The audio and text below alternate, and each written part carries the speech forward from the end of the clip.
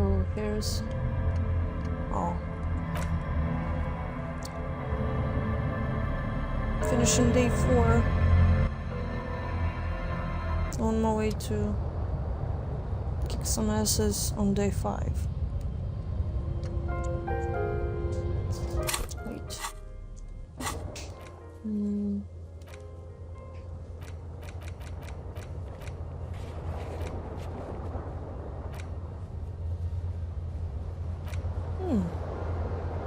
No,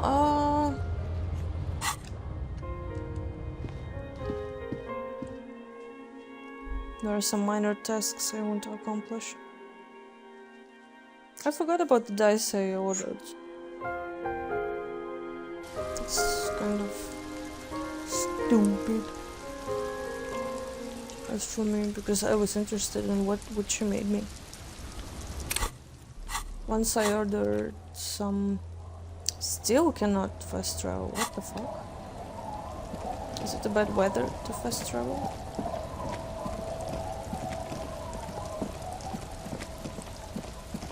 Since I am so into the drug deal with those ravers, maybe I should split the kilo with Kuno.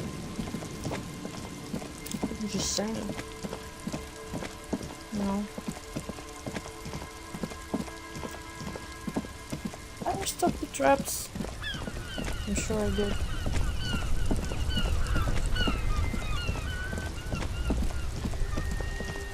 Let's visit the doomed commercial area.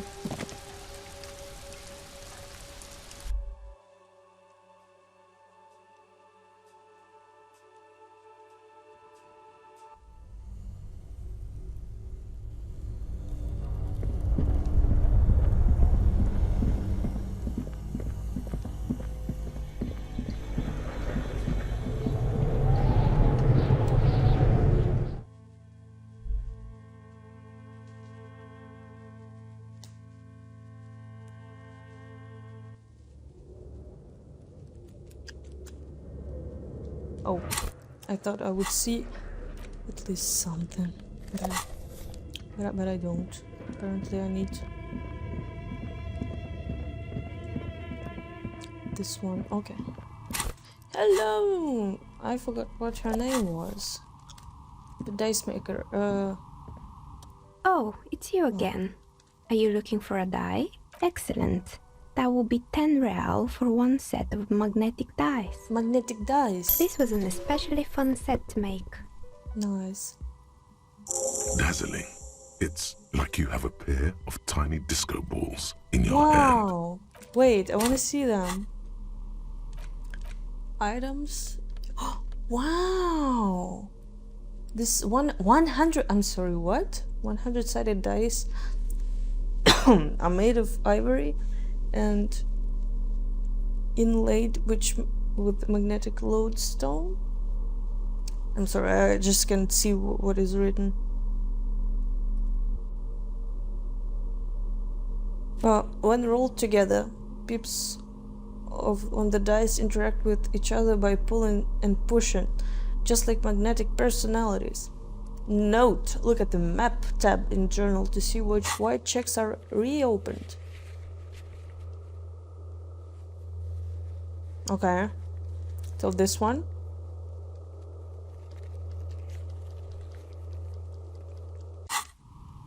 Never mind. Thanks for the dice.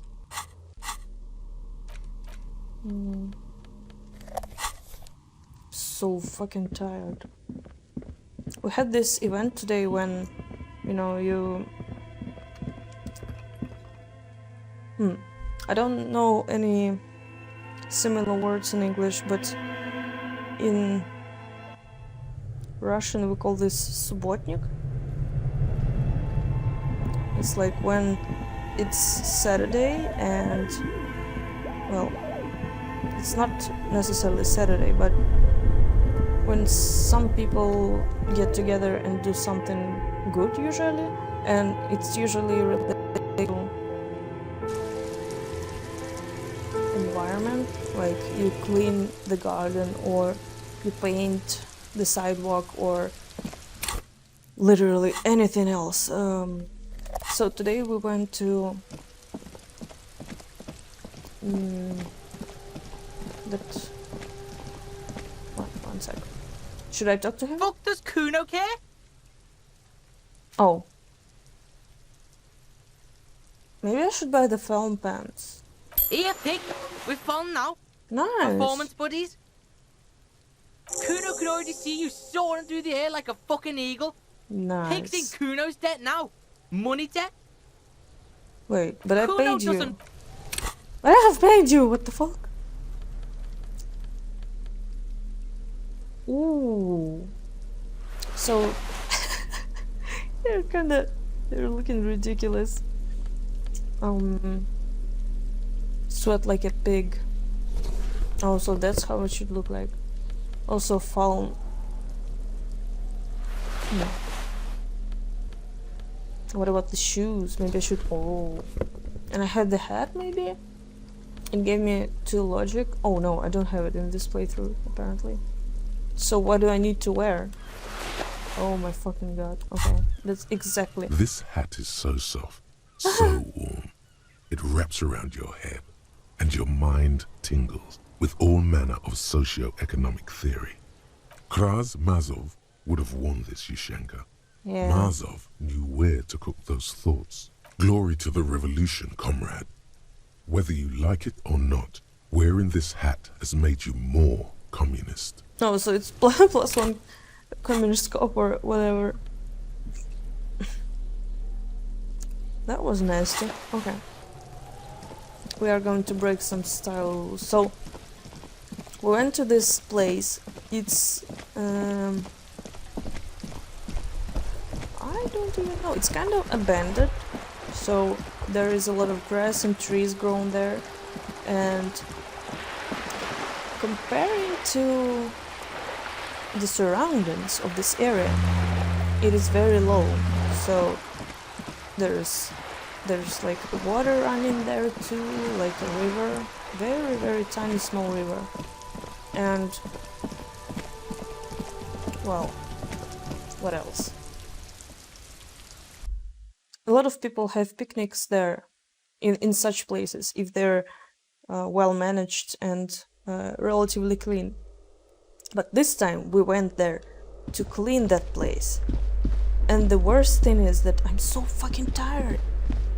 I'm in quarantine right now and for like a lot of other days. So, you know, I don't walk that much. I walk about maybe like 3,000 steps if I don't go out of my apartment. But today I have accomplished the goal of 1,000 steps at like 3 p.m. What the fuck? And now I can just not move for the rest of the day. Moreover, I fucking can't move because I'm so tired. My legs hurt. Because we were walking in that... maybe I'll Google how you call this in English later. We were walking back and forth. We were carrying wood because we were cleaning all the places. We were collecting the garbage, the plastic, all that shit. Oh my god. I'm so tired. We even found some tires in the river because there is actually a place where you can repair your vehicle nearby, and apparently they just throw away the old and damaged tires and they stick to the bottom of the river. So what we had to do is dig out those tires and then grab the mud and dirt out of them just to carry them to the place where we can throw them out. Like actually throw them out, not just like those guys. Oh, it was fun. I mean, there are people who still are there and are managing to clean all the things they can, but I was so freaking tired. A shabby door hangs oddly on its hinges, secured to the doorframe with a safety chain. An unpaid energy bill is attached, threatening to cut off the electricity. It's addressed to Mr. Uno Doroita. Okay, so we need a pair of chinkos. Noise. A shabby door hangs oddly on its hinges, secured to the doorframe This is like a secondary quest and I don't want to fail, so A shabby door hangs just in oddly. case. Snip. Okay.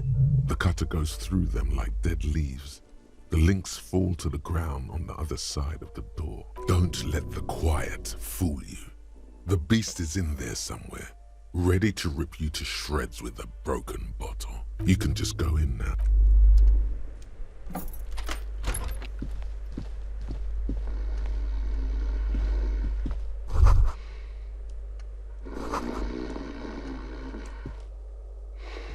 A phone book lies open on the table, covering a stack of utility bills. Right next, you pocket the bottle as if it were the most natural thing in the world. Blast it before you face the beast. Deruita. You're going to need the encouragement. You're bullshitting me. It's not Half-Life, it's electrochemistry talking. Shut up. Get your money.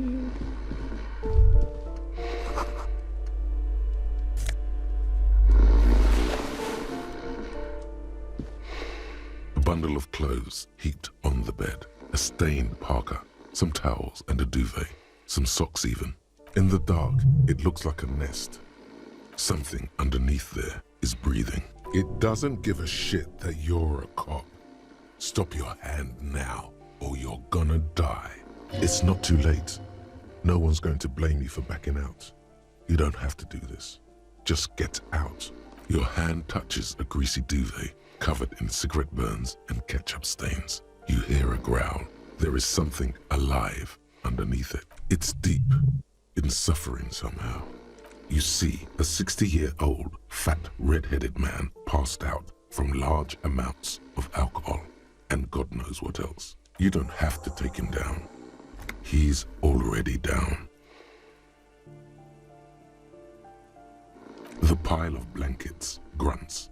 A coronary artery bypass graft. Take out his liver and replace it with a new one. Somehow undo 20 years of neurological damage from stimulants. The man groans once again, but his tongue keeps failing him. It's impossible, and then it dawns upon you, clear and surreal. Pig, he says. He's trying to call you a pig. His hand falls back on the bed, limp and defeated. A loud snore escapes his mouth. He's asleep again. Silence. Only heat emanates. The light from the window is weak, but it seems like he is. His wild, unwashed mane bears a familiar ginger tone. Even the hair on his chest is coppery. There's still plenty to be scared of here. Just not what you thought. Is it?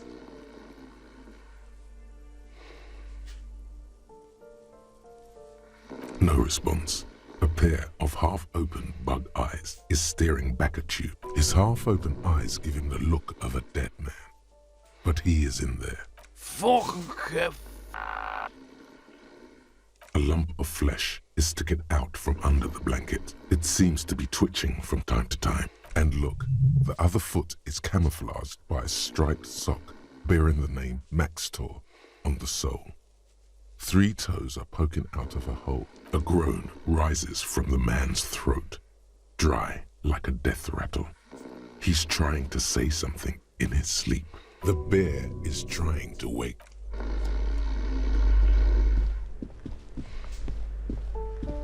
Oh, this is sad. Gonna, you know. Uno. Fucking.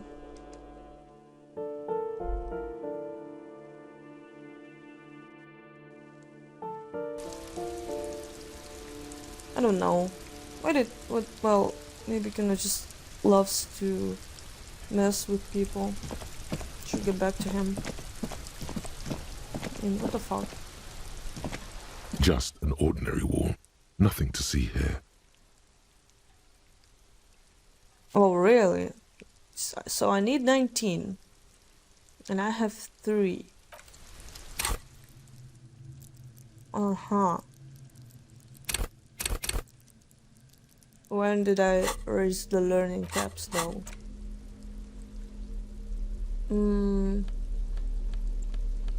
I need to boost some conceptualization.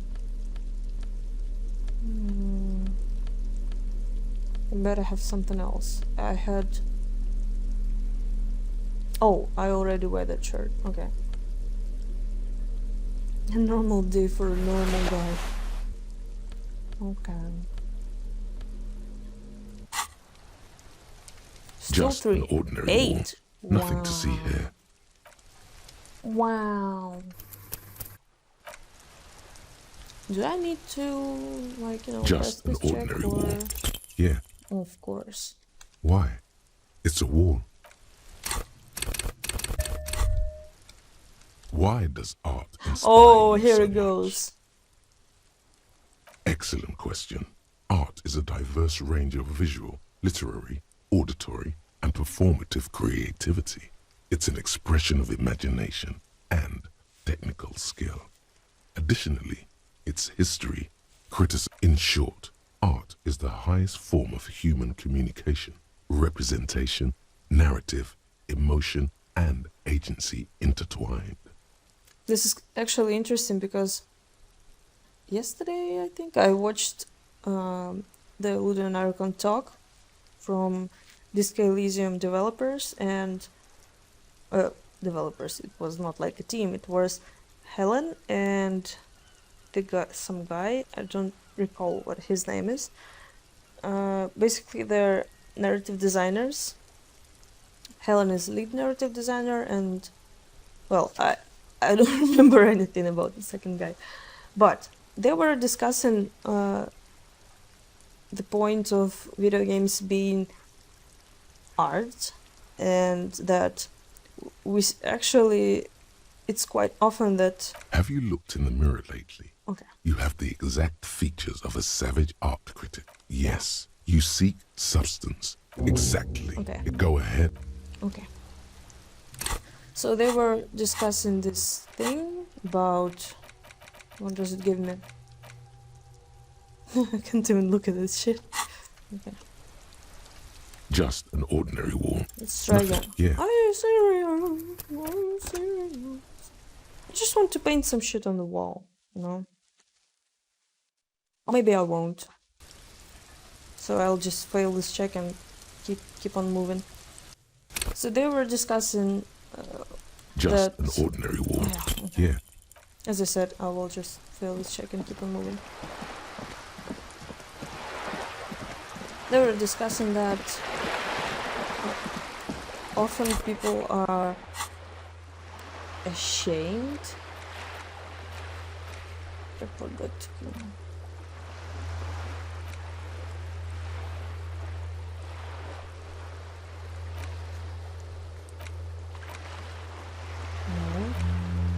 No. I have so few tasks. It's kind of... Maybe I should talk to God.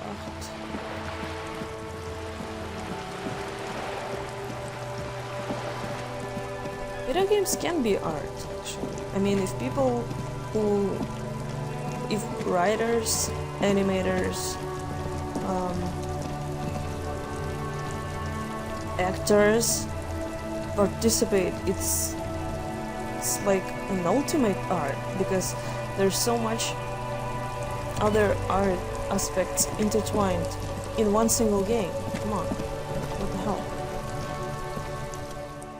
Fuck does Kuno care? Alright, so you got Kuno's kilo.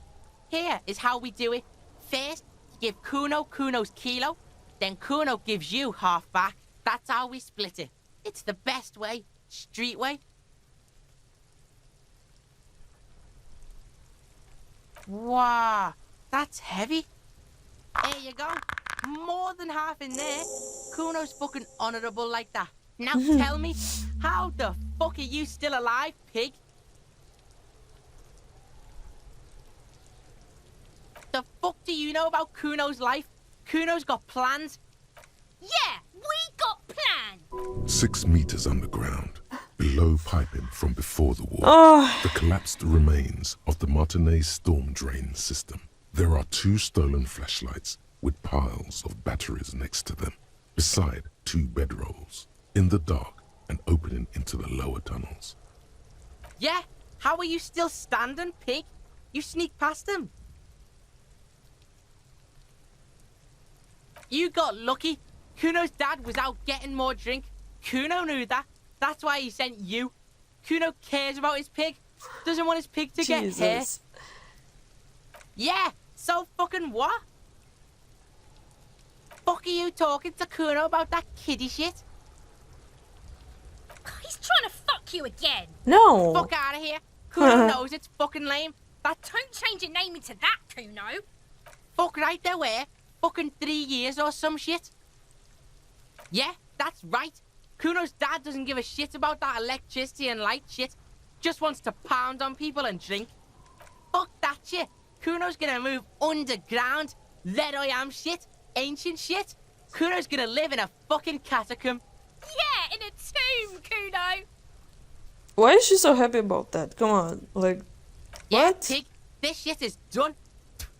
Now get the fuck out of Kuno's face. Kuno needs to drop the bomb. Kuno doesn't... It's kind of strange.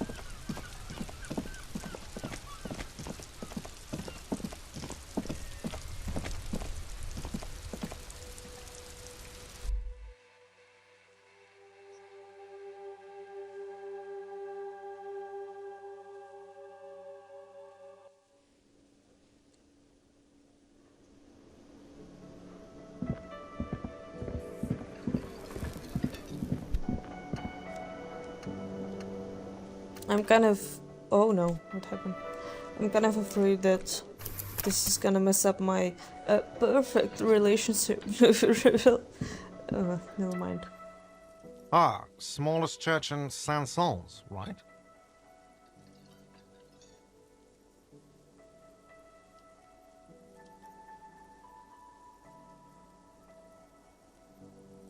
Cool. Now, what can I do for you? Another thing. Great. I love those. What? Why would you say that? We're at a completely different address from that whole thing. So he knows of the doomed commercial area and its address. Everyone knows of it. Obviously it hasn't. Look at the pre-revolutionary tile work. This is an old, proud building. So what if there was a little pinball hall here before? For 14 years, man. That's how long I've worked here. I've kept this place up through hail and through sleet. Fuck me, if some doom ghost... He's done a fine job too. Okay. Though he's spoken of the place dismissively before, the hostel is actually very important to him. Yeah, it's slowly growing on me again. It's beautiful in its own way, especially for this neighborhood. I've been trying to keep it that way. Even if it is part of the damn doomed commercial area. I don't place much stock in the curse and so on, but the label frightens the clientele. Who wants to stay at a doomed hostel? Everything's doomed enough without that. Well, it sure as hell wasn't the real estate company. You look surprised. What? It's a great name, I know. Cafeteria managers come up with great names too. Hail, Holy Queen, by the Ateniers. Hail, Holy Queen of the Sea. You're whirling in rags, you're vast and you're sad. Oh, it's the British Sea. Sea. Wait. So basically, if you just drop that quote in Google, you will find. What the fuck? I forgot. The... Wait, does it have some? No, it doesn't. Okay. British Sea Power? British Sea Powder? It's their song. It's not the Atenier. Because I was googling Hail Holy Queen. Literally, the 10 years listen like YouTube, something like that, but it's not Good it. pick. Yeah, it's great. Luck has got nothing to do with it. I Okay. need to think about where I'm going to place those pinballs. I have a feeling they're going to help. So, if you didn't have anything else to tell me... Yes? Bye.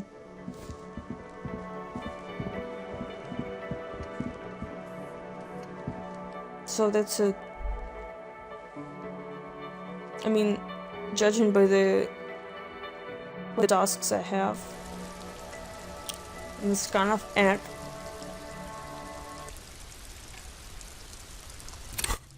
Is it? I mean, I want... No, I don't want to smoke. Tattoos, I don't care about them. We will find it. Be patient.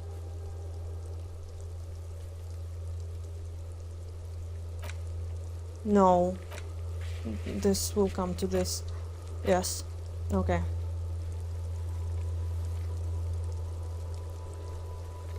Oh. Might end when you do? Wait. Enter the cavern below the felled building when you're ready. Note. Union and cryptozoology business might end when you do. So I still cannot fast travel apparently. Why? Even better. But why would they end? Oh, because everyone leaves? But cryptozoology business is already over? Let me see if I restock the truck. I'm pretty sure I did because I don't have the task. Oh, they're there, yeah. Never mind. Who was walking here? Wasn't me.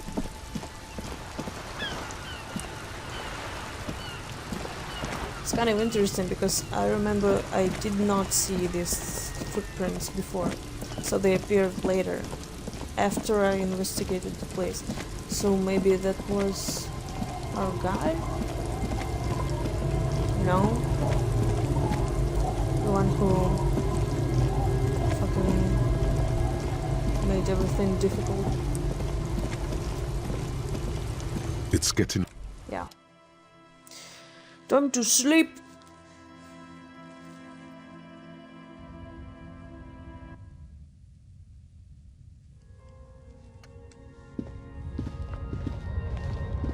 The bed is comforting, if a bit run down. The bed underneath you is soft, if lumpy. Waves wash the sand underneath the hut, then grow distant to your ear. In the quiet hum of the organic heater, you fall asleep. Like a deftly cast fishing net, sleep pulls you out of the world and into its dark shore. The rough mesh chafes, tightening around you, it digs into your brain. How have things been going for you out there? Helped anyone lately? Because you know you are a murderer. A disco music listening psycho killer who offs poor people. Hear that? He doesn't even flinch. Iceman doesn't care about killing people. That's nothing to him. Blackwater, under the bridge. The thing he's really scared of is much, much worse than that. Don't tell him, sister. It's too bad. They're right. This is their function. To keep you from it. We're trying to help you. All these processes, these tortures, voices and tremors are all just distractions. The last dream will be total annihilation. Cinders peeling off the fuselage. We won't be there to help you anymore, Harry. We will be dormant. You will be naked and alone.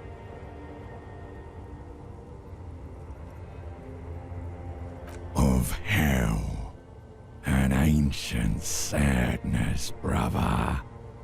10,000 years later, in front of the video rental, there is a warm breath on your face again.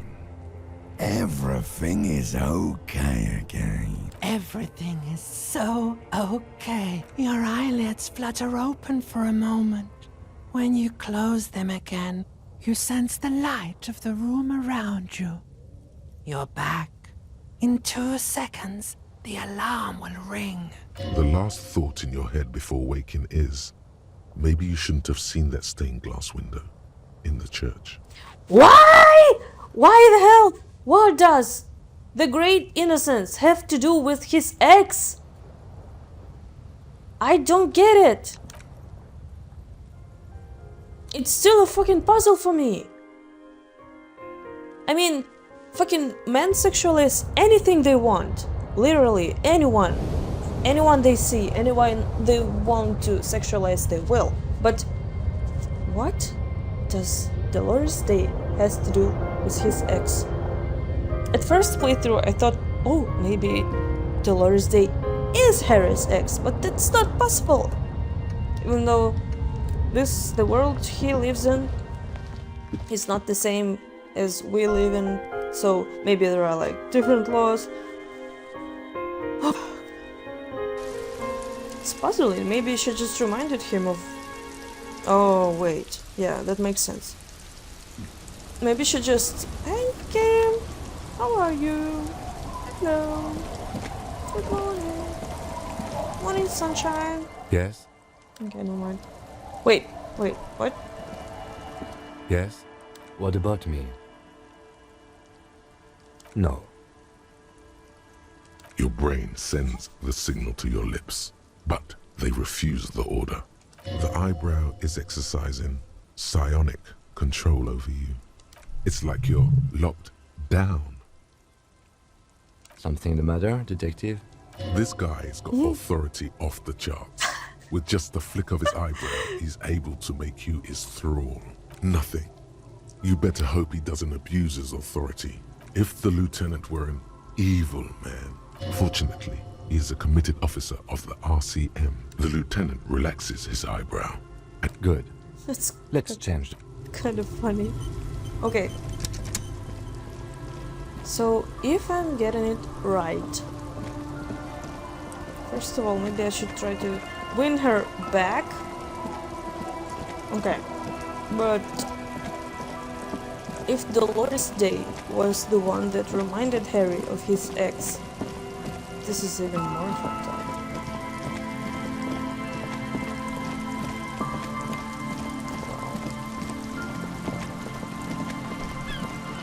After he blacked out, he just forgot about her, and then he saw the window and was like, oh no, she's just not...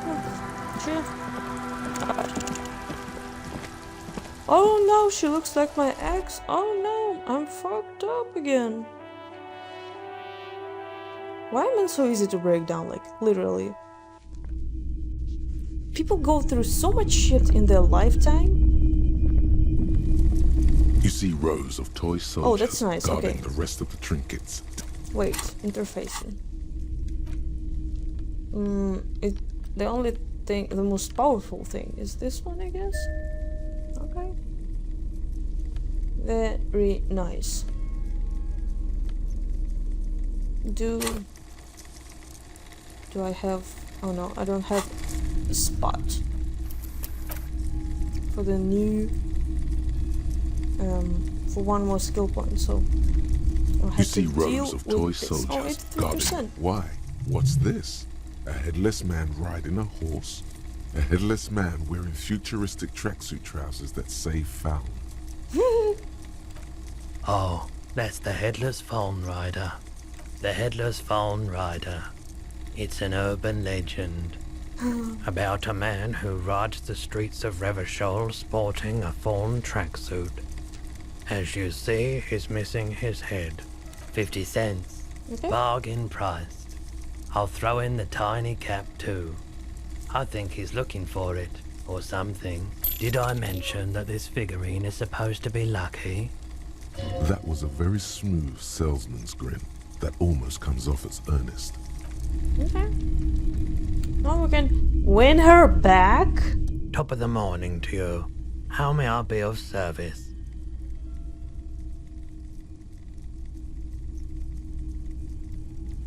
Perhaps I just like being awake for the transition between night and morning. Someone else came here earlier today asking the same question. What? Sold? The lieutenant shifts from one foot to another. Alert. Of course. Oh wait, Let let's me see. have a look. Anything else you're thinking of selling? How much do these postcards? You see, like $1, so this one was $4.50.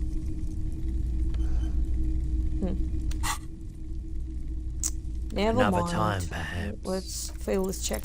Oh. Feeling warm and enthralled by the movement of light, while the mind continues to race forward. Lucky bastard. He's probably on Perolidon. It's tough to come by on the street. A drug developed by the military to treat and prevent radiation sickness. It has psychedelic side effects, and it makes your eyes turn yellow. No, that's bullshit. You treat radiation sickness with Radaway and Radex. I won't buy this shit. I try to keep the shop at a comfortable temperature. There's a note of indignation in his voice. Those triangle patches on his vest, you have a feeling they mean something, like they're similar to the halogen rectangle on your jacket. Perolidon is just something you know, since the People's Pile disaster, I was with the Emergency Relief Brigade. Oh. He's taken it for mental and emotional, not physical pain these days. I like the theory more than the story. Yeah, you gotta get in on those vortices, my man. I don't care about the drugs.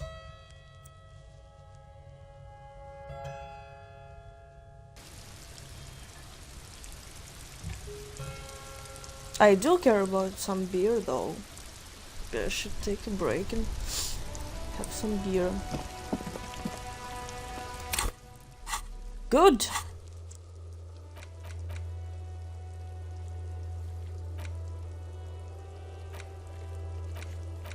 So basically can just continue with our tasks.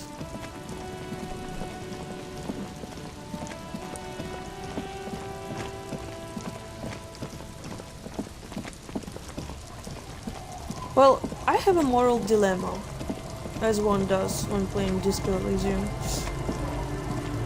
So, what concerns, the concern I have, what concerns me, first of all, I don't know what should I put on, what checks will I have, and I would like to pass them. I think there was like, composure check, or interface and motorics. There was something about motorics. Wait, maybe if I can go here. I'm just trying to make it as smooth as possible, because the rest of the playthrough will be hard emotionally, and I want to, you know, make it a little bit better for myself.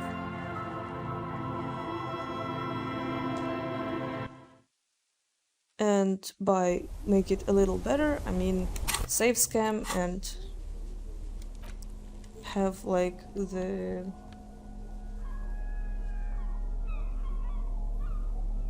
best outcomes I can. Okay, I don't care. Wait.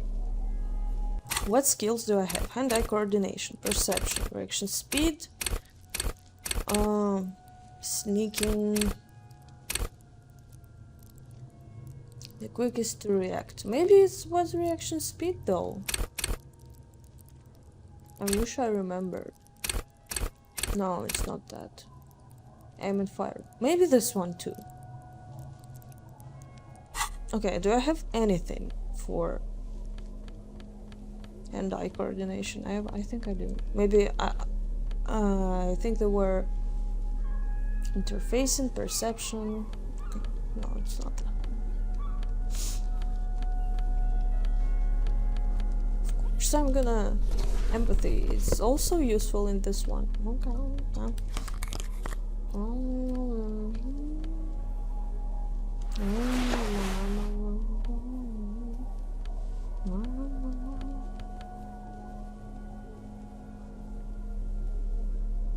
Okay, I have only a -4 suggestion, but what do I have it from?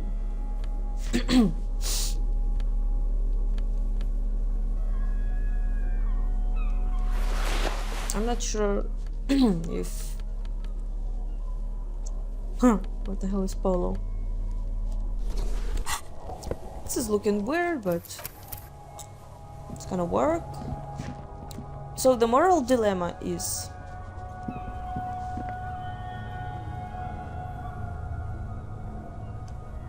if our suspect dies, I can get the gun. And I don't have a gun right now. And I will need a gun. Soon. But if I save her, I have the respect of the Hardy Boys, which is good. And I mean, people dying are not the funniest thing you can witness, so you know how it goes. Wait, what? It's the fucking palemeter. What is this?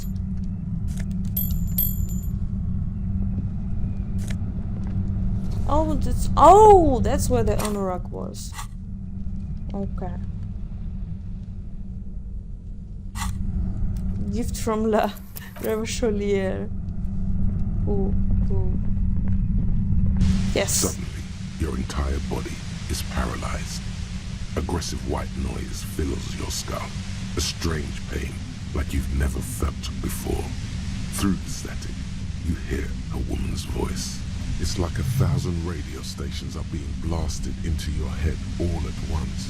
I know you're feeling pretty uncomfortable right now. No shit. Don't move too much or fight it. That'll just make it worse. Can't say it's a pleasure, officer. I was really hoping not to make your acquaintance. But here we are. Oh, I think there's no way not to meet her. The voice coming through the whirlwind of pain is not malicious. Doesn't wish to hurt you. Not according to your ear canals. No, buddy. That's not going to help. Oh no. You can't shield yourself from this. It's an entirely new type of experience. Don't focus on the pain. Focus on doing your job. Tell her she's under arrest. No, I'm not going to fucking kill you.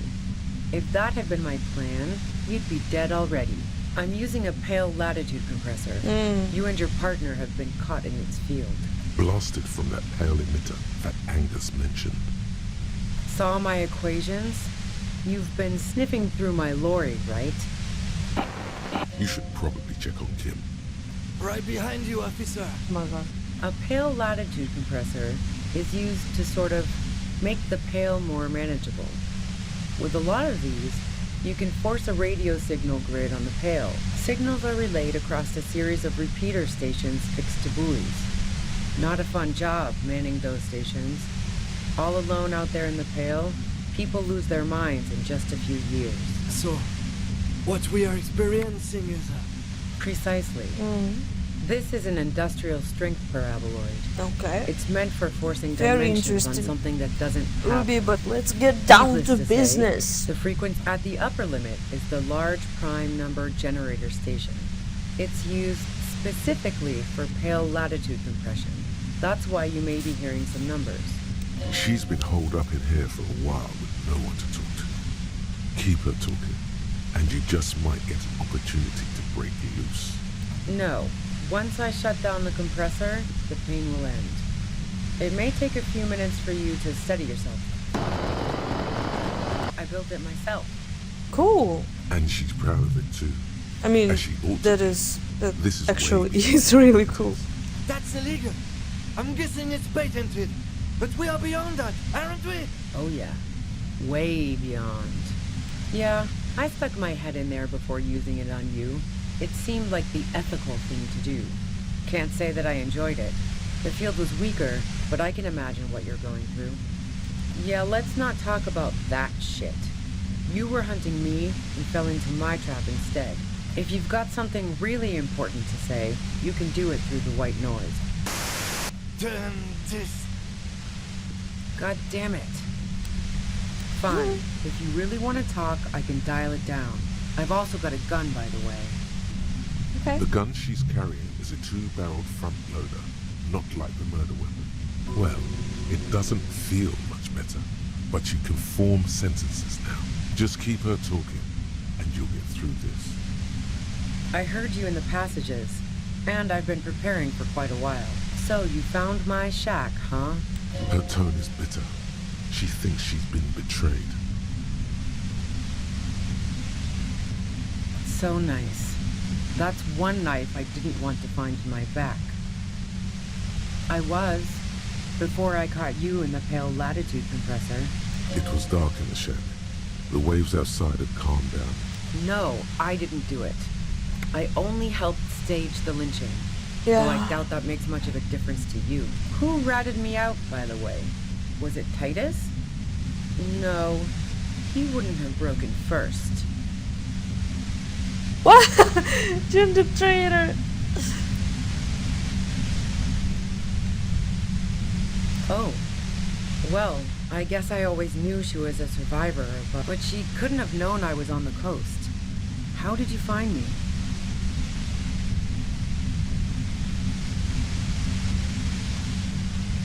Titus and his boys, man. Even now, Kim is a paragon of professionalism. He is trying to make a clean cut of telling her she... Well, fuck. Okay. Those guys liked me, I know it. If this is what happens to people whom people like, A dull despair.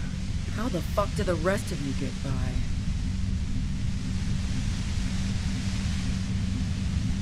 I did, didn't I? Now you've come for me. That did make her forgive them. A little. Like what? I already told you I didn't do it. Okay.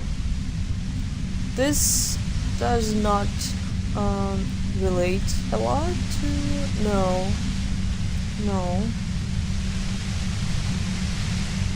So, Heart of Gold Tommy fucked me over too. No, he didn't. Never. That really comes as a blow to her. Okay, great. You got into my lorry on your own. What now? Beneath it, she's relieved Tommy didn't betray her. That's your prerogative. No. Gifts of flowers and candy aren't really my stuff. Oh no. I got lucky being a dispatcher. Never had to do any of the really dirty work myself. This gun has only been used... There. It's going to be easier to reach the machine now. Based on what I've heard about you, you are serious scum. There's a sinister note in her voice, even with the gun and the compressor. Yeah? More questions before doing anything.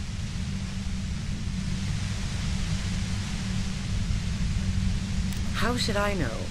As I keep saying, he already had a bullet in his head when I got to him, and there hasn't been any useful gossip over the radio. Those rings around her eyes, her tired voice. She's been stuck by Okay. his radio. Who hasn't?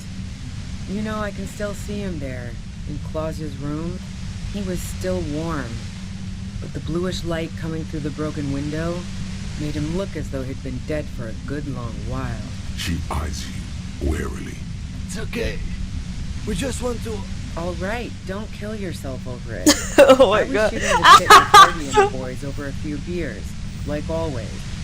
Then Clausia comes in, all pale and shuddering. She sits down with a drink, trying to steady her nerves. So I grab a seat next to her. No, I really didn't. She's not that easy to read. I just assumed she'd done too much blow. She asked me to come upstairs. The merc she'd been going with was lying on the bedroom floor, dead. I knew she couldn't get the authorities involved. You made it look like he'd been hanged. What? No. Faking a lynching was... She looks shaken. Oh. She wasn't surprised to be ratted out, but framed.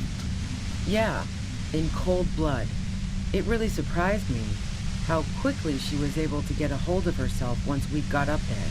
She asked me to help her drag him into the shower so she could wind the shower head around his neck. Yeah, I wasn't sure whether to admire her or be disturbed and potentially bring attention to herself. No.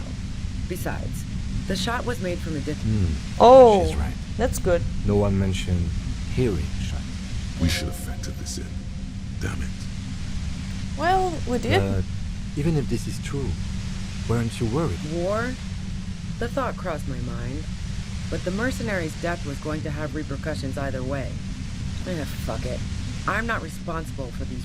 Her grip Okay. on the gun is tight. Her arms toned. Her posture solid. Martinez lost a valuable defender. I saw you roll into town.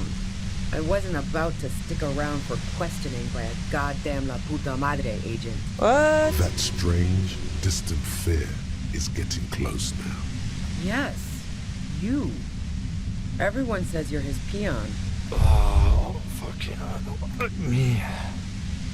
Why is it Lieutenant is making noises and I'm having... I'm getting Fucking damage. hell. And why me? Here, it's especially bad suddenly. Felt like a vein exploded. Oh, yes, they do. The cops, the criminals.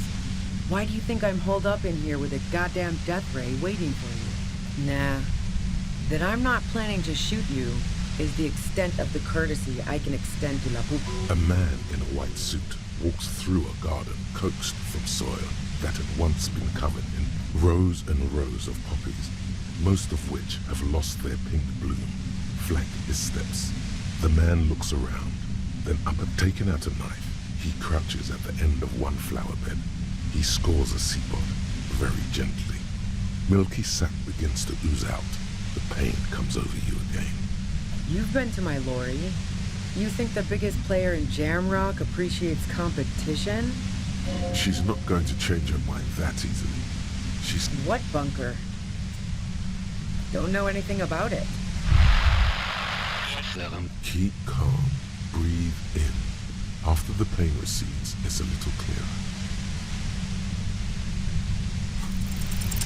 Yes.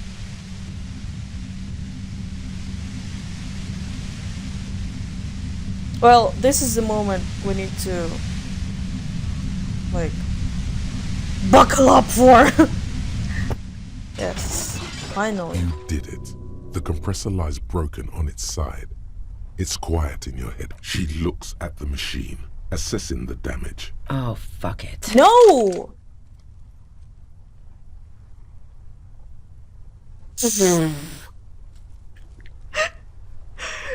Okay, so this is kind of fucked up. I forgot about rhetoric check. Well, at least I will have the gun. Problem solving. Ma'am, put the gun down. Oh, yes, it is. Okay. You should know the words to say. You've been here yourself. So why is it not coming to you? Because you've misread the situation from the beginning. And now her fingers... No, wait. Finally, it comes to you. A way to connect with her. Are you serious? Oh my She god, this flashes is so... an incredulous grin. Then she exhales sharply, shakes her head, and pulls the trigger. Harry's so stupid. Oh my god. You watch as her brains trickle out through her neon hair.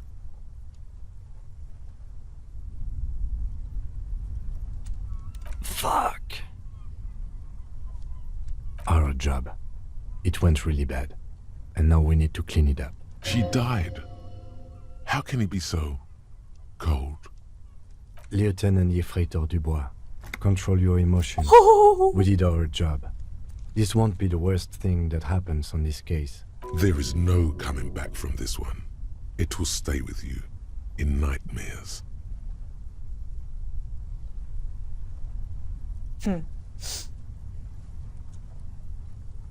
Should I retry this? We clean up. It may take days for processing to pick up that tent there. So I need a gun anyway. I have a save just in case I want to try the no gun method, you know.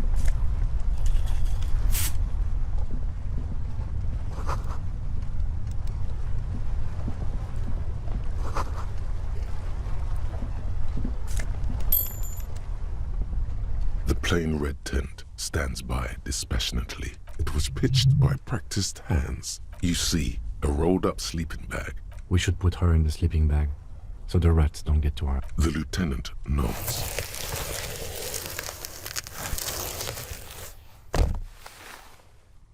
There she lies, cocooned in the sleeping bag. Magazines. Assorted. See anything? Rhaegar month. You pocket the worn brown. She watches by. We should read this immediately. One sec. What is happening with my tasks?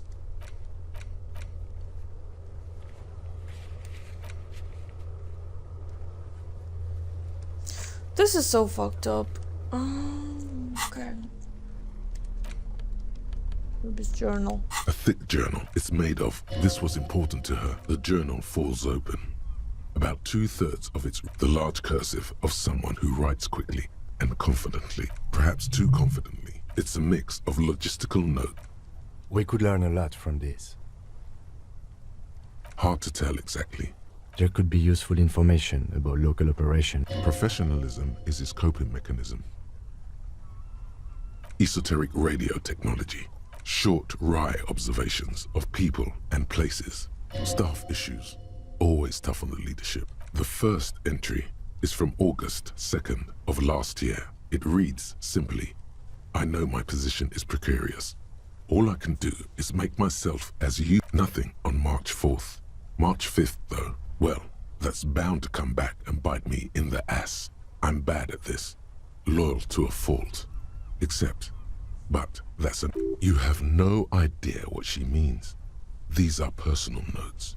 Don't expect to understand all of it. That name isn't mentioned as far as you can tell. What about this M? Could this be La Puta Madre? Here. Great. M's PR is coming to town. No doubt to investigate the lynching. But also, I feel it in my gut to finally put a bullet in my head while I'm napping in my lorry or on a smoke break.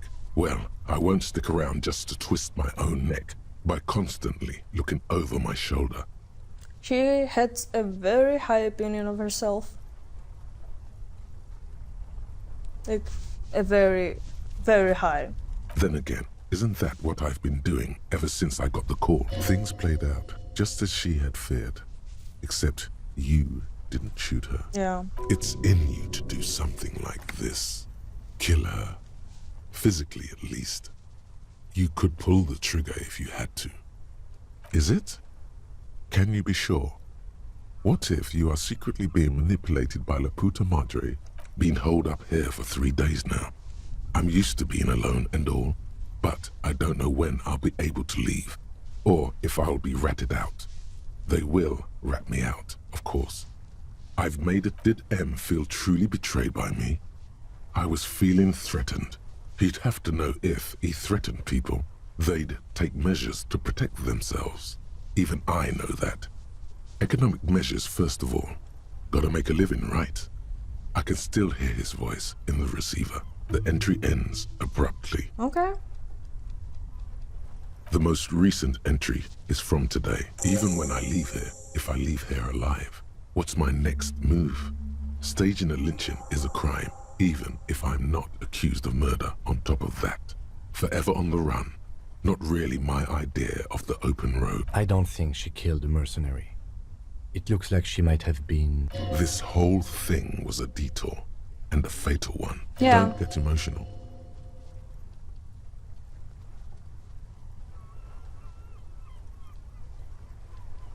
By the Hardy Boys? By Classier? By us? No, I don't think you are. Ask someone in your precinct if you want to be sure. Classier was the one who pointed the finger at Ruby. Perhaps she was trying to steer us away from herself. Or maybe she had an accomplice. One thing is for certain. We have business back in the... Oh. This is kind of bad. So I still have a gun. Okay. I think the last checks. It's the tribunal time. The fact that Ruby killed herself will bite me back in my ass, but see if I care. I think it's just passing like a fact. Like, yes, this happened. And I'm like, yeah, it did. That's all. I mean, I'm not sure if this has any impact. Anyway, I don't remember. From all these checks, I think we have rhetoric check once again. Maybe drama. Empathy. And something else. Suggestion, maybe suggestion. Hand-eye coordination for sure, and reaction speed. I'm almost sure it will take place. Okay. Oh, I want to get to one of the last scenes with my perception at 30 because it's gonna bust everything into pieces. There's one check in the end that involves perception, so you know.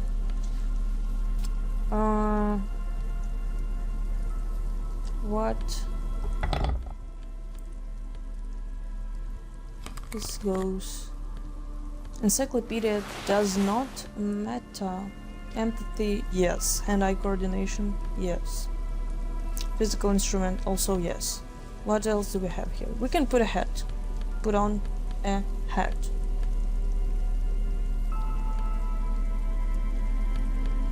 Do I not have any fucking normal hats? Oh wait, I had the Dick Mullen hat. Where is it?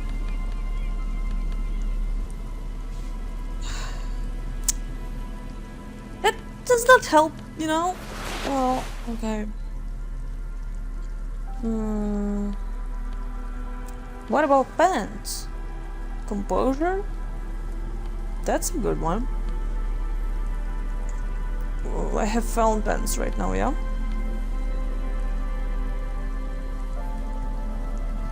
Look, I don't know.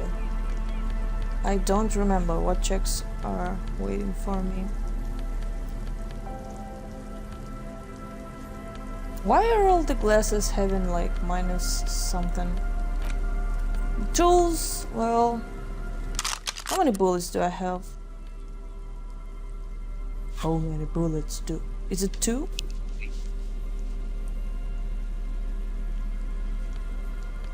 Smart.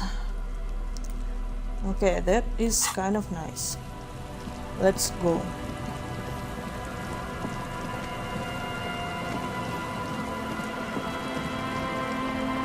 Wait.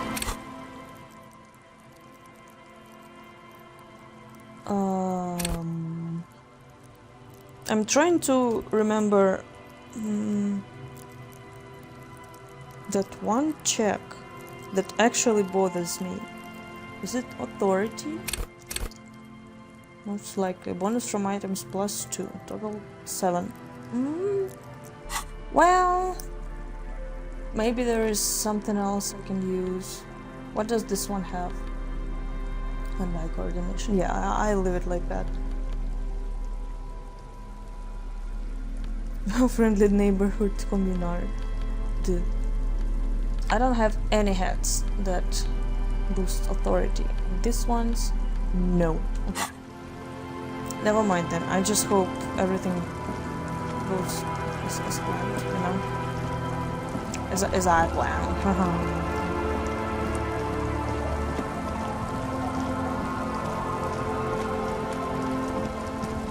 I can't believe I'm going to finish the game, maybe even today. Oh, that's gonna be great. But I can't believe that this time I could not trigger the thought about suicide. I can't believe I need to play this game again. Let's just, you know, do this. Stop. Just up ahead. Danger. You are prepared. Don't put away your friend. Snowflake spec the barrels of your Natway A80 pistol. Yes, I hear commotion. Let's go. Good. Be ready to take damage. Okay. I am. I'm all out of shits to give, loincloth. Welcome to the fucking reckoning. This scene is... I think I need to take a break, but it's amazing. I need to get some beer and, you know, stuff. Let's go, lesbians, let's go. There might be also a rhetoric check that I'm gonna fail, because, you know. Put your damn gun down. Yeah. People are gonna get hurt. We need to talk this through. All right? Shut up. You're not gonna talk yourself out of this, loincloth shit fuck. This is the mercenary at the gates. Yeah. His chest rises and falls under the ceramic breastplate. His fingers reach for the butt of his sidearm. There's something very wrong with him. Shh. This is a misunderstanding. Nothing irreversible has happened yet. The Kipt is merciful, willing to spare us if we just forget about our murdered and humiliated commander. I think we should just kill everyone, Courty. You are all drunk. Come to your senses. You won't gun down 7 people in the middle of the street. This isn't a frontier town or a jungle outpost. Easy, Lizzie. Let me handle it. I know guys like this. I'm sure we can come to a peaceful agreement. He is facing overwhelmingly superior firepower. Yeah. And he knows it. Peaceful. Nest in your abdominal cavity like a little wild mouse. The masked man's words are... Fuck, there's the third one. How did we miss something like this? This I don't third know. one, he is the most dangerous of them all. The lieutenant is genuinely worried for his life. You should consult him before getting in there. The Mercenary Tribunal. My plan is not to get killed, but we have to intervene. He doesn't Agreed. want to, but he must. If this turns into a firefight, we should take him out first. Okay. We will. I hope. Hope his skills Get won't... lost, comedian. You cops had your chance. Now it's fucking time for some justice. I think he's calmed down a bit. No, he didn't. He's about to open fire. You can't think that way now. This is serious. Pig fuck!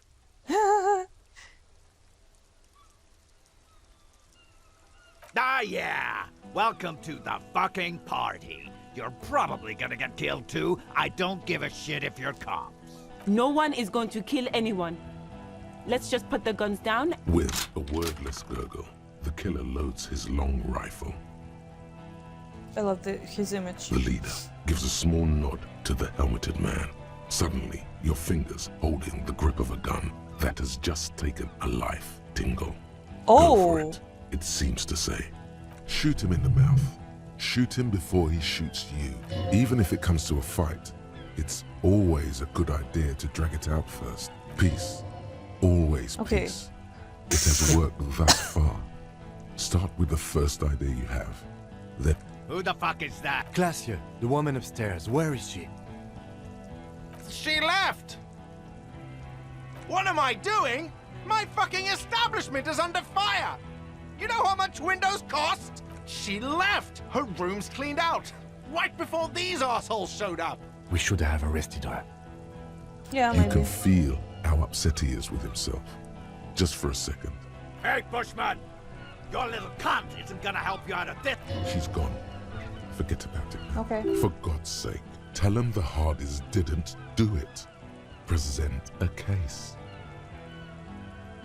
Can I?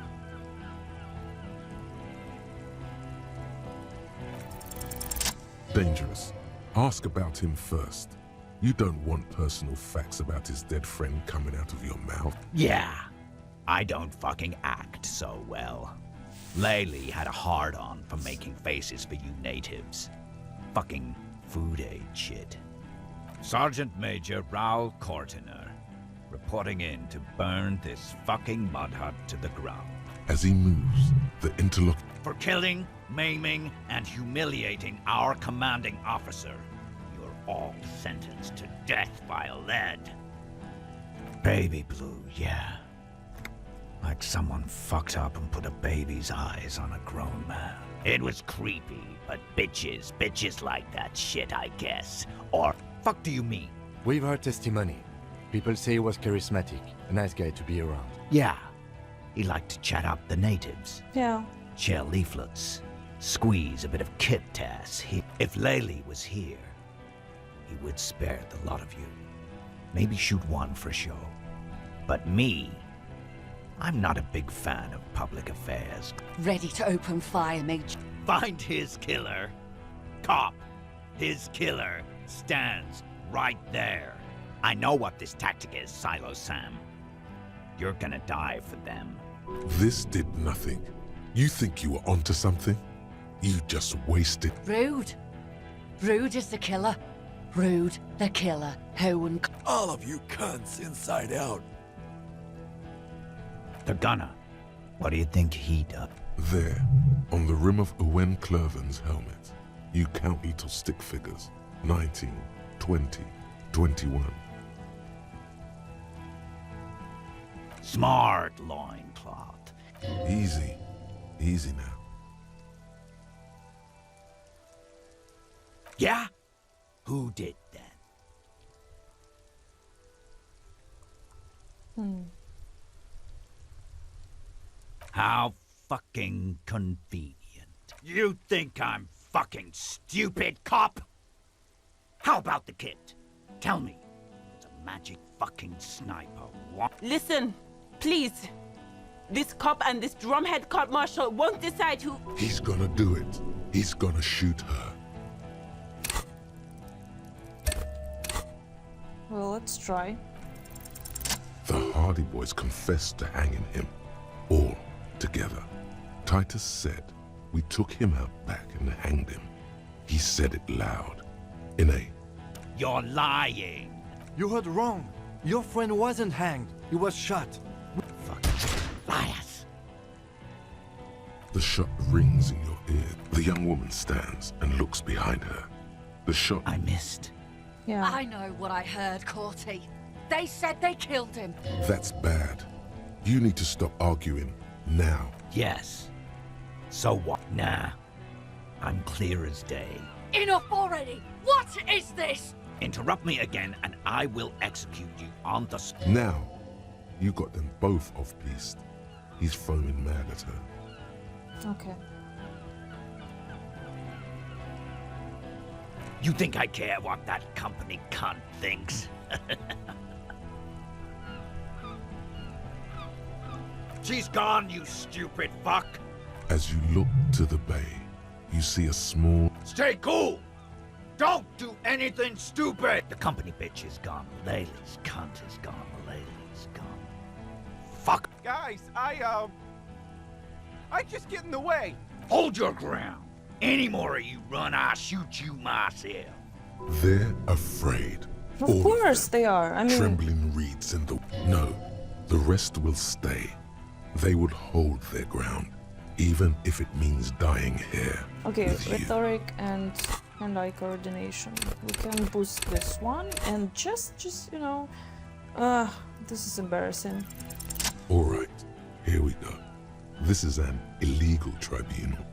Krenner would never sanction this. Really, none of this looks like it's going to do anything but piss him off.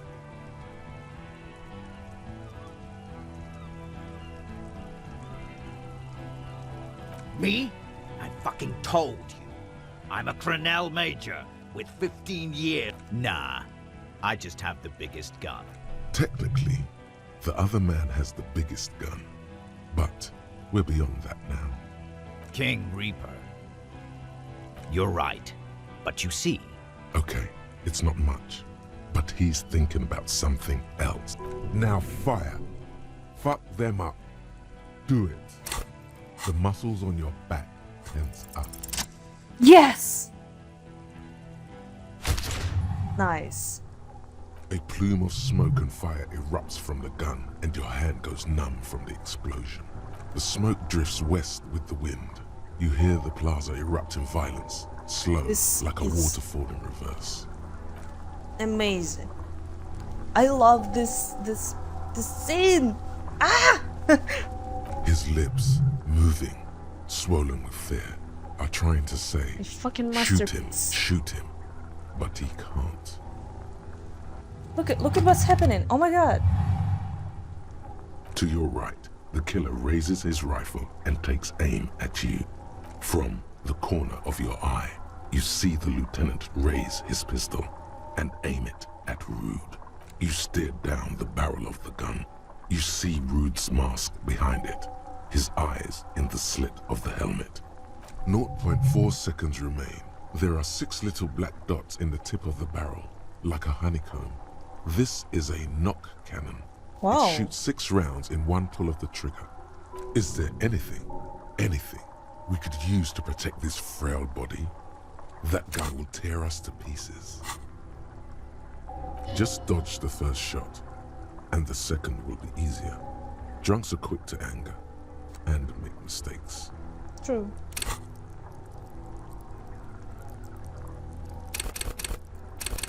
Let's try.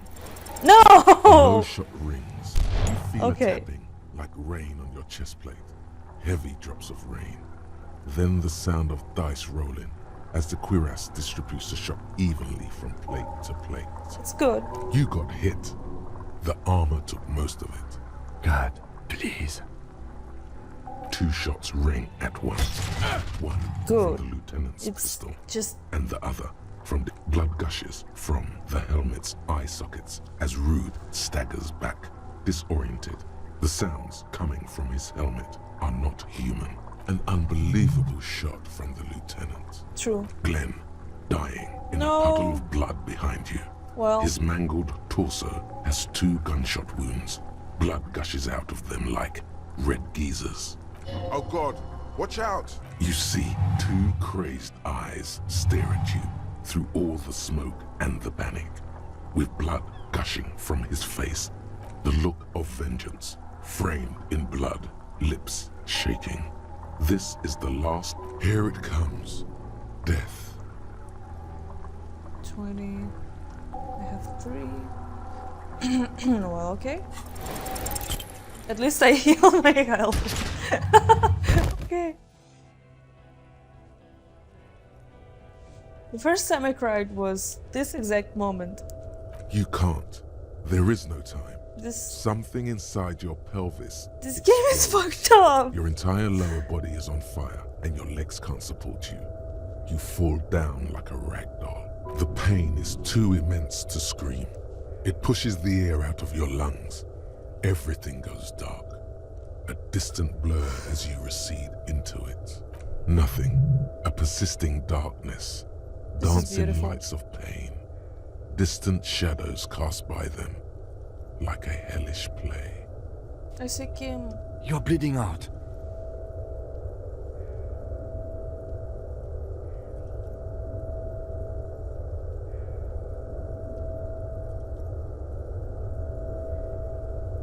Stay with me. Yes, keep talking. You hear? But you can't. It's so hard. Your eyelids grow heavy, and the sounds ever more distant. And the cold comes over you. A slender white shadow towering. Someone stands there, raising her pistol at him. The lieutenant Kim doesn't truly see it. trusts you. Wait. He's pushing down on your wound with both hands. No, you say, and hand out your firearm to him. That's all it takes. Yes. There is no room for hesitation. The lieutenant moves like a spring unloaded. He grabs the gun from your bloody hand and fires. You hear a faint scream, a woman's. Then the sound disappears, like someone pressed stop on the tape. The woman is gone. So is Kim. Then the whole world. This is death. One more door, baby. One more door. Of course. I know you do. Everybody leaves when they get the chance. Go on, keep falling. Deeper. Take the door. He's not taking it. His body is not taking it. Oh God, no. He's not disintegrating. He's swelling up instead. Of the hours. Hurting. Moaning in his sleep. And rotting. And being disinfected. And smelling of drugs and feeling saliva in his mouth. Drifting in painkillers. Thrashing in his boned sleep. He can't go. Not before the case is solved. There is a radio in the distance. A radio of the world.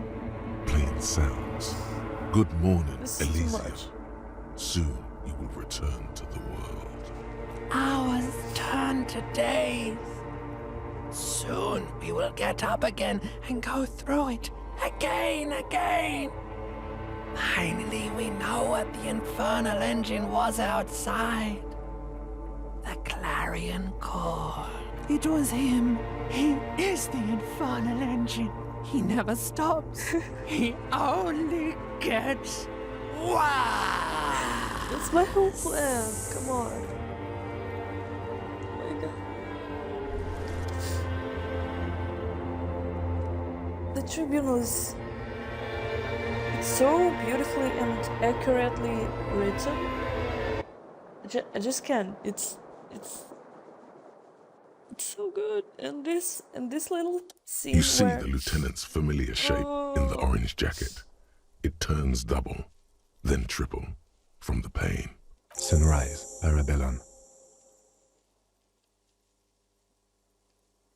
Sunrise, Parabellum. Sunrise, prepare for war. It's an old revolutionary saying. The gates of the harbor are boarded up. The streets are a little more empty. Apocalyptic violence is yet to erupt. I think we may have held it off, for now. Barely. Pity? I chose the wrong option. I seriously want this social order to collapse now. This is the end, and I'm its trumpeter came. The quicker we get it done, the better. Pity all whores and traitors haven't been washed away. It's like I suffer, but for what? You misunderstood me. I meant that in a disco way. Jesus, it's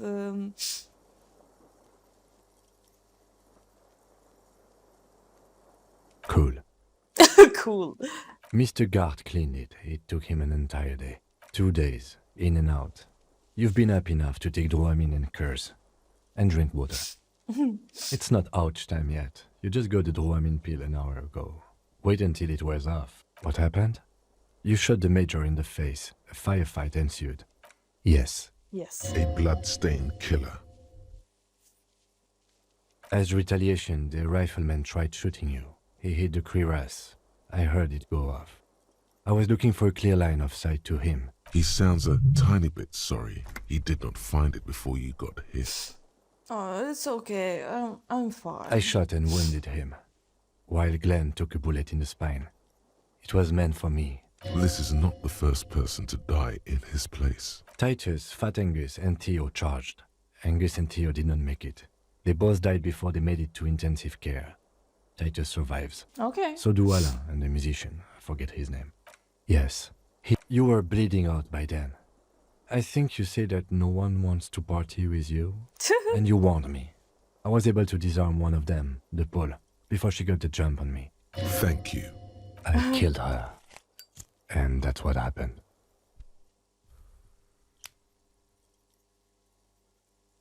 This is the one. The Pole was the last to die. Evrard had their bodies returned to Crenel for a funeral. Because we deterred them? Or Joyce did? Maybe the harbor in full lockdown is too costly a target. Or maybe they are simply taking their time and will attack soon. I don't know. 3. Glenn, Theo, Angus. All.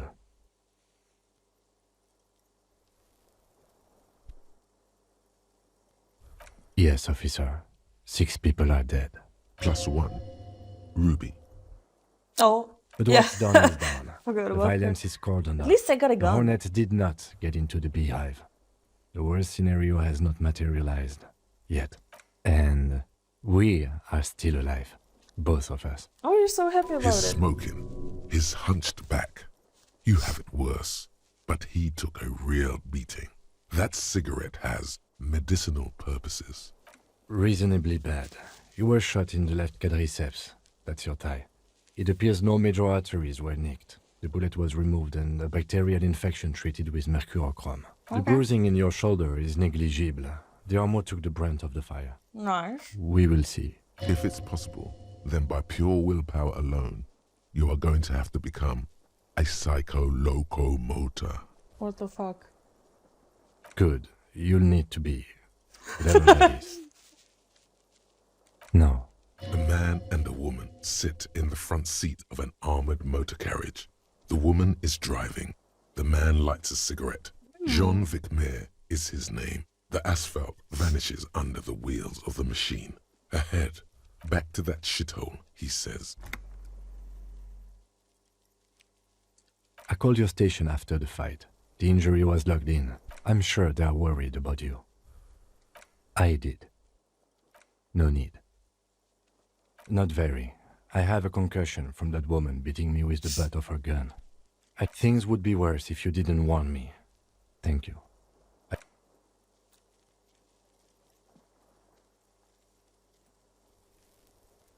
I love that authority check Easy now.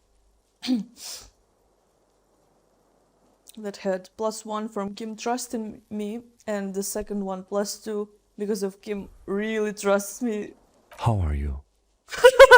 Good.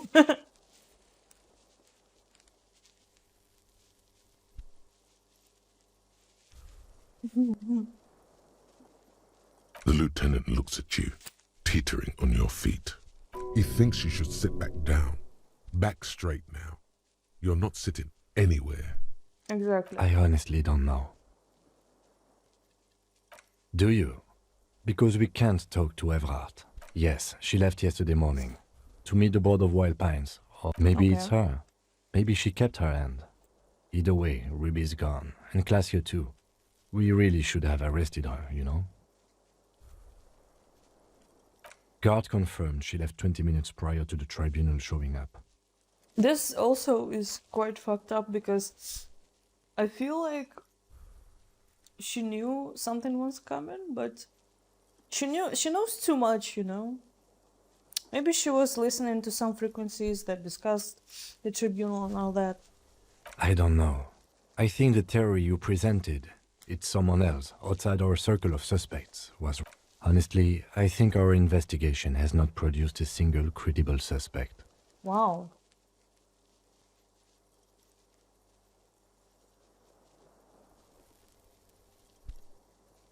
What? Yank it out. Every piece of garbage in the city is not connected to the case. You don't have to keep everything. Don't be narcissistic. Half the cops in Revachol West are his peonies. Even if you are, it is not a decisive fact. I don't know. That's been there for years. Yes, God cursed the footprints, not solving the case for us. Au diable. We should go upstairs, rethink the ballistics in situ. Yeah. I agree with this. See? There's that. You can do ballistics. It's extremely easy. There are thousands lying around. We found one. All completely unusable. It's precisely how easy it is to find one, that we could find thousands more if we wanted. But they seemed so mysterious. No need to be melodramatic. Well, you can not be melodramatic. I will. What is? Something.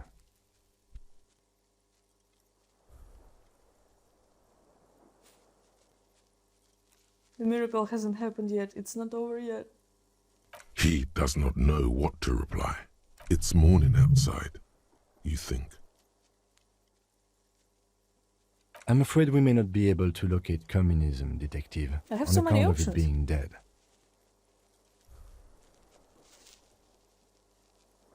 Ideology does not have anything to do with the murder investigation at hand. I'm sorry, it does not. He arches his brow. The ceiling fan patiently spins overhead.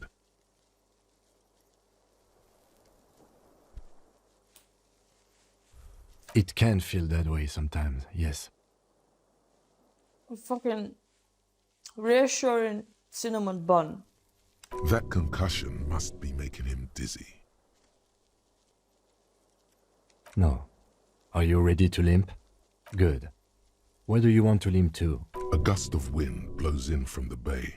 The duraluminum box around you vibrates imperceptibly. A familiar cold, a red thread on the roof upstairs. Taut, plucked like a string by the gust. Oh! Why not?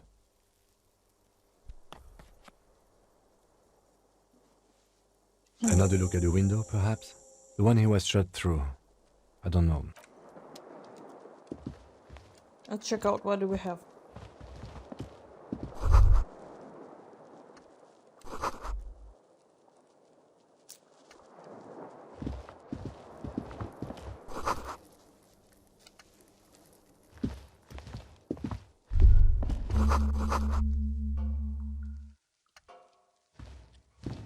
The bathroom mirror has been wiped completely clean. You see the reflection of your face in the mirror, even now adorned with the expression. Oh, I think I want to finish the game with it. With that expression. Okay.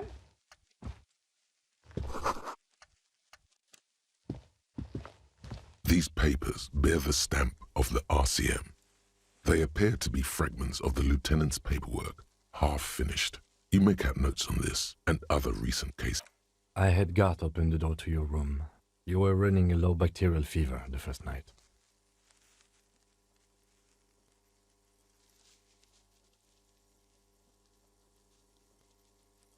Behind darkness, I get it.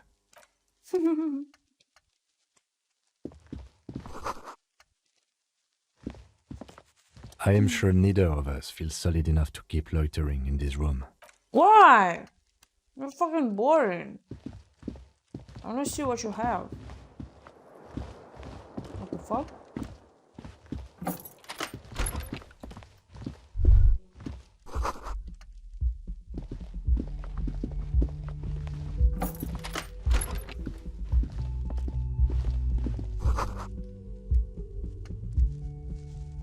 Next to the stack of bills, you see a note, a few lines jotted down in large, uneven handwriting, just as the writer was about to rush out the door. See you at the return. P.S. I didn't kill him. A gift. It's hardly surprising. Okay. Let's go upstairs.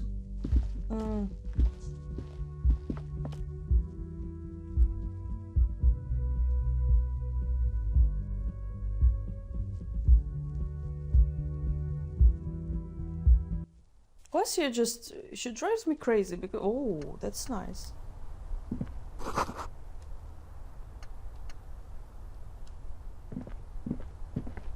You see the same two neon-lit shapes. This is ballistics. She's left a trajectory for us. Yeah. A ray of backward motion explodes from his mouth. It suggests the bullet came from the extreme upper quadrant of possible angles, from a point beyond the roof, the island in the bay.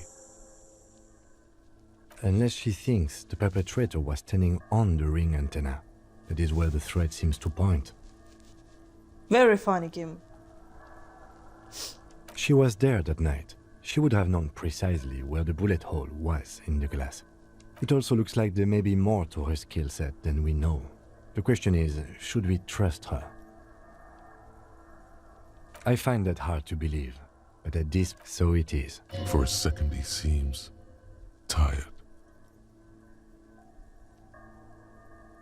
I just haven't gotten a lot of sleep these past few days. He doesn't really believe this will yield anything. Oh, here we go again. Like, first you don't believe in the insulin then phasmid, now you don't believe in a fucking miracle. No, it was before. And now you don't believe in my theories. Like, The ballistic speaks for itself. No, there's nothing else. How do we get there? Joyce Messier had her sloop, but she's gone. Ah, yes, of course. The Village, let's go. Oh, fucking Harry.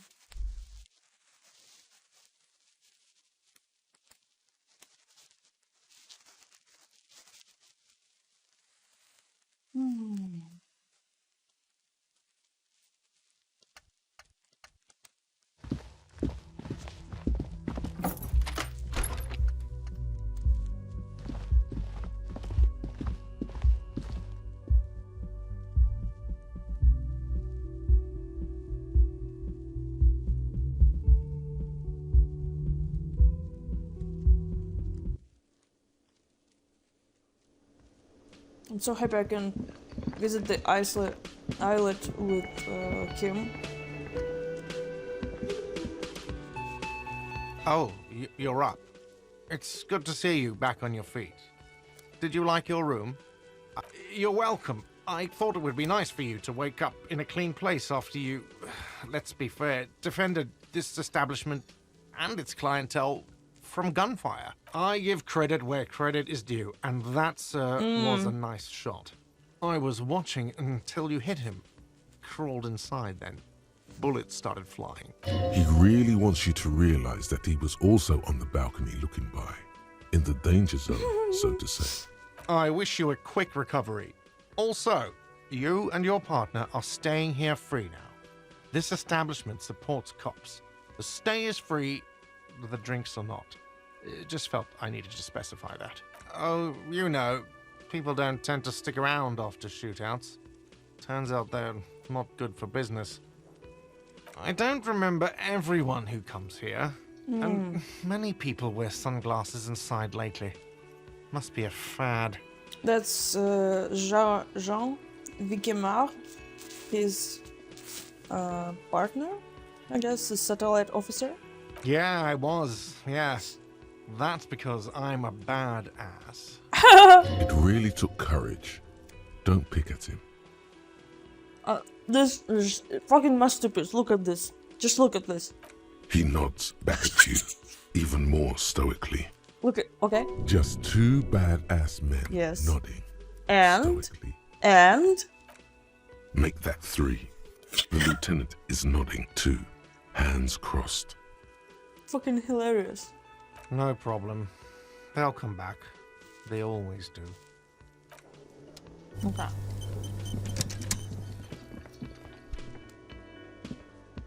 Hi again, gendarme. Bye-bye, gendarme. Nothing interesting. Oh, guys. Seeing you approach, the bruised man raises his bear in welcome. Crazy motherfucker.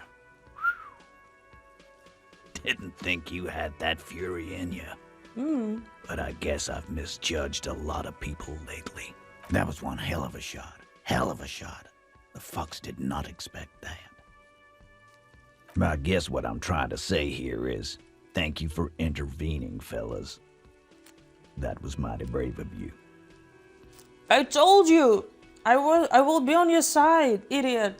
His hand is covered in bruises and half plastered. Still, this hulking lump of man is glad to be alive. This is big. It's as big of a thank you as Titus Hardy can muster under any circumstances.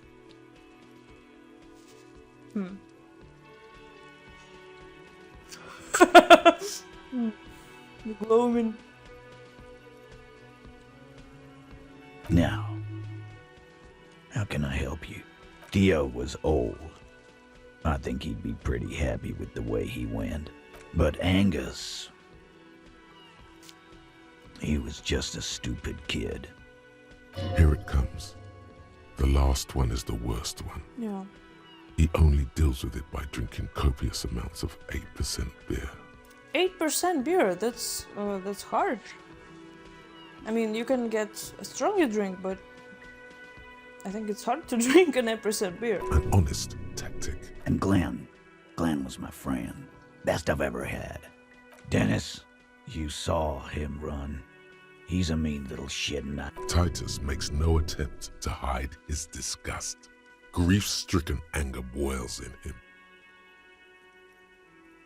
Well, yeah. Memento mori. Absolutely. Today, I'm going to get drunk, eat good food, and bed a good-looking girl. Or you might die of a heart failure.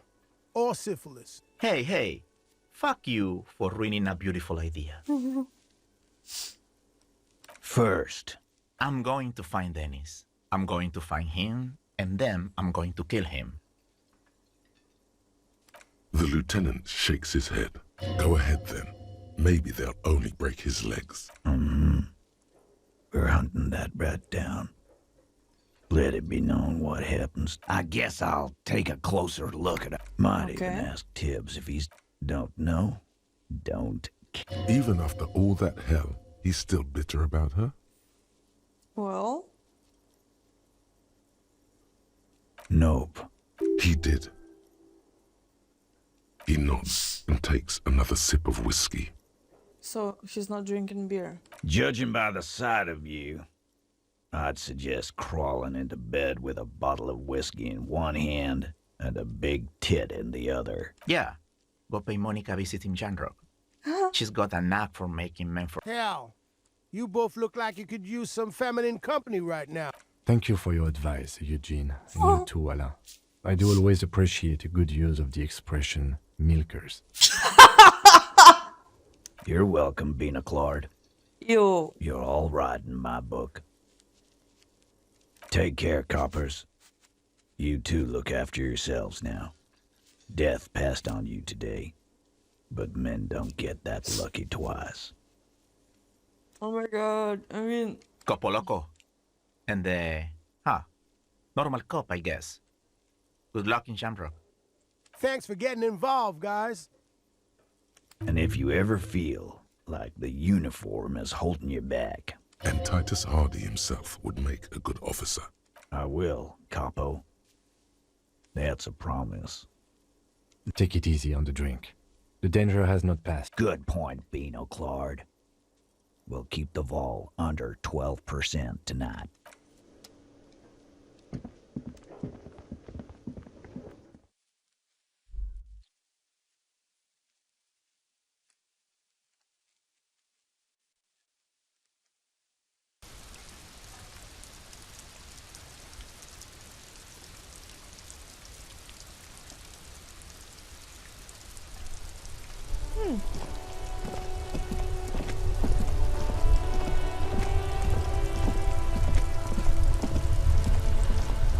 The graffito has been painted over the traces of the fight that took place here.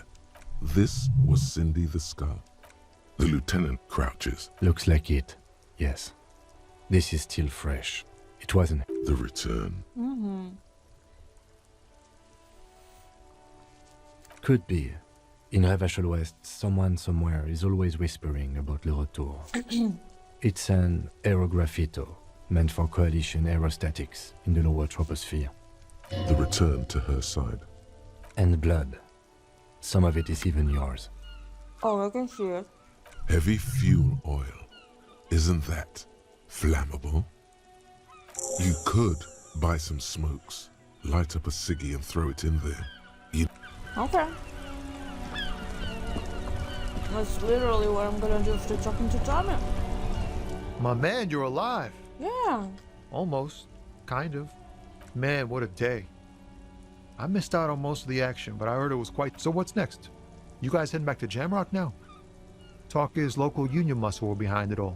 I'd reckon the case is closed, even if it kind of turned into a shit show. Good luck with that, my man. Ain't easy being you, but hey, you're still breathing, right? Oh. Okay. Telling him is a real...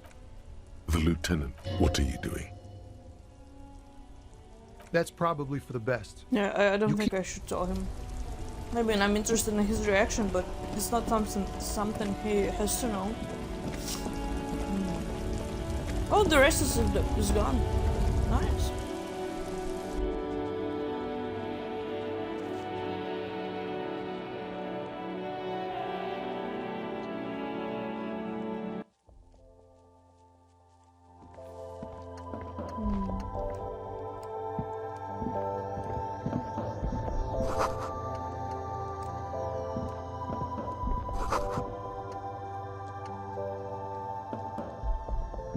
colourful display of cigarettes and... Again, I'm obliged to inform you that both alcohol and cigarettes damage your... Here you go, mister. Okay.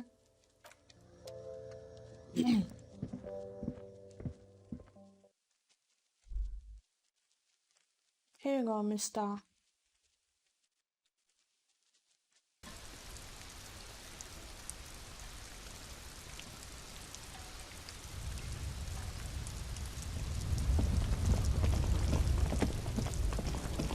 And some smokes. Let's go, let's fire it up. Just set it on fire. Fire!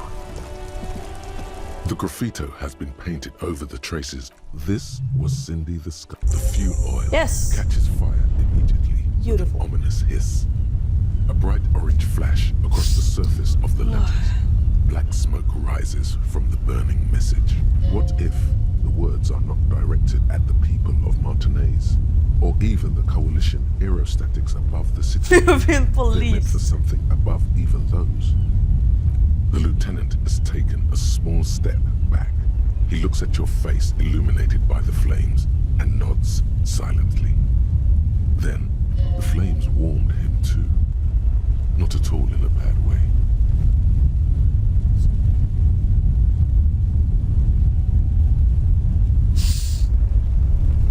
Let's go to that island. Slowly, the flames subside. The fuel... Oh, Gaston is not here. As far as I know... Oh, what? Awful lonely here. No ruckus. No old men playing their little ball game. You mean the guys who were playing pétanque? Have you noticed people sometimes appear and disappear in places? It's called doing things. Why are you so fucking salty? What the fuck? They didn't. Trust me. I saw the bodies. You'll get them next time. Yeah, sure. And I mean, it would be one twist too many if it turned out these two old men were our killers. That's just unlikely. No. We would only have wasted our time here. Wait, I didn't talk to them at all? Like, at all? I'm pretty sure I did talk to Renee. Wait. Seriously? The lieutenant is thinking of all the time you've spared. He likes it. Well, I don't. We are given time to waste it. Why would you want to spare anything at all? What the fuck? What's happening?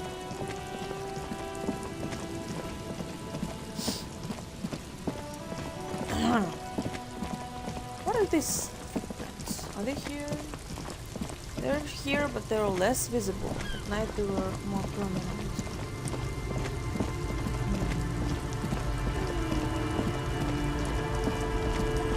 I can't believe I'm gonna finish this today. Let's go talk to Elysium. Oh, the sunset is beautiful.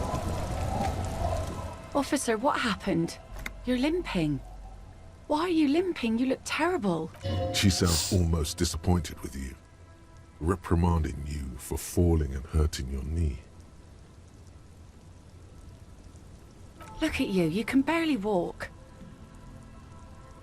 Is this from the shooting in town? Yeah. We heard gunshots. Not that we don't hear gunshots all the time. There was an exchange of fire on Rue de Saint-Guylaine. It's nothing to be worried about. So you're a killer? That's good, I guess. Better than being dead. Aye. I bet they are. Yeah. The good ones, at least. Of course. Can I help you with something? This is terrible.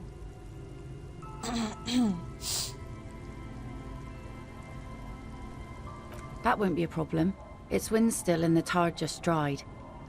We've got 2 days of relative sunshine ahead. If you promise to bring it back, and no scraping the hull, I just got it nice and yellow, and no drinking on the boat. And no joyriding either. Of course, ma'am. It's only for a day or two. Aye. See, that makes me not want to lend you my skiff. On a boat, rocking leads to capsizing. That there is an absolutely 100% rock-free skiff. You got that? I'm sad to hear that. Take care of that with Ether, will you? Don't get too many RCM men round here. That's cool. You boasting your bacterial infection like that. Very cool. Nothing. Just ruins. Used to be some kind of fortification there before the war. For the communards. An anti-aircraft gun, I think. Bombed to bits in the landing. Hasn't been there herself. My husband used to drink there. Him and his drinking buddies. Always seemed like a bad place to drink to me. The kids sometimes go there too. I know they do, on rafts. I tell them not to, but they bring back old bullet casings and the twins. Can we maybe ask? Be my guest. They was well, most of it's sunken. Aye, aye, Captain. Please be conservative with the fuel, will you? Just filled her up, but it's a small tank. Let's go speak to her kids and ruin their mood.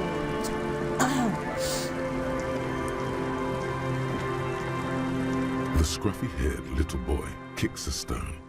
He can't be more than He watches his brother kick the stone with his tongue lolling out of his mouth. And that iron. That's, nothing. It's just a seafort and some plants. You can take a raft there. It's great. And we make a fire. We make a fire. Mm-hmm. Gather the sticks for the fire. And bullets. Or not real bullets. They're lights. The fire guy comes and asks us to put the fire out. No, that's kind of sauce. No. Yes. Okay. Let's go with yes. Because he asks to put the fire out. I don't know. He doesn't like it. Yes. I don't know. Did you mean there are electrical lights? Yes. No, he doesn't live there. No, he lives there. Been there twice, 2 times. He doesn't live there. Anything else? I don't know. We ran. Okay. Our father killed himself. Don't say that, he didn't. Shut up. Don't punch your brother, please.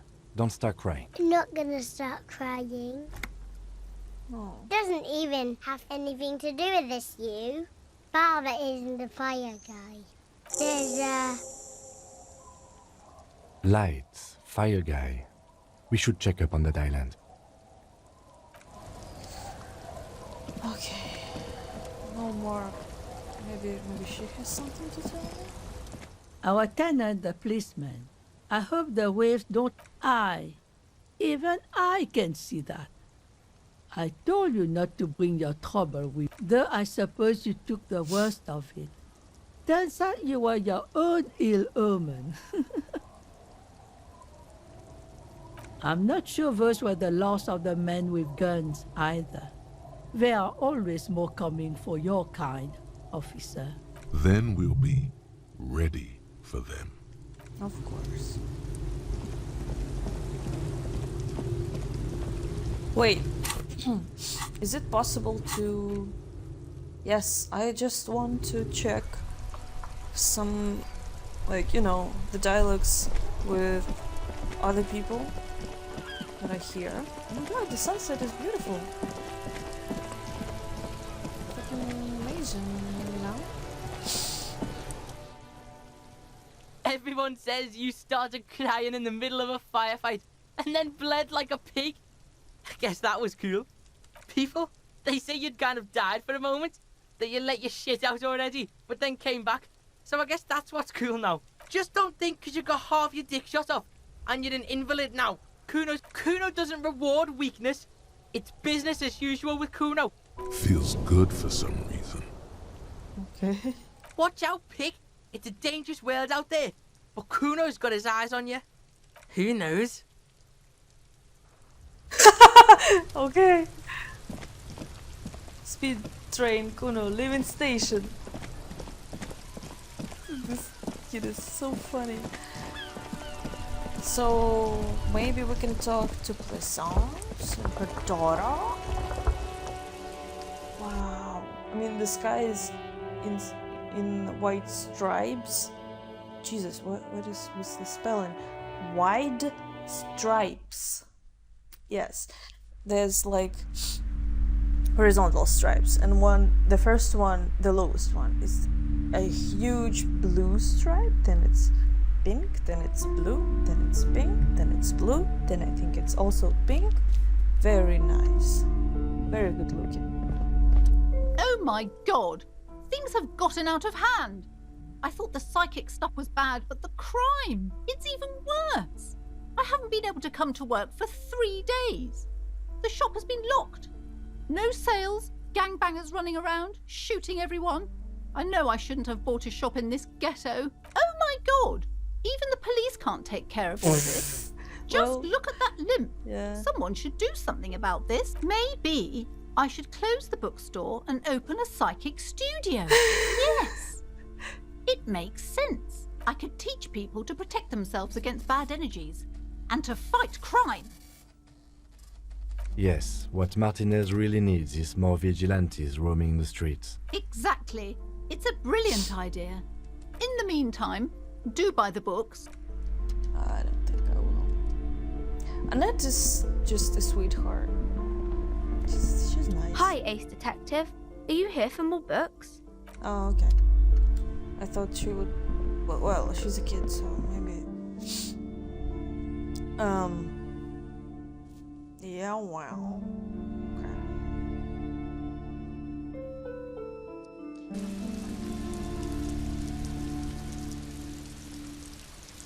I like the placement of this bookstore. Look at it. You have some spaces to look at the books, but maybe, what?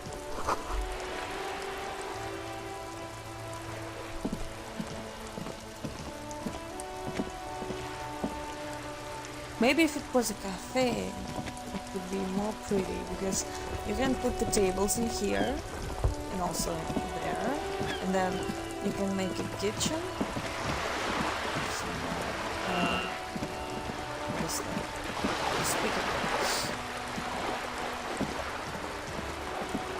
You can make a kitchen where the doomed commercial area is, and make some windows to pass on foods. Where's Cindy?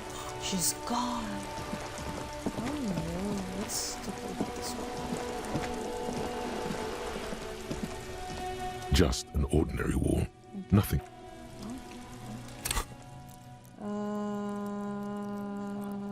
No.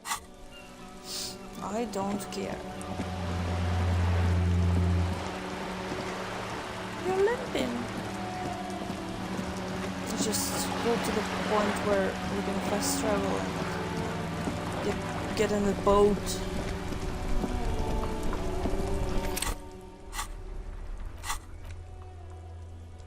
Oh no, we need to go to the church too, and then we can go to the boat, because this is the last time I can visit all these places, as far as I remember. Kinda sad.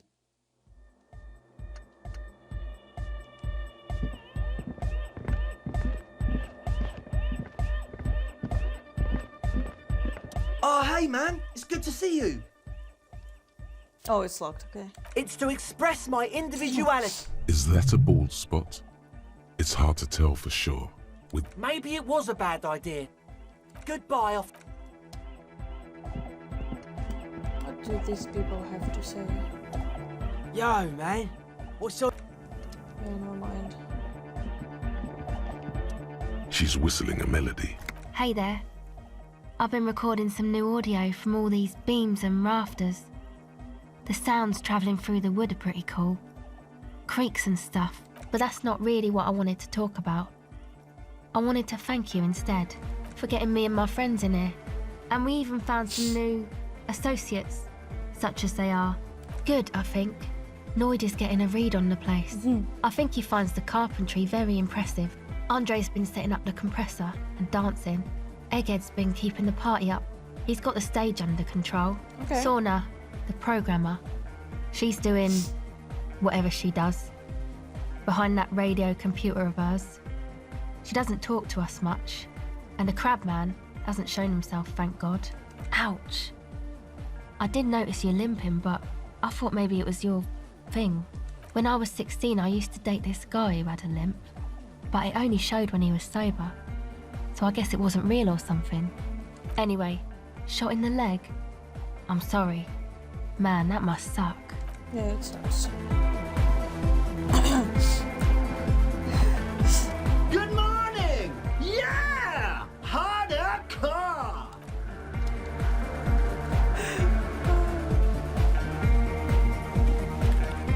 Yes, what is it? Yeah, never mind. Okay.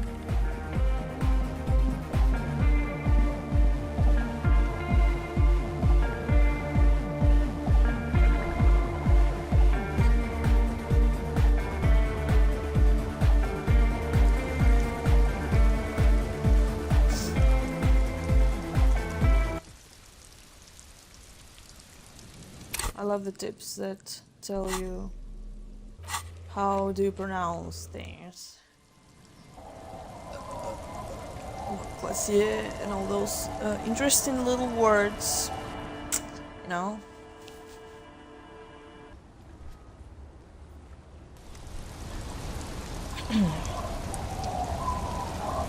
I hope I will finish this within an hour, maybe? There isn't no way back. No back.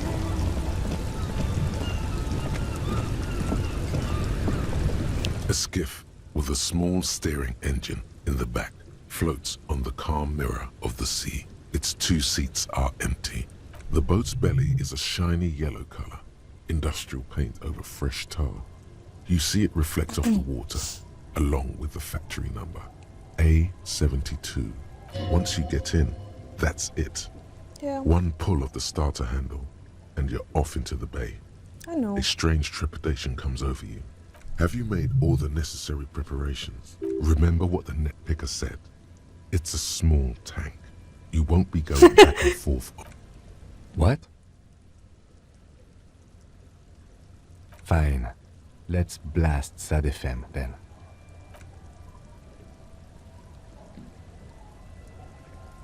It's a cute cutscene. Enjoy. And I will too.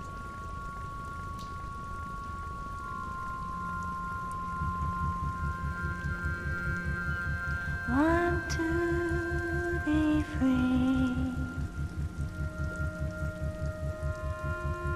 Want to be free. It will last forever.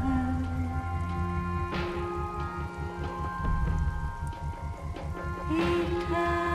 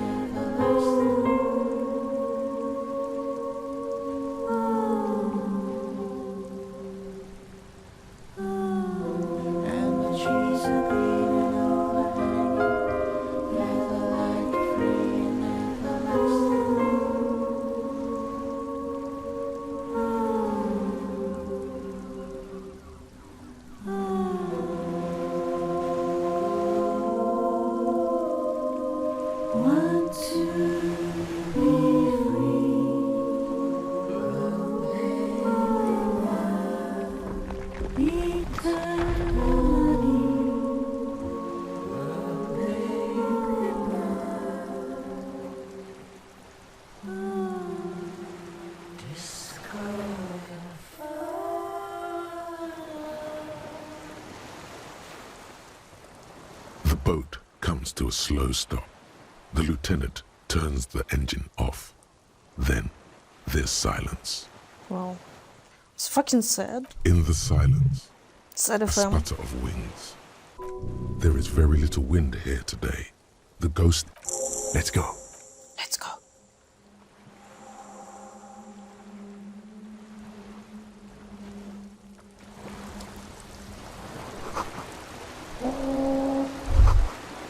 The chain trails off into the ocean. Ah, yes, so it seems.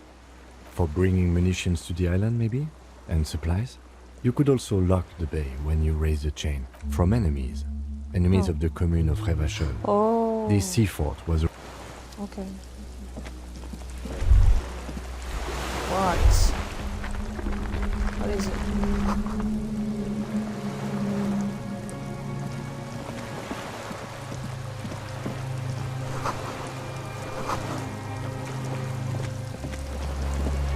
Oh, it's the sounds again. The dry grass crackles under your feet as you stop.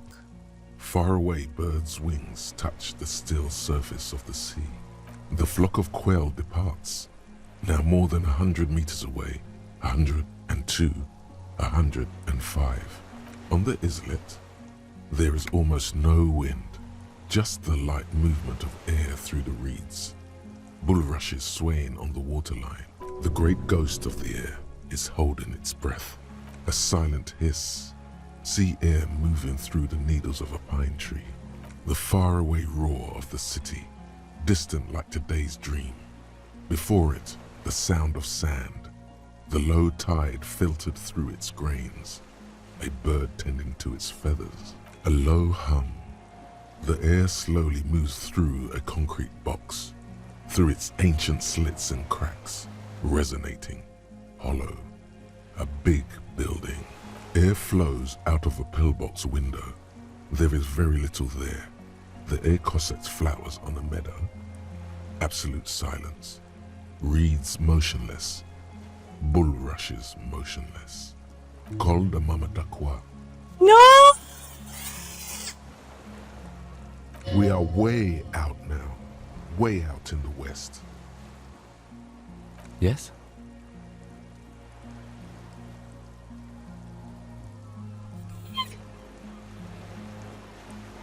It is. Is that why we are stopping? The lieutenant nods.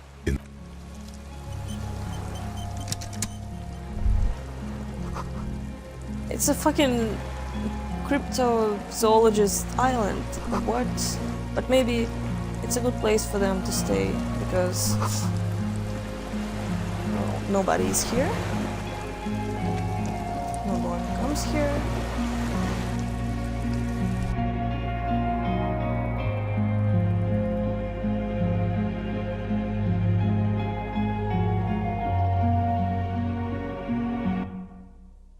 Fucking cryptids. Okay.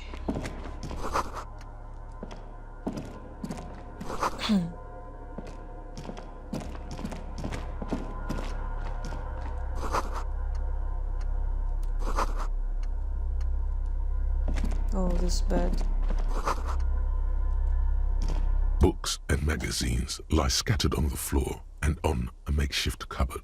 They are not particularly well organized. Most are soft covers, serialized fantastique and detective stories from the 20s, and among what is mostly commercial fiction and serialized stories, you find a magazine cathodique for electrical engineering. Then someone's made themselves a home. All things communist. I think, I don't know, boost my conceptualization skills a bit. It smells bad. See if I care. Although I don't think there's anything useful in this pile of books. Let's try it soft all. covers, serialized, not that you can tell. This is a digest of someone who's dead bored. Okay. Most of it is for entertainment purposes. Maybe it's a little old-fashioned. There's a nude mag.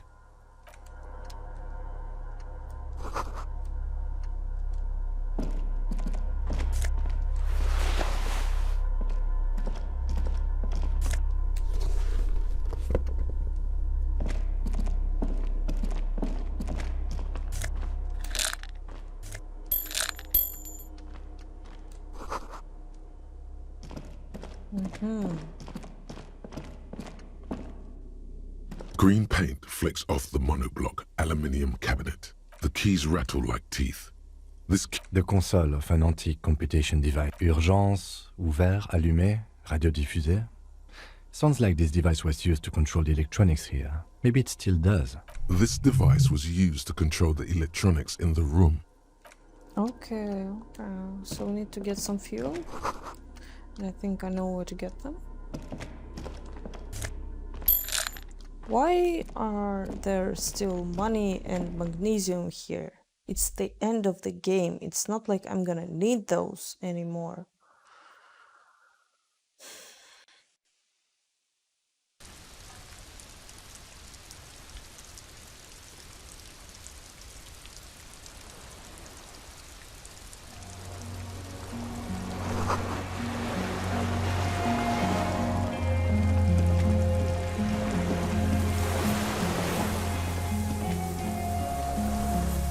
Do you hear the reeds? This.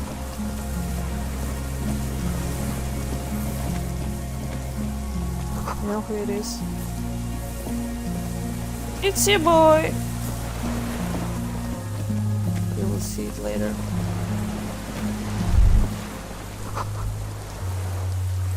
Okay.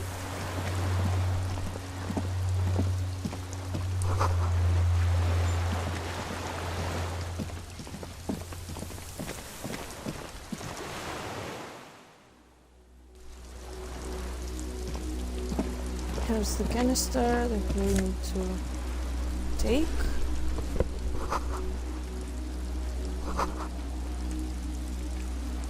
And there's a rain-soaked mattress on a concrete slab, only half covered by the crumbling roof. At the head of it, double embrasures, firing slits like two eyes in the wall. B triple prime. This looks like a good place to shoot from. yeah, A single-person mattress, modern, civilian use. Brand name, Marjorie. There's a fuel stain on the cover, and an empty can of beans on the ground next to it, filled to the brim. The silhouette of a tobacco picker adorns the paper filter. I may have been wrong when I said it wasn't important. no This shit, means Kim. the same person could have visited both locations. I didn't see any signs of smoking inside, though. If people live there... There's a firing slit in the wall in front of you, quite old and grimy from years without cleaning. The springs screech as you lean on the mattress. Trepidation, a tingling feeling. A small piece of Martinez coastline opens up in the square a towering skyscraper, its top floors shaved off by artillery fire. The red chimney and collapsed back of the 4-story tenement in front of the whirling in rags. The box-shaped silhouette of the whirling in rags. Its sloped roof, a tiny fleck of light catches your eye on the rooftop. What does that mean? Do you have line of sight to the window? More than that.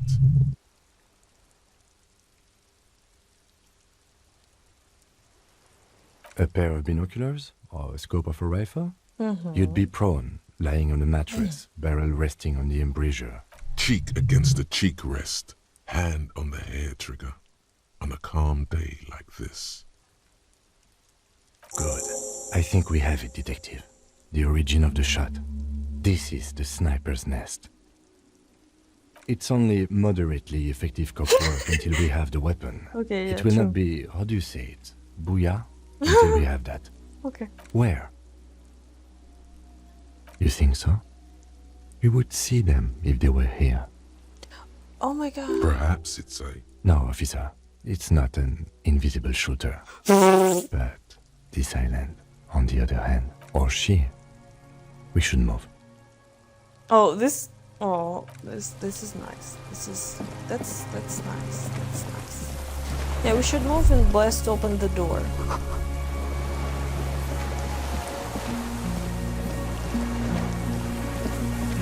But first,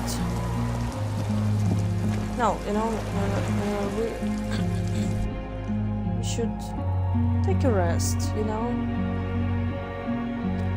The sleep is usually very nourishing, and you get a lot from it. Okay. So, if you're tired, you usually go to sleep. If you're exhausted, you go to sleep. Why? Because you get some rest and you feel refreshed after you Old sleep. cylindrical generator is nested above the ammo lift, with makeshift electrical wiring running out of its side and across the floor. The cables disappear into the wall to your right. The lieutenant puts his hand on the metal barrel. It's cold now, but The lieutenant assists you, holding the canister up to the fuel tank as you tilt. Dark brown, viscous fluid pours out, and there's a red starter switch on the recoil start wakes the old generator up. The machine sputters like an old war. that should do it. Okay. The tank is far from full, but there should be enough.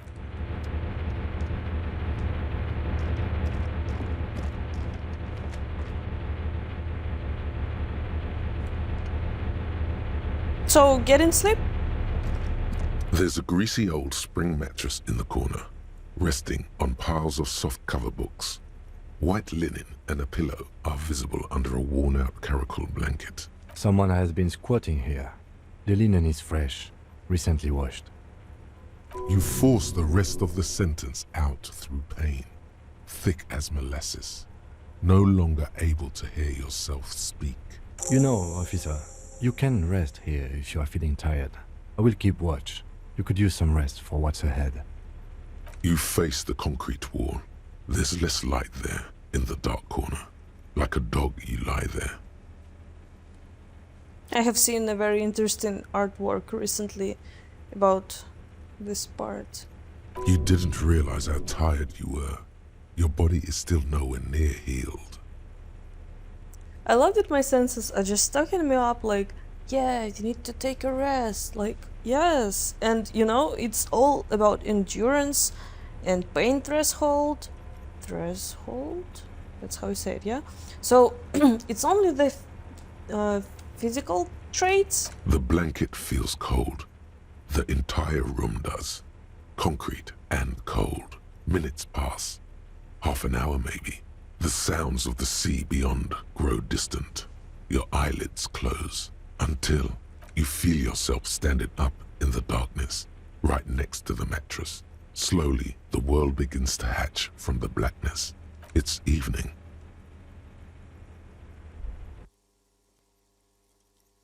This part just broke my heart. A little bit. Just a little bit. Because of how desperate Harry is and how low is his emotional intelligence and self-conscious is. I mean, this is literally a portrait of a man. Yeah, sure, of course. Oh, Krasmazov.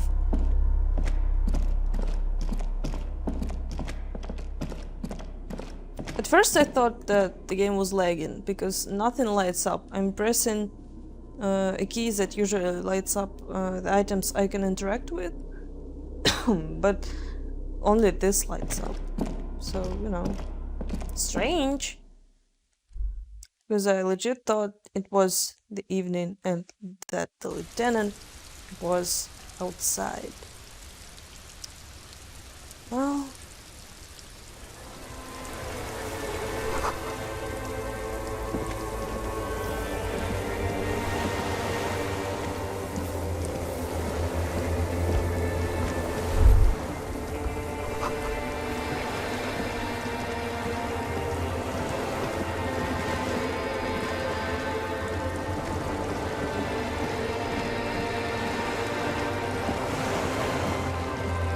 The game also plays some tricks on you, see?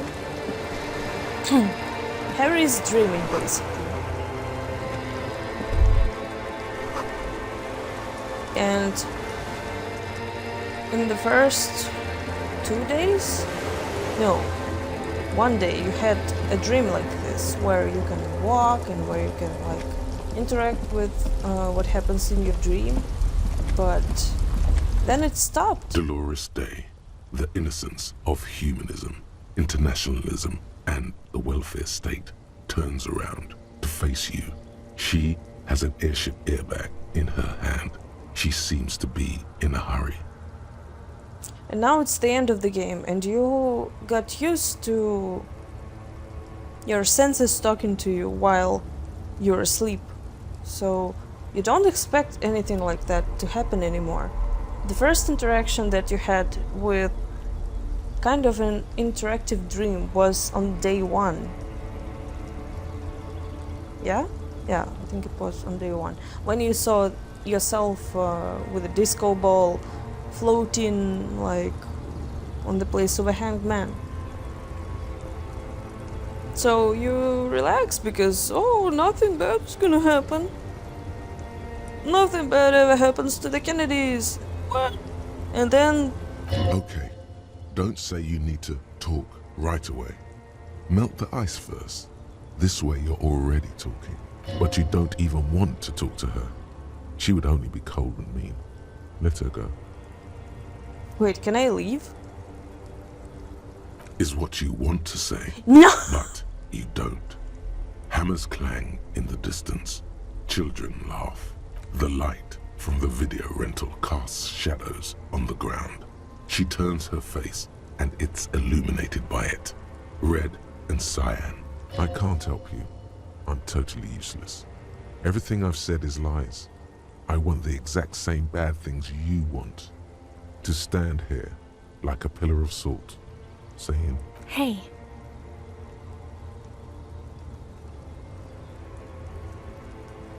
Yes. Or I mean no. But I am in a hurry. I'm sorry. I was heading to the aerodrome. I just don't have time to... She means she doesn't have time to tend to your emotions. Oh, this is good actually. What are you doing? Stop saying things like that. Well, why? It's true. I mean, oh, it has come to my attention that Harry is a bitch and that he was using this woman, his ex, to, like, you know, to be his therapist or whatever and tend with his emotions. I'm going to Morova. To live there, in Grad. It's 1 million kilometers away, Harry. Might as well be another lifetime. Just my scepter, my globe cruciger, a spare silk gown, a toothbrush, travel documents, the crown of immortality. Oh, this. This is just a wreath. The crown of immortality is made of rarefied light, mana and raw palladium. It was passed on to me by the rulers of late antiquity. She looks at the suitcase, not in silence. Her nuptial gown flows in the wind, wraps around her holy body. Disgusting. Anyway. No, Harry. No. I don't want a massive, epic showdown. I want to go to the aerodrome. I have tickets for the 10:20 flight to Morova. Really, we don't have anything to talk about anymore. Every combination of words has been played out. The atoms don't form us anymore. Us, our love, our unborn daughters, it's all gone. I have to go to the aerodrome. I have to leave Revachol and you. And you have to be alone. In hell. Forever. That's... Oh God, whatever you do, don't try to kiss her yet. Not after that. You're still reeling. You'll fall over if you try now. The saddest thing is, I think this check is impossible to fail.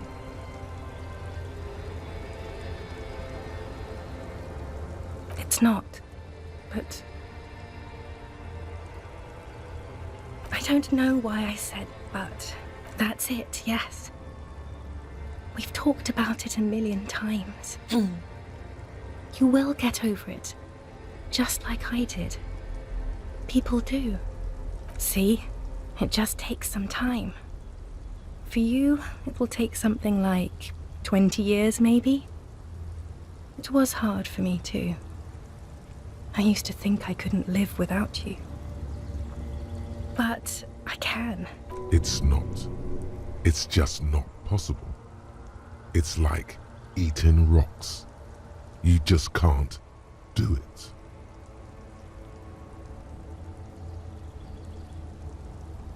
Yes. It only took me 1 year, maybe 2. Phew. No, Harry. We can't. We already tried again, and it didn't work. Is that how it is now? We should just try all good things twice, not you too.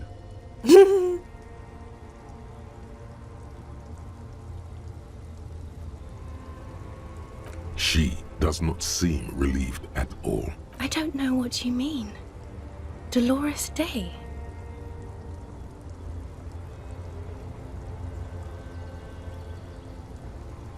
Wasn't I Dolores Day just a second ago? Now I'm the X thing? You're confusing me. I haven't even bought the tickets yet. We all told you. Everyone warned you. Everyone. Literally all of you.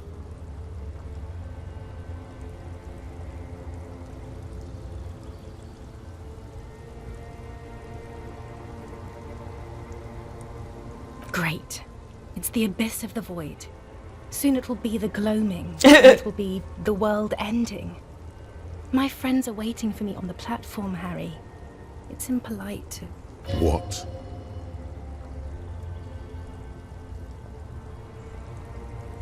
Oh yeah, let's just put all the responsibility for my personal feelings on some woman. You know what is impolite?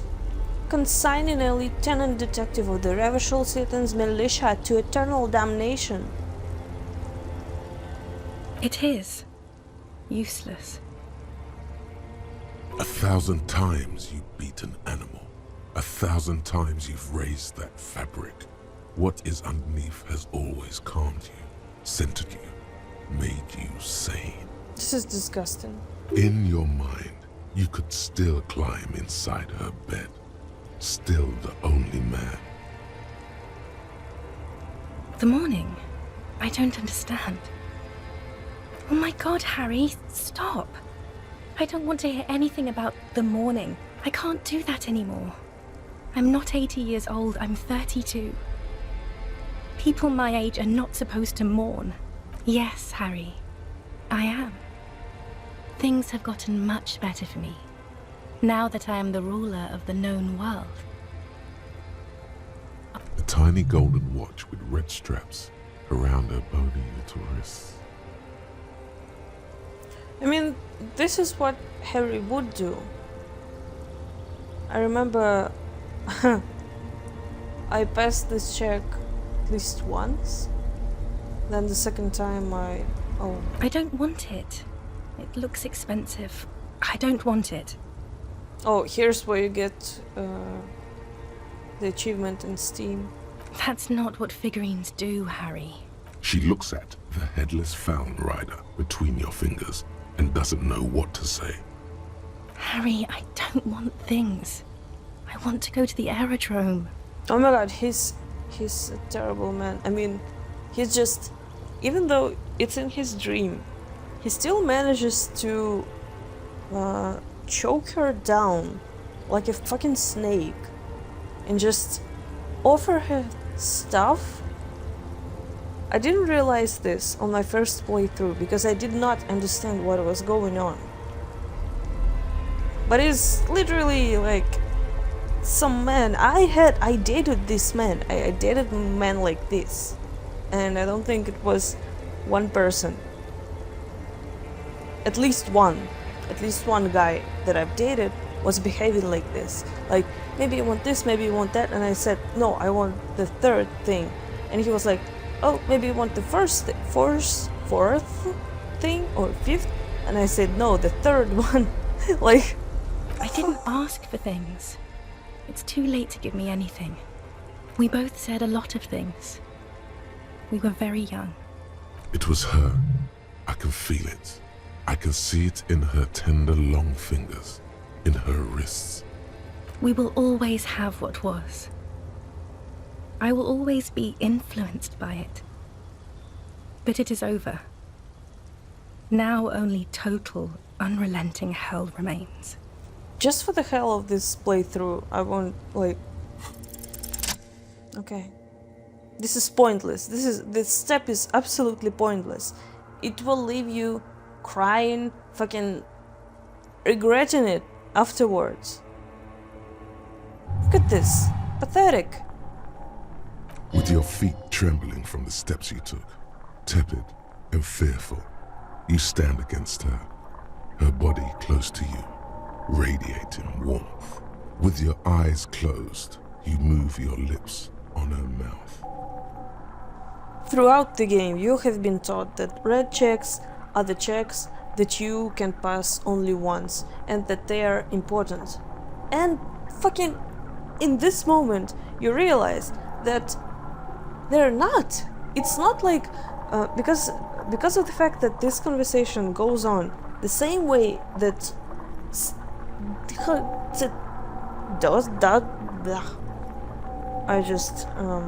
okay. Because of this conversation is going on the same way a lot of other conversations with red checks were going, like the one with the tribunal, the one, I don't know, with Ruby, with like maybe the dice maker even. I don't remember much red checks, but still, they make you think that if you click on all the options that you have around the red option, the red check, you will get some bonuses. For example, when we were on the tribunal, we could click on the options that permit us to continue the dialogue with the Crenel representatives, whatever the fuck, Cordy, what was his name? Lely's brother. Oh, we didn't know that he was his brother. Okay, never mind. But now you know.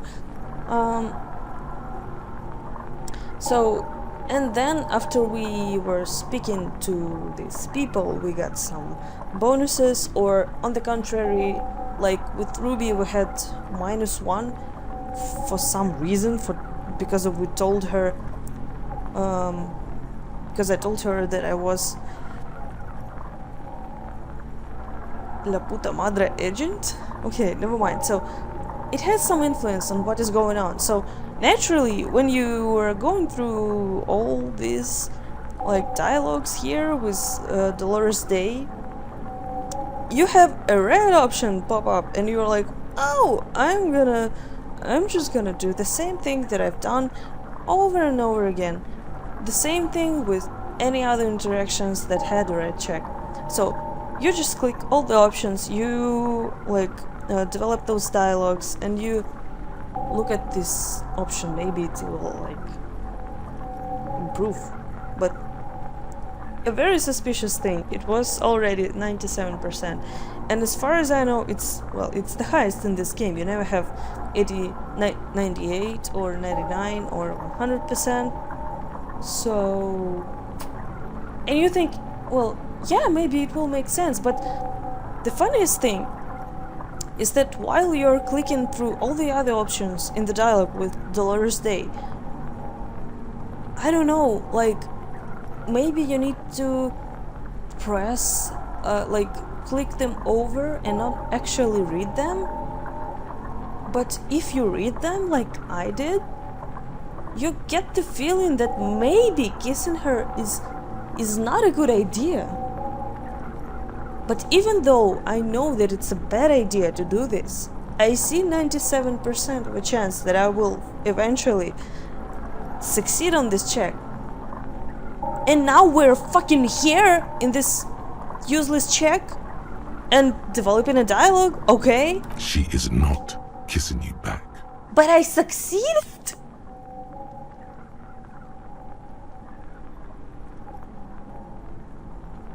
This was not about failure or success. This was always going to be horror. I should not have suggested it. No you shit! should not have listened to me. Yes, you shouldn't have listened to... What the fuck? Her chest rising like a pillow, warm exhalations against the side of your mouth, her tender soul moving through her lungs. Hidden, distant, kept safe from you. Of course. Feels like soft fuzz, a bird covered in down feathers, brushing against your broken capillaries. The world's most precious material, reserved for those she lets close enough to feel it. You are stealing a touch. It's not yours to take. The delicate wreath on her forehead pressing into your temple. The silver is cold from the spring evening air. Her hand does not return the grip. Her body is rigid. Distrust. For you. The curve of her spine. Her shoulders hunched. She keeps herself stiff. Her center guarded from your motions. Unresponsive to nothing, just pillows against you. Unresponsive, but for the taste of apricots. I love that all the feelings that are my feelings that are involved in this conversation after I pass this check, quote, pass this check, unquote, they're just telling me I'm wrong. And this is good. Because I am wrong. It's ending. She is going to move her face away from yours. Finally. Trying hard not to look at you. When she withdrew and you held on to her hand, she tried not to look at your face and see the expression there. Brother, you should put me in front of a firing squad. I have no words for how I failed you. No, Harry. Not yet. There is one more thing you have to see. I'm pregnant. Of course not. I terminated yours. Don't you remember? You poor fuck. Poverty-stricken fuck. Now, go ahead. Ask me more questions. No, this has to end. More questions. Ask more.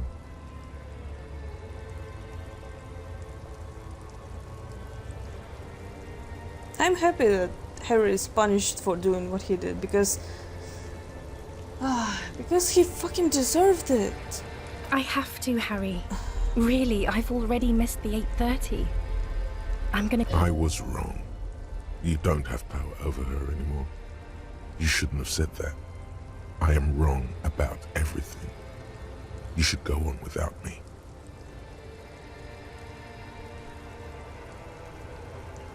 No. That would only be painful and dull. At the aerodrome, life, love, and laughter are waiting for me. At the light, life, culture.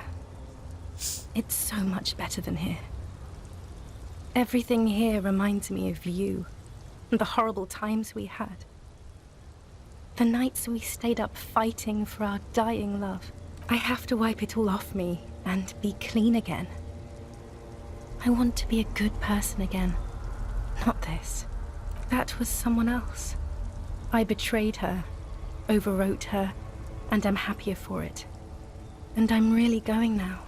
Yes, I won't see you, but you will see me. Oh, Harry, this is a dream. Can't you see? I'm already in Morova by now. Who knows how long ago this happened? A year? 2? 5 years ago? Right here, tomorrow night. Once this dream starts happening, it keeps happening. 3 times a week, at least. And Harry, it really, really looks like it started happening again. There's the video rental. So that's why Harry is drinking his ass off.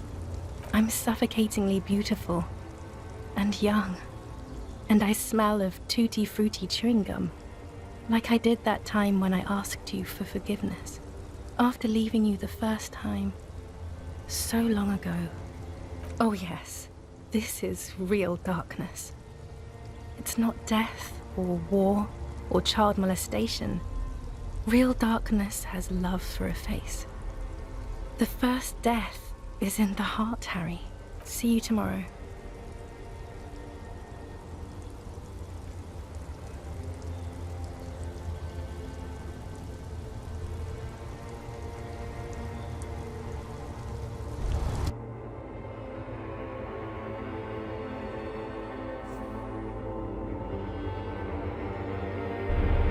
Makes so much sense to me right now. I'm happy I have replayed this. Oh, jeez. Men are terrible. You're up quick. How was your sleep?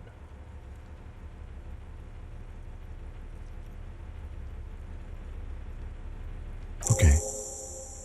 He's still worried. You must have really thrashed and squealed in your sleep. Yeah, well, you know, I've seen my ex. Yes? Okay, let's talk about it. I forgot You about stole this the boats. conversation. Congratulations. That must have taken an enormous concerted effort, considerable ingenuity and timing. Now, I'm going to report you and you are going to go to jail. It was a joke, sadly. Oh. There's nothing I can do about your delinquency. What's done is done. I don't care about your insane theft, the lieutenant thinks, and looks away from the boots. Just know, if anyone asks me, I will snitch on you. Got it.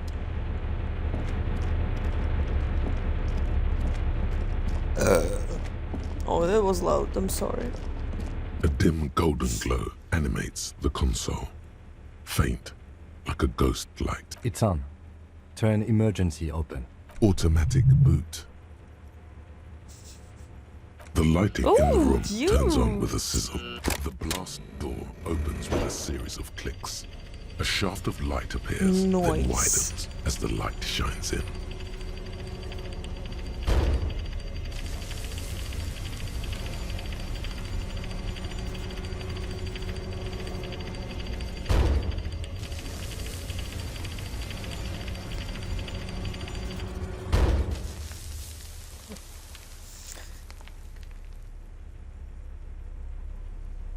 A sudden wave of anxiety makes... After you. So did I. Not back there, but I felt it since we came here. Don't be. I have a gun. I know. It was not easy to acquire.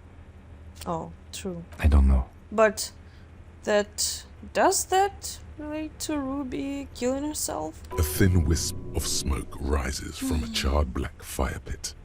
The wind picks up, then dies down again.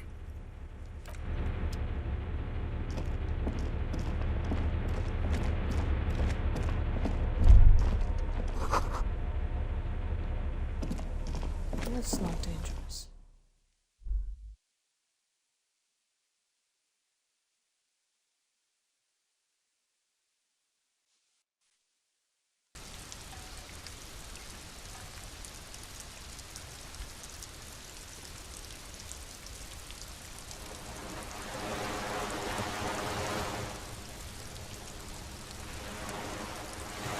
Stay hydrated. Now let's guess. Let's take a guess. What checks are waiting for me? I have 3 skill points, so maybe I could boost something.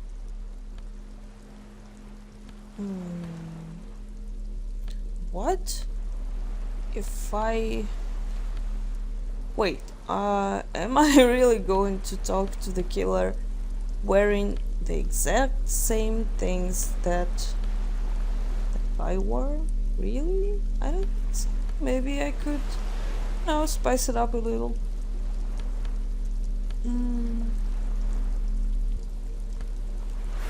Yes. Very nice. Horrific necktie. Logic. I don't even know, since people react to me wearing some stuff. I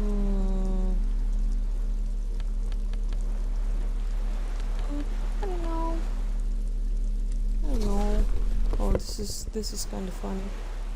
Are those the pants that Kuno sold me? They look terrible, honestly. Normal pants. Where are my normal black pants?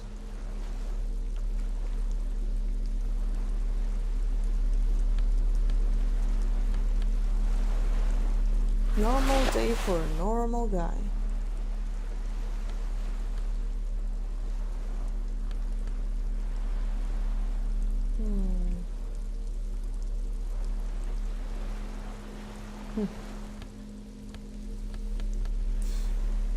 Okay.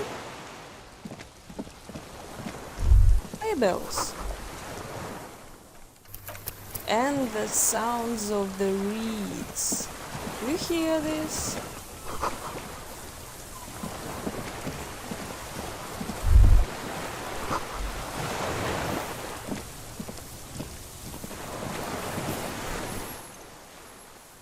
An old man, wearing tracksuit trousers, leans on the frame stock of his rifle, then spits it out into the extinguished fire before him.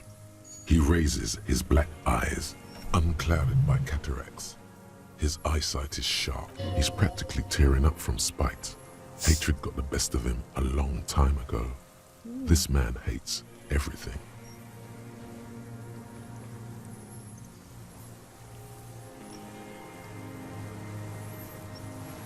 It's not nice. It's a piece of shit. It's a 3-Angong 446. A samurai rifle. It was sent to us by our brothers in the Xinyao commune. Military aid. It has stayed true to him. He can still make it sing. I did. And you opened it. I should have burned that console down. Reactionary rock and roll music. Told you we shouldn't play sad FM. I did. The fascists were right about rock and roll. It is degenerate. Hip gyrating. My eyesight. A shudder of disgust passes his left side. His right side remains motionless. The what now? I may have. All sorts of little rats have come sniffing at Fire Guy. Regressive bourgeoisie henchman.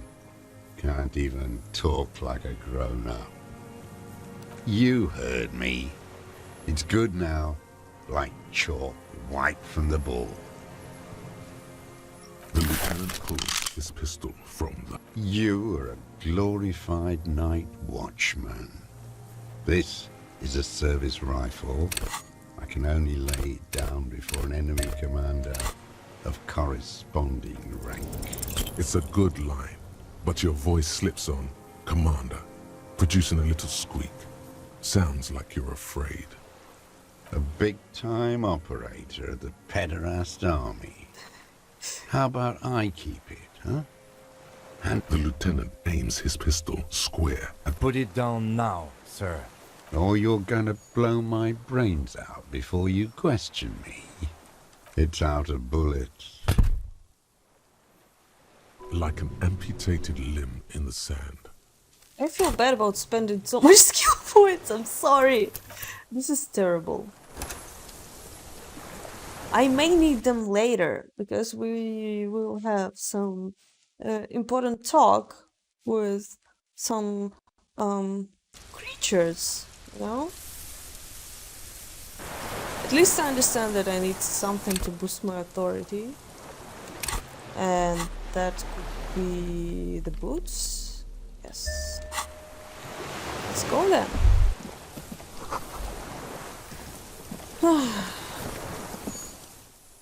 Then, he's practically tearing up from... The what now? I may have. Fire Guy. My eyesight. A shudder of dis... I did. I should have. Reactionary. Told you we shouldn't play sad FM. I did. The fascists were right about rock and roll. It is degenerate. It's not nice. It's a 3-Angong. A samurai rifle. It was sent... It has stayed true to him. Okay. You heard me. The lieutenant pulls. You are a glorified night watchman. The words, I am an enemy commander, sound cold as iron from your lungs. The old man still hugs his gun. And what rank would that be, dog? A big wheel of the 4th Regiment of the Pederast Army. It's out of bullets. Like an amputated limb in the sand. His gaze follows your motions. The rifle feels surprisingly light in your... The rifle's in a shabby state, like a crutch that's seen too much travel. Hieroglyphs are embossed into the forearm, made of walnut. On the butt, you see Vespertine writing, burnt into the wood. No one said it has to be a Belma grave. We were just guessing. From ballistics, it could easily have been a triangle, too. It doesn't matter if it was made in Shanti Shanti. All it has to do is use jacketed ammunition, the right type and the right calibre. He's liking this. Okay. The old man keeps following your motion with his gaze. This looked very much like the murder weapon. Well, it Used is. against him to get a confession. My name is Josef Lilianovich Dross, Political Commissar of the 114th. I am a deserter, a partisan, and a prisoner of war. The commune of Revachol? Do you mean the ICM? You're a holdover from the... From the Insulindian Citizens Militia, the army of the revolution. I was recruited in Jamrock, I left my unit on the eve of the landing. When I returned here on May 14th, the commune had fallen. Still armed and ideologically trained, 43 years. No. I've been on other islands too. I was an resurrection until they turned it into a spa in 18. Then I was an E48, a nameless sound, 43 years and 10 months. It's inhuman. It's sick. It's not how a human being should live, but I had to. What have you been doing during all this time? Hiding, fishing. Where the afternoon grows late, on Rue de Saint-Ghislain, people walk home. Street lights will soon be lit. Further inland, the streets are alive with workers, men, women, children, street hawks and migrant laborers. The temperature is steady. 2 police officers step out of the Whirling in Rags cafeteria. Ooh. Satellite officer Jean-Vic Mayer inspects a series of burnt black letters splashed across the plaza mosaic. Patrol officer Judith Minot points west. The fishing village. She glances at her watch. We meet in 15 minutes. It's a 10-minute walk. The officers go, leaving behind the writing, still smoldering. One day, it says, I will return to your side. Always waiting. Okay, now it makes sense. The For revolution. Her who? Girl child. Revolution.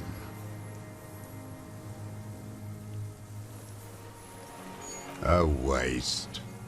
The material base for an uprising has eroded. The working class has betrayed mankind and themselves. This dude is weird because the working class is just kind of trying to survive, no? The historic opportunity for a revolution has passed. What has he done? Perhaps a confession would lighten the load. Yes, what? To get things going again? There is no flame to fan. I was just 16 years old. 15 when I volunteered. You could say I misunderstood the historic role of the proletariat and thought Mazovian socioeconomics were fallible. A second is all it took for reaction to take hold.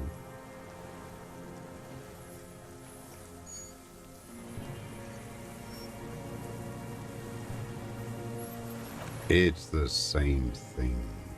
You haven't seen it. Not really. Not naked. And this was when? May the 13th, 08. 44 years ago.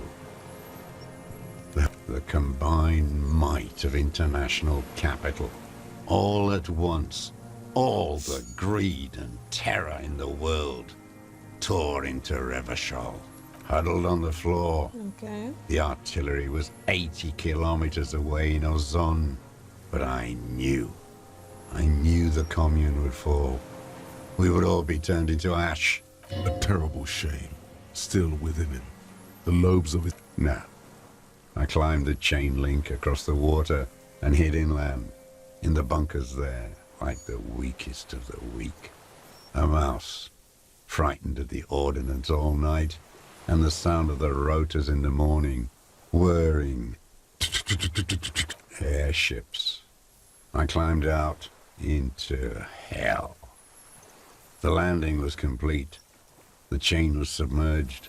I had to swim back. The fortress was half submerged too, shattered. They'd all drowned in the lower levels, or got torn to shreds above.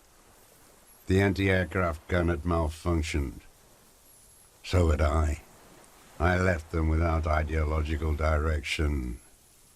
Some kind of great terror. Worse than you. The mask of humanity fall from capital. It has to take it off to kill everyone, everything you love. And then you see it, as it strangles and beats your friends to death. The sweetest, most courageous people in the world. That the bourgeois are not human. Now is not the time, Lieutenant Yefreto. I had to. I had to fight it. I could not stop anymore. It's not an island, Dwat. It's a defensive fortification of the commune of Revachol. And I am its last surviving defender. How does anyone survive? Supplies, vegetables. I collect rainwater. How is your health, Mr. Dra? I've been throwing up blood since winter. Red, like beetroot. Been passing it in stool, too. The RCM can provide medical services. I need to die.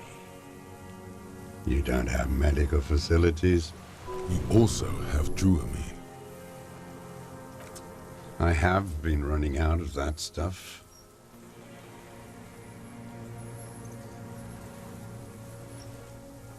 I haven't. I have holes in my brain.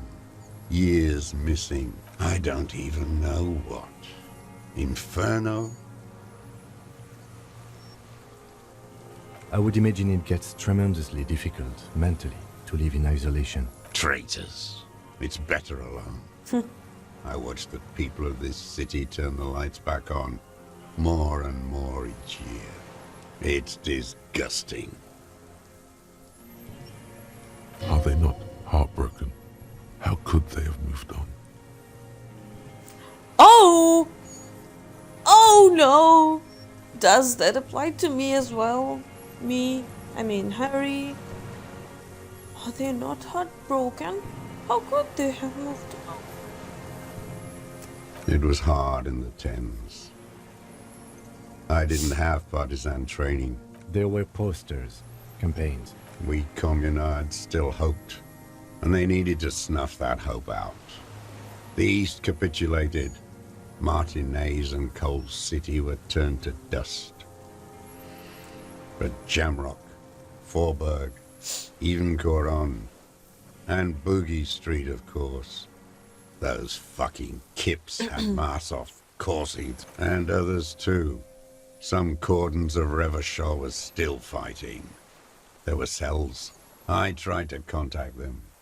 At night, I used a dinghy. I only went after dark then. In the city, you move underground? From bunker to bunker. Not anymore. No one cares now. I don't eat. So you finally found it. There must have been a small squadron. I know. So you've been there? Sleeping. Some nights. Ammo scrounging on others. Those McGraves were shit. I don't want to. They're all traitors. He does not want to see life moving on. People forgetting, drinking, laughing. Of course. The funniest thing is that the deserter is this type of humans, people that, you know, they think something is wrong, something is off, and they want to change some things. But they don't want to make any changes themselves. And when you ask them, like, what do you want to change? Maybe I can help. Is there anything I can do for you to make you feel better? They tell you to fuck off and like go to hell. And no, nothing can be better at this time because it was good at some point. But now it isn't. And it won't get as good as it was. It's quite a common belief or like a common way of thinking on the post-Soviet space, in the post-Soviet countries, because I bet both of my grandmothers think this way. One of my grandfathers is dead already, and I'm glad that he is, because he was a bitch. The other grandfather, I had better relationship with him, but he can't talk right now because he's too old and he had some health problems. But still, as far as I remember, each one of them was telling me that, well, it was better in the Soviet Union and it won't be better anymore ever again. And the main question I want to ask these people is that how do you even live? How do you keep living if you don't feel that you like the world you're living in? Because I don't really like the world right now very much. I wish it was a bit different.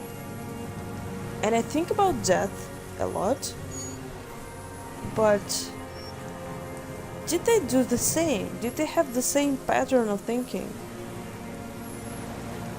It's hard to tell, you know? But the point is, why am I telling all this? Is that it's impossible to explain to this man something. That people are forgetting, drinking and laughing, and that it's fucking normal thing to do, you know? The propaganda bunker. Propaganda bunker? They stored leaflets there. Yeah. A lot of our boys did. I do. They're good. Plenty of tar. The old man looks across the water at the city, the ruins, the motorways right. You're with the RCM. Yeah. The coalition-appointed mob that enforces bourgeois morals in Revachol. The so-called Lieutenant W. Freighter.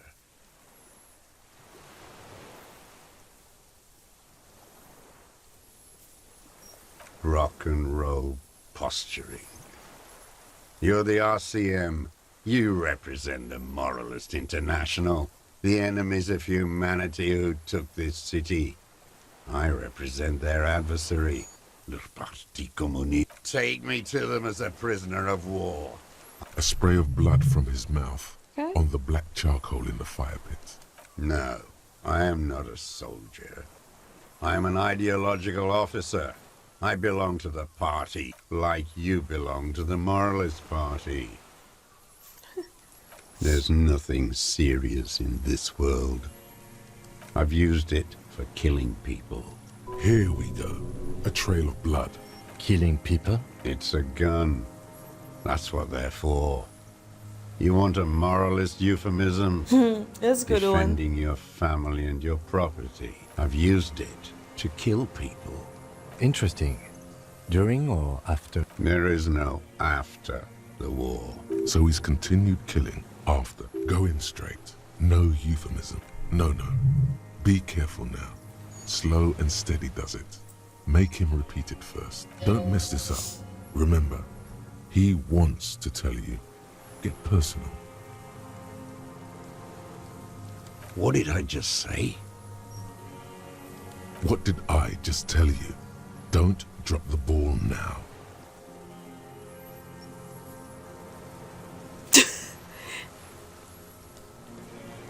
Nothing comes to you, and in them a chill like electricity running up your spine.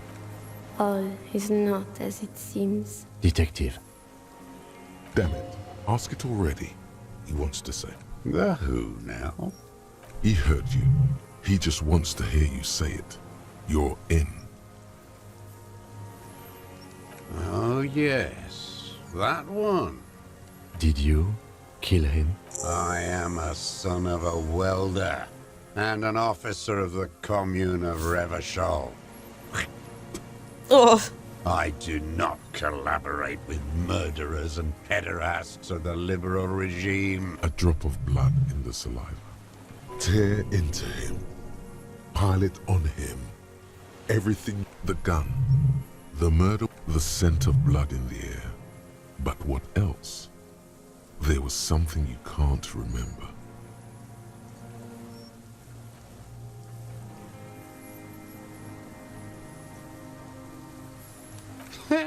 Not a lot of guns around that you... It's a real gun. Not like you look like imbeciles. Okay. Why don't you ask them to give you real weapons? Damn, he saw you. He's watched it happen.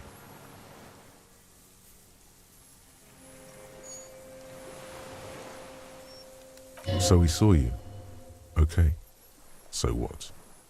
Don't let it divert you. You know what? You're right. I'm convinced this made the shot. Should we call it? 4.46 jacketed ammunition. Good. This feels good, doesn't it? Tearing things up like this. When you have the murder weapon, you have the killer. Murder. This pushed him, but not enough. Just a little more. This is kind of funny. Look at that murder. The old man does not say more. He just glances into the reeds and then twitches once more. Just remember this one. Like, I can't. If I could burst out of, I don't know, excitement, I would, because this game has a lot of things in the middle of the gameplay, like day 2, 3 and all that, like between the middle, I mean between the beginning of the game and the end of the game. A lot of, no, not the end, maybe between the beginning and meeting Ruby. A lot of things that point you to the answers that you're looking for. And if you're playing the first time, you may not like pay attention to them. But if you're replaying the game, you will see these patterns. And this is one of them. And it's amazing. I saw you poking around there, looking for evidence. You're damn diligent when it comes to dead fascies. You had direct visibility. There are embrasures in the concrete, specifically meant for a top follower to use. And you had a long-range rifle in your possession. You have been here a long time, Mr. Droz. Too long. I'm ready to die. Then die! I've done my part. Because it's a sniper's nest, you stupid fuck. Radio Gosh is right. You have... Almost. He almost burst out there. Stupid twat. The lieutenant looks at you with worry in his eye. Not this, he seems to say. Anything but this.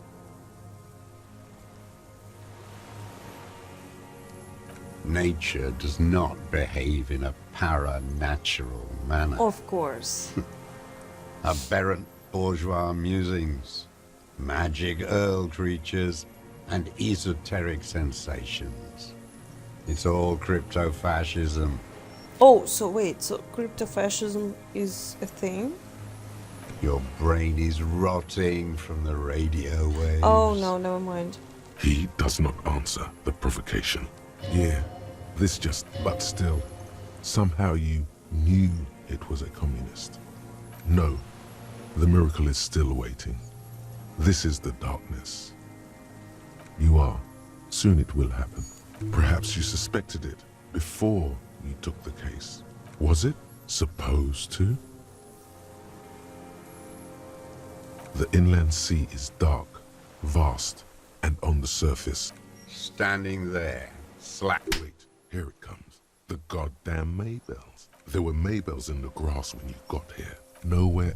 Wait, don't forget the footprints. The diagonal prints in the dust in the secret space. You got it. Remember? The boot prints were like, maybe don't beat yourself anymore. Damn Maybells. The whole island is turning white with them. He seems tender suddenly, nostalgic even. So many this year too. The spring is coming. No, it's already. They blossom on the islets before. South, the Bay of Martinez is dotted with little freckles of islets, turning green. The coast too, before they piled their containers on top of it. You must get around a lot to stay undetected all these years. Do you know any secret path? I may. Classier. With the victim. There is a small tremble, looks like a smile, a crooked smile, yet isn't quite Don't leave any loose ends. Everything is brands with you individualists. Who cares what brand my shoes are? Sansa? Some shit. Show me the soles, please, Mr. Fucking imbecile. The maker is Sensorique. The size fits, but not the sole. No, it's just... No, okay. Simpler. No. This is another loose thread you will... The lieutenant raises his brow. What are you doing? He's thinking. Not now. Stop yourself. People change shoes, detective. It was you. You were there, weren't you? What were you doing? Trying to rack your brains. You're desperate to report something back to your masters. They must have really loved that dead fuck. I don't think I will understand this line of thinking because the deserter is kind of happy that Harry and Kim are suffering and working, yeah? So why? If the deserter is mad at the people who sit on the top of the government and he knows that a lot of people need to work to eat, you know, to live, why is he mad at people who are just, you know, working? Well, I have my own attitude to cops. I don't like them very much because it's a corrupt system, but in general, the concept of being angry at a person who works to survive, maybe everywhere except the cop field, is kind of strange. It's like when you come to the bank to, I don't know, make a money transfer and you get angry at a person who is just literally taking orders and completing them, and you scream at them and like, why? What for? If you have some problems, maybe you should talk to someone who is responsible for those things, not to the first person that you see. The old man stares at his own prints in the ash around the fire.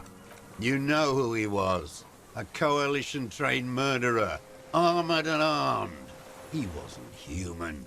The blunt end beating us got your attention. Oh, the inhumanity. The lieutenant raises his right arm to hush you. Hush. He does not need to be pushed anymore. While the lieutenant listens, holding his breath. I had them in my sights. Both of them. Him and the whore. I was breathing with them, in phase, and I pulled the trigger and flew on the air until I landed in his mouth. I didn't think I had a shot like that in me anymore. I did. I saw him kneel there with his mouth full of death, and that stupid look on his face. And his dick still in her. Nothing. I went to sleep. Next morning there were Maybells everywhere. And so they did. Mr. Dross, are you aware you're confessing to murder? Yes. And you were looking at them, the victim and a young woman, having sex, through the scope of your rifle that night, before you shot him? The old man. Why? Because that's what they were doing. The motive. This is where the motive is going to come from. You can coax it out of him. The lieutenant... I don't understand. Do you, detective? I'm always looking. Are you always looking through the scope of... A rifle scope has the best. Helps him see all the shit. And if you don't like... Click. Then you pull the trick? Yes. Think of it as a form of... Start with when he first saw him. It will give him a chance to ramble. 3 weeks ago, when the rich hag came in on her galley, wrinkled up whore.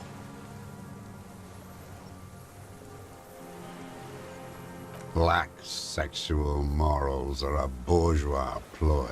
So don't you sermonize me, you racist shithole. It's still bourgeois when the bourgeois does it. Some strange glandular process takes place in him at and anger too. They moved into a deserted apartment above the roundabout. Radio equipment out for all to see. Reactionary I've seen their kind during the landing. Those Occidental and masked phalanx were barely alive. They like to kill while they're on their drugs. After the landing, in the burning years, I would take shots at them. I could see they've returned now. Them fucking. I didn't like jealousy. Is a reactionary concept. I didn't like the Reaver enjoying himself. Drugged out, soothed in the arms of a young woman. And I wanted to see his head explode. That too. She should know better than to hold a child murderer between her thighs. I knew he'd be there for one more second, writhing. That's all it takes for the bullet to reach his head. Now that I think of it, I wasn't aiming for his mouth. I wanted his brains to spill out on her. He wants to see her covered in blood, to punish her.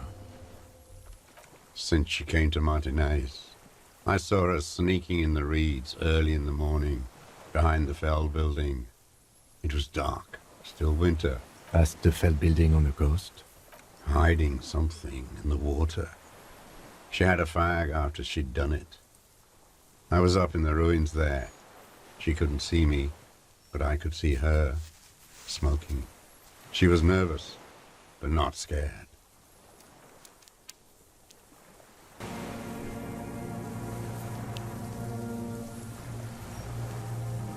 And beautiful.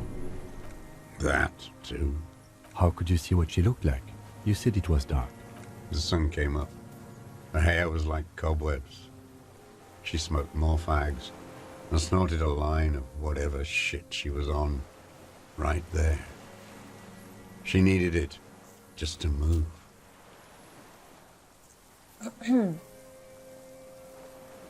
Her passport and tickets to Villiers. And from there to Cachet Brut. After she was gone. Did you keep what was in it?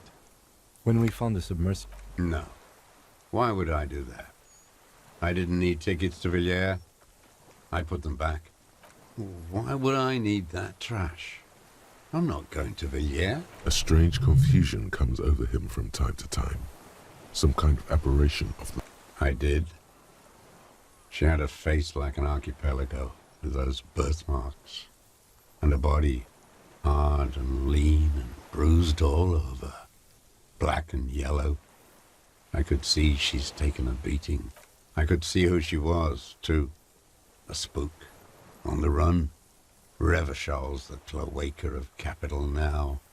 All the bagmen and arms dealers end up here to do drugs and have sex like animals. You could tell she was a spook? From the documents? She had different color hair on the photo. I'm not blind, am I?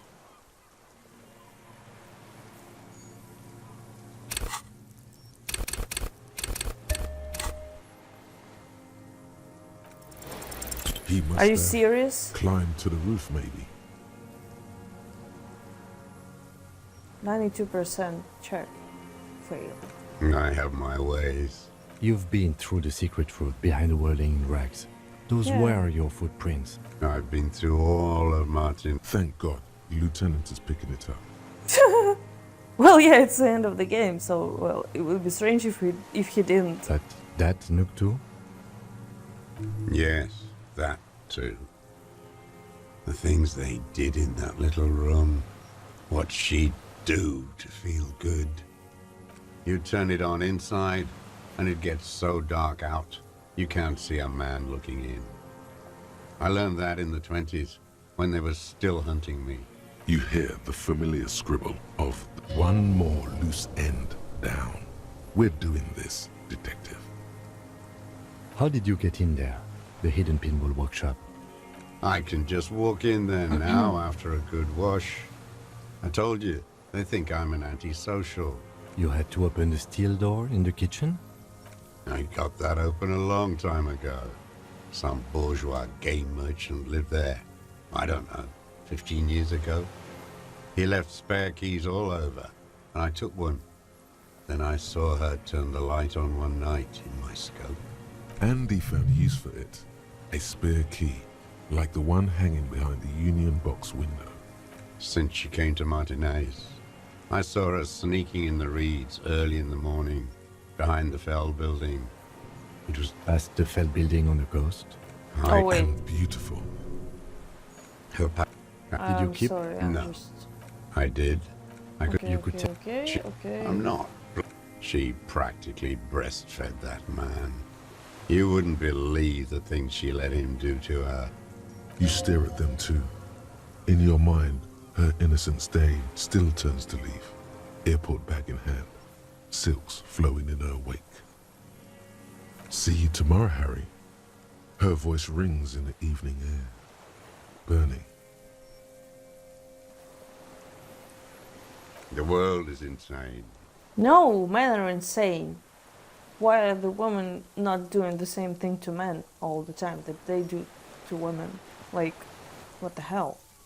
If the world was insane, I think that would go both ways. But since it's not, maybe it's a good time to think. There's nothing to hold on to. The coals of his eyes glisten suddenly, like stones dripping with water. Man needs to feel something else. In this fight, it helps if you have your eye on something there. Yes, over the years. No, I don't really know. I was there one night and she was crying, like a child, in the corner of her room, the day after I killed him.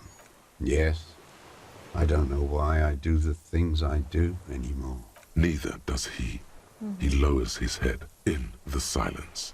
The lieutenant draws a line, one more down. Her. You hear a low frequency hiss, barely, beneath the audible spectrum. Then it's gone. The reeds. The lieutenant nods at you. That's it. Motive. Where is she, that Clasier? I haven't seen her there for days. Gone. I knew it. She kept staring into the scope this last week. She'd look at night, crying or smoking on the roof, staring right into me. Midtown, across the Bay of Revachol. The oceanic wind washes 40-story towers. Above them, Lausanne Central Aerodrome. On the platform, a young woman is withdrawing from amphetamines, barbiturates, and alcohol. Yet still, she smiles among the crowd, among the great ghost of the city she's leaving. For another, smaller, distant, hidden, not like the great chandelier she sees sparkle in the night below her. Streetlights, towers, tenements, and water, and across it, a dark strip of ruins, barely visible. There, on a dilapidated jetty, in a nameless village, 2 police officers and 1 special consultant look across a narrow strip of sea. The ruins of a sea fort stick out of the water, built by Philippe II. He's there, doing what exactly, I don't know. Satellite Officer Vic Mayer points at the ruins. Behind that anti-aircraft something. That's why we can't see him. Special Consultant Heidelstein is optimistic. We'll see the boat when he comes. Let's go get a coffee until then. I know this interesting little place. Where? As the men go, Patrol Officer Minnow looks back over her shoulder at the crumbling fortification like a rotten tooth. Good luck, Harry, she thinks. You need something good for this. This was nice. We could get more. We've got him to... You could get more out of him. Enough. Take him in. Bend his arms behind... A tragic comedy. A strange little engine seems to fire up in him again. Detest pushes the cobwebs out of his eyes. Specifically, the whole city is a charnel house. Because of the racists. Everyone is a racist in Martinez. It's their favorite thing to do in the pump full of steroids and Radio Revachol 92. Yes, the fly larva in his container. Not since the serfs of ancient Pericarnassus has history produced a more inert social class than the Martinez proletariat. Intense, like animals, like those boom-boom morons on the ice. The worst of them is the blood-drenched Sucrion on her yacht, licking her lips. The worst is that old cock parading around in his ute. Every morning he's there. That's all the rich really want. We did good when we pushed him under that horse car. If only, in the 30s, those disco whores... The disco whores are too much. Hatred shuts down his brain's language center, leaving only a nonsensical sputter. Another hideous disappointment. That deformed toad? I wouldn't expect him to wipe his own ass. Edgar. He talks a big game about uprising. He's been sweet-talked by this Edgar. They must have met in person for such animosity. You can't live alone. The Clares wouldn't miss a man hidden in their own backyard. Not all this time. Of course. Maybe the Clears asked him to. Don't go straight for the kill. Exhaust everything else first. Soften him up. I haven't approached anyone. I hid. It was Edgar who came to me. How did he know you were here? He didn't just stumble in like an oaf. Oh? He figured it out. Some kids told him about a monster on the island. Stepped right off the boat and walked down where you came. I even kept the door open for him. I was right about one of those things. 20 years ago. Oh, Neither okay. of them could walk now, could they? That's around the time the Clears came to power. Edgar did the talking.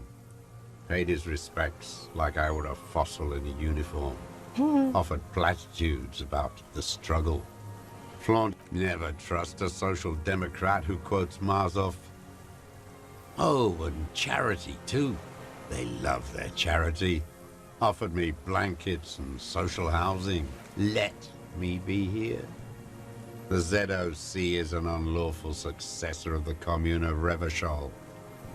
We took this fortification from the Loyalists. You know why I killed that fucker Duat.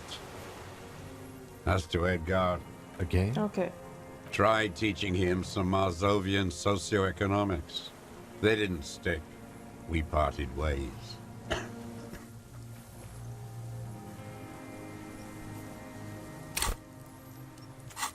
Horse. Oh no, the connection doesn't come to you on such a pivotal moment. Are you kidding me? Dumbo, do something. You can't zone out now. This is... Slap yourself in the head again. Jumpstart it. By God, we are on the edge, in the very end, and you can't even remember what you're trying to connect, can you? While the murder suspect stares at you with contempt. It's not me not able to connect the dots. It's fucking you. Officer.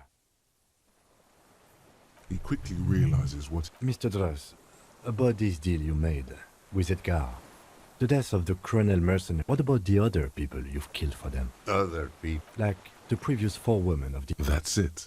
That's what you Oh. weren't connecting yourself. I didn't fight 40 Interesting. years to end up an informant for the international regime. Still dumb, your eyes are transfixed on his digit. It's yellow with nicotine. You are the law.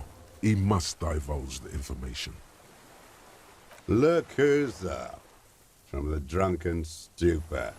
Yeah. This one's worse for wear than me. Emotionally frayed. Life is hard for us human beings. We will have plenty of time to talk about this later, Mr. Dross. When you're in pre-detention. Go ahead. Ease off it. This was not an... Every fucking morning, royalist ghouls played like it was life itself. Click, clack, across the water. I remember him. I remember him from La Noce. Not him, personally. His make and model. There were tens of thousands of them. I thought we took them all out before the liberals came to their rescue. We missed one. That one. There doesn't seem to be a single person under the pine today. Fat and plump. Like a pheasant. Just begging to be popped off. He whispers with such predatory hunger. It borders on longing. Not yet. I like to look at him strut around, place the crosshair on his medals, right on his face, and just fiddle the trigger. Save the treat for later? He is a juicy bonbon, that one. A real treat for the black day. The blackest. When I put that gun in my own mouth, I better. I even hid one bullet, so I'd always have one. For him. Haven't seen him there lately? Momentarily, he's worried for him. He reminds him of himself. The same hatred. They are veterans of the same war. Oh, Somewhere west in Coal City, his enemy is lying in a dark room on a metal slider, not breathing, like he will too.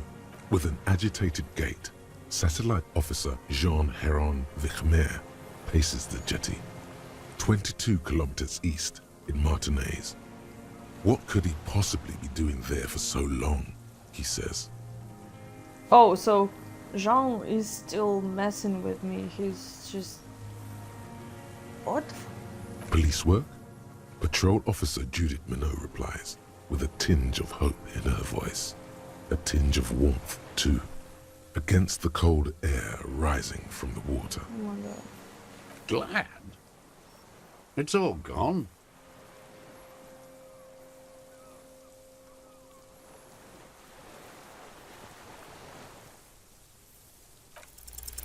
For a 60-year-old man with stomach trouble, he's prone to erratic hand gestures. What? But you said I would be taken to the... The sum of all the erratic movements, fidgeting, and mood swings he's been exhibiting. The wind picks up. The silence on the water is broken all around you. Little shivers of waves appear. The lieutenant continues, like an incantation. Your wayfarer rights have been suspended. Information provided to the officers on the scene will be used against you by the prosecution. You will be given legal counsel within 1 week and must face court in 44 days. Do you understand? But... No, I don't want to. I have to stay here. He looks at the reeds. He's sweating. Beads are forming on his forehead. Pupils are dilated too. Your confirmation is not required, sir. Now on to the boat.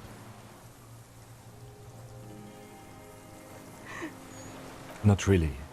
We could escort him to the pier, then either one of us can take him inland while the other stays here. But... There's something you're not getting here that he's realizing. Who watches over him there while I come back for you? Lillian. You could ask her, maybe. This is no harmless old man. This fucking world. This world. No, listen. Listen now. Wait. No, no, it would take a whole day on this island. You go and transport the prisoner. I'll be here. I can escort him to the pier with you. This world? What are you talking about? Your skin is crawling suddenly. I missed the check. Look at the what? I thought I could come back to that, and I didn't listen to the hearing. Oh, look at them.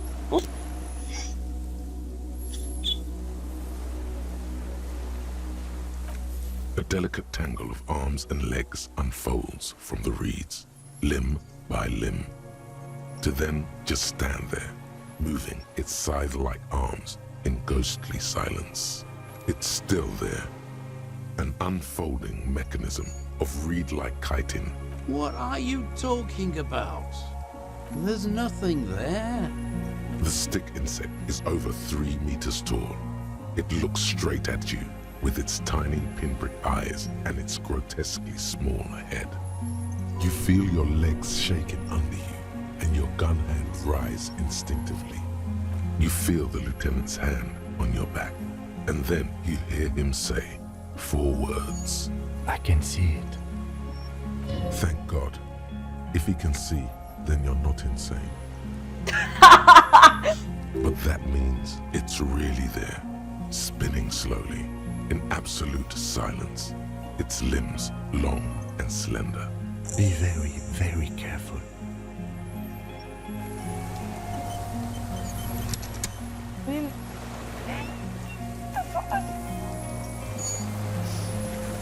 The creature stands on long stilt-like legs, antennae hanging from its head like a woman's hair, white and curled at the tips. No. It is no more than 5 steps away from you. The segmented antennae move with apprehension, searching for something that's not there. Reed-like tufts stick out of its joints. As the insect moves its forearms, it produces a faint hiss, like a reel-to-reel machine spinning after the tape breaks. Your corpse will be marked by stars. Oh.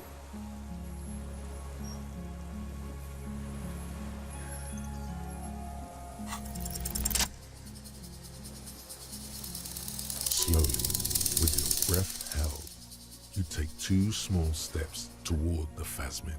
The creature lets out a series of ultrasonic clicks that swarm around your head like swallows. Like laughter, a sort of happiness. Sweat drips from your brow, soaking your chest. You reek of it, your chemicals. Hissing and clicking, it extends its mandible-like antennae to greet you. You're right below it now, looking up at the colossal chitin of its white limbs. The insect stops its stridulation, seeming to observe you. Below its crown of reeds, little pinprick eyes detect motion, glittering. The world stands still around you. Suddenly, there is silence. No, stop. Be afraid. As you do, the invertebrate comes to life, its limbs moving independent of each other, as if each has a mind of its own. They are white, like stalks of porcelain, knitting above you. Shifting around in the reeds around it, in the muddy water, you notice some of its hind legs apparently standing on the water from time to time. Is that a glimmer in the water below it? Like plastic? Could it be hoarding something? Of course, no time. The insect towers above you. No reply. A total ancient silence comes from its mouth, along with what appears to be some kind of foam. The stridulations of its limbs continue all around you. You were right. Little bubbles form on the mouth parts of the creature, on its segmented lower lip. It looks to be foaming, slowly. The foam is white, then yellowish. The faintest smell, like you've never felt before, like burnt roses. Careful, it may be poisonous. The foam slowly turns a darker shade, like burnt caramel, as the insect moves its mouth parts, masticating. The little bubbles begin to burst, one by one, letting out that same smell, like summer burning. Okay.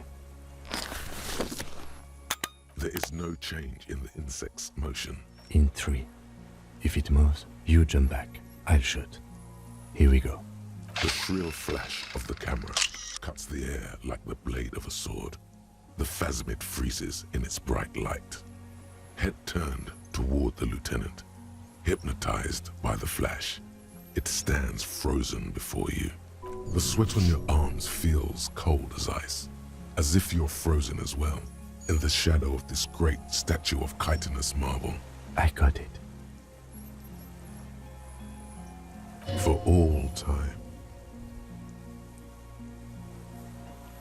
The antennae hang from a great height. With your hand shaking, you barely touch the tip of the left whisker. On contact, the chitin curls into a spiral, like the tip of a poison ivy. Its touch on your fingertip feels cold, ticklish. The sensation is electrifying, resounding through. It is surprisingly delicate, the curly end of the whisker, like a young vine. It's even a bit wet. Be careful, detective. It's moving. You were right. It glistens with some kind of moisture. The creature in front of you stays frozen. It tastes like sugar, very faint. The anthropod towers above you, tufts of reeds pointing from limb and head alike, odorless, mostly comprised of water. Oh, I don't think I... Well, oh. The limb before you is incredibly light, like eggshell. It's much lighter than a reed. You feel a soft push could tip the creature over. Its hollow exoskeleton. Warning, it's about to move. You can sense it. A sudden shiver passes the limb. Looks like the creature. Another shudder pulses through the creature's limbs. It jolts back to life, like a record continuing where it left off, in a swaying. I exist. It's too much.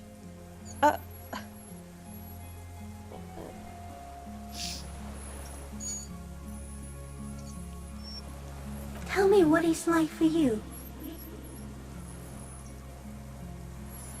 What is your illness? I smelled it as soon as you stepped on the island. Strawberries. Fresh bursts of red strawberries. Ripe, turning riper. Soon you'll be rotten. Now I will tell you how it is for me. For me, it is a series of half-lit images, a kind of darkness, being intruded upon, transient, dim, moist, shapes of plants and animals, and internal sensations, a swarm of sounds, tiny vibrations on the inside of my forearms, all speak of complexities totally beyond my understanding. I am at the end of a narrow funnel, weightless, so light, it only feels like something to be me. In truth, perhaps I'm nothing. I certainly do not have a soul, and if I did, it would never ache. Are you sure? Sometimes, when molting, I will grow a lost limb. One time something went wrong, and a small leg replaced a missing antenna. Yes, the leg tried to move around independently, making it hard to walk. Yes, thankfully someone ate it. The next time I molded, I grew an antenna again. So am I. I was born to detect sucrose rewards and semiochemicals. What were you born to detect? Yes, no one detected me for such a long time. For thousands of years, I dithered, out of sight, trapped myself in greenery. No one believed I exist, almost no one, until you came, detective, dripping of blood that smells like strawberries. across the calm sea, the first in 1,000 years. No, you're awake. I am real. Light is forming me. This is real.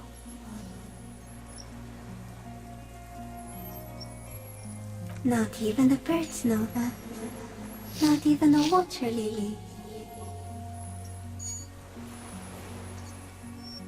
You can also eat it. If it's a leaf, you can put it in your mouth.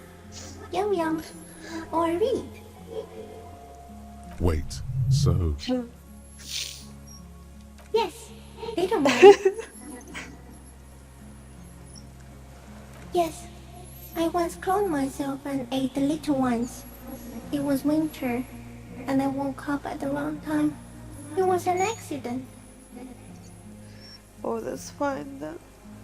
I am an unknown species of the order Phantasmadia, endemic to the Insulandia Insula. For the last 350 years, I have hidden in plain sight, masquerading as the reeds, molting, cloning myself, unfolding at night to play with trash bins and boys. it may have unknown, dangerous biochemical characteristics that help it maintain its camouflage. No, no one believed I exist. Almost no one. Until you came, Detective. I have stayed hidden through 4 forms of government and 2 scientific revolutions until I was accidentally discovered by a detective of the city's militia in Revelshore, district of Martinez, March 51. Yes, I do not have a starter display, so I use a neurodegenerative element to aid in camouflage. Do not worry. It is only destructive over long periods of time. That's what influenced our... What was his name? The deserter?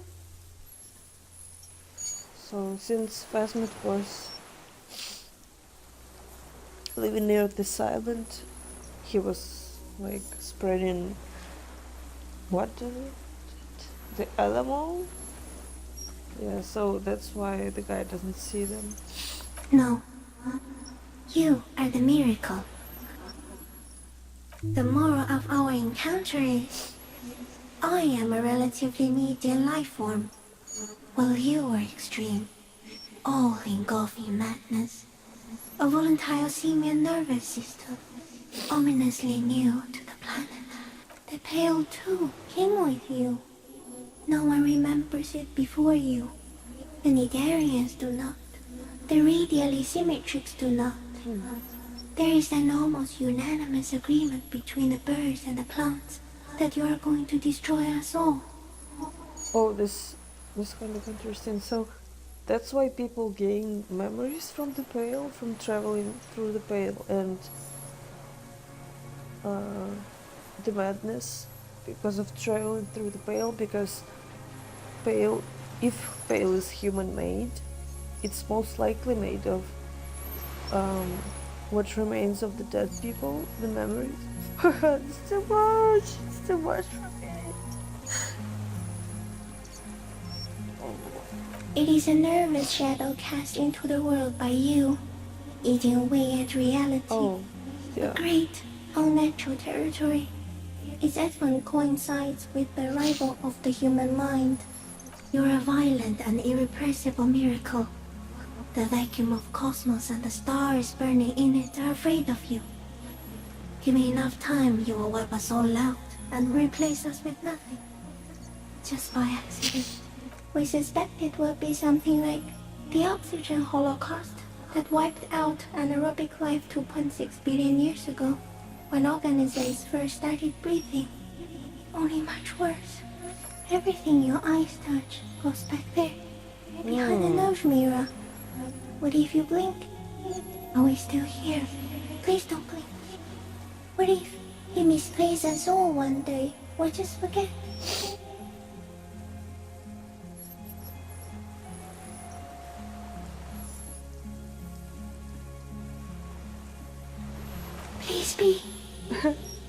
One day, one of you will close your eyes and sigh, and open them to see that none of this ever existed. It doesn't look like that, no. You're just staring at it. Okay. Is it somehow related to the case? I think you should back away from the unstudied species. No, there is one more.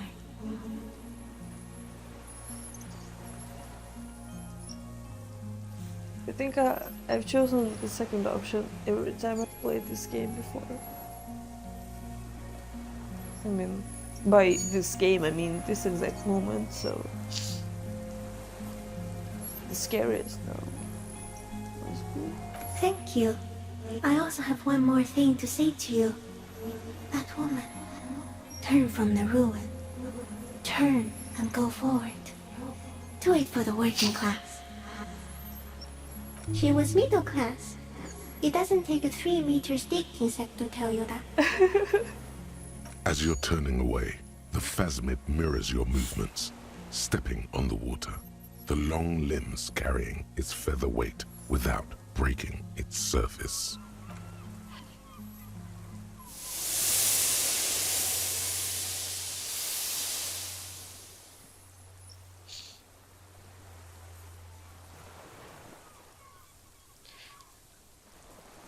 And just like that, it's gone, skating away across the sea's calm mirror like a skipping stone, leaving nothing but circles on the water.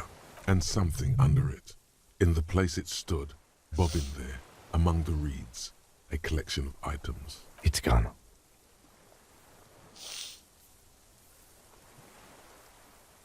Apparently, yes, like a water strider.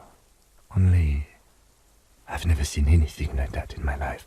Oh, I can tell because I didn't believe in the phasmid. Looks like a nest of some sort. What now?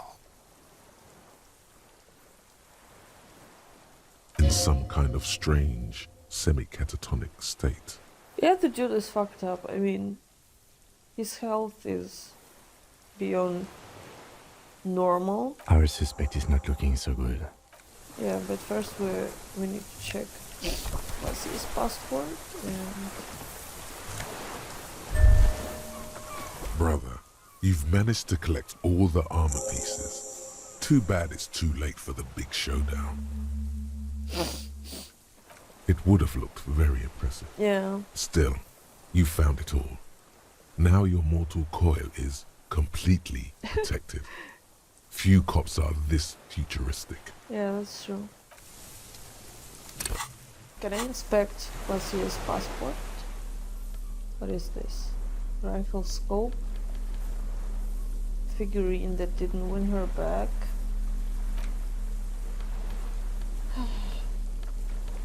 This passport, issued by the Sovereign Republic of Oranje, is issued to a black-haired woman called Katarzyna Alazie.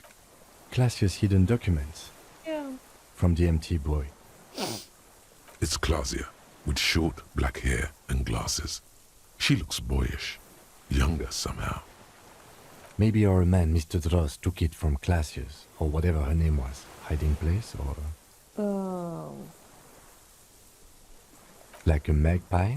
Well, What a yeah. coincidence. Then it would also have collected the other objects, which would be highly unusual. I can see how the helmet could wash up on the island. And the scope. Maybe Mr. Dross lost it. But to seek this out would be very unusual behavior for an arthropod. Well, yeah, it would be unusual, but still, how... Mr. Dross told us that he didn't take Placia's passport, so... Well, I don't think he lied once while we were discussing the matters of the murder. So, maybe it was the phasmid who took it? Okay, yeah, sure. She said it would be for Anouk Meyer-Smith. Anouk Meyer-Smith.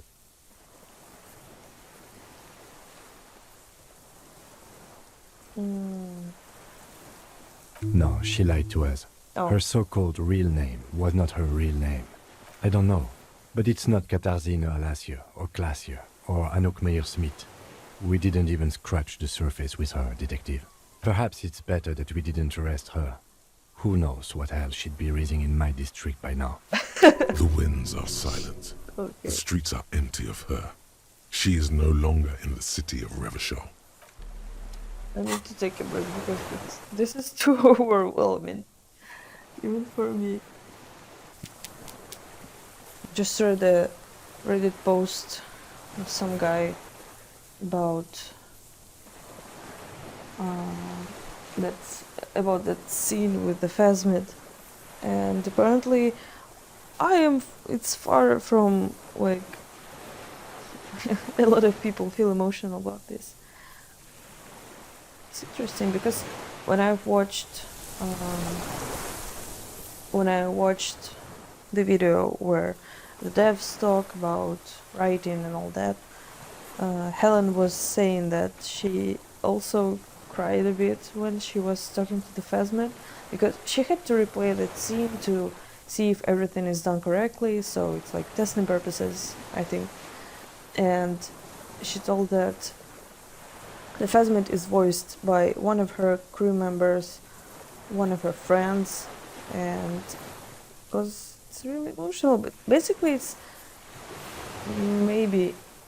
one huge thing that happens to Harry that is like actually innocently good and kind, because like remember all the dialogues that you have inside your head, and you always, it's not like you feel down or something, you just, even your feelings make fun of you, well, because it's like rigorous self-critique, or what was that, the name of that thought?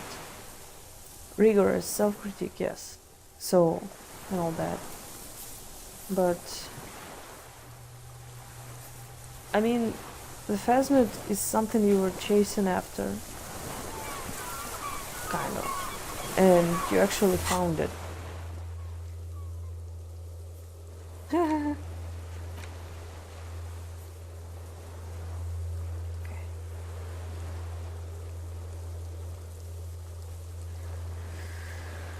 Ah, jeez, this is tough.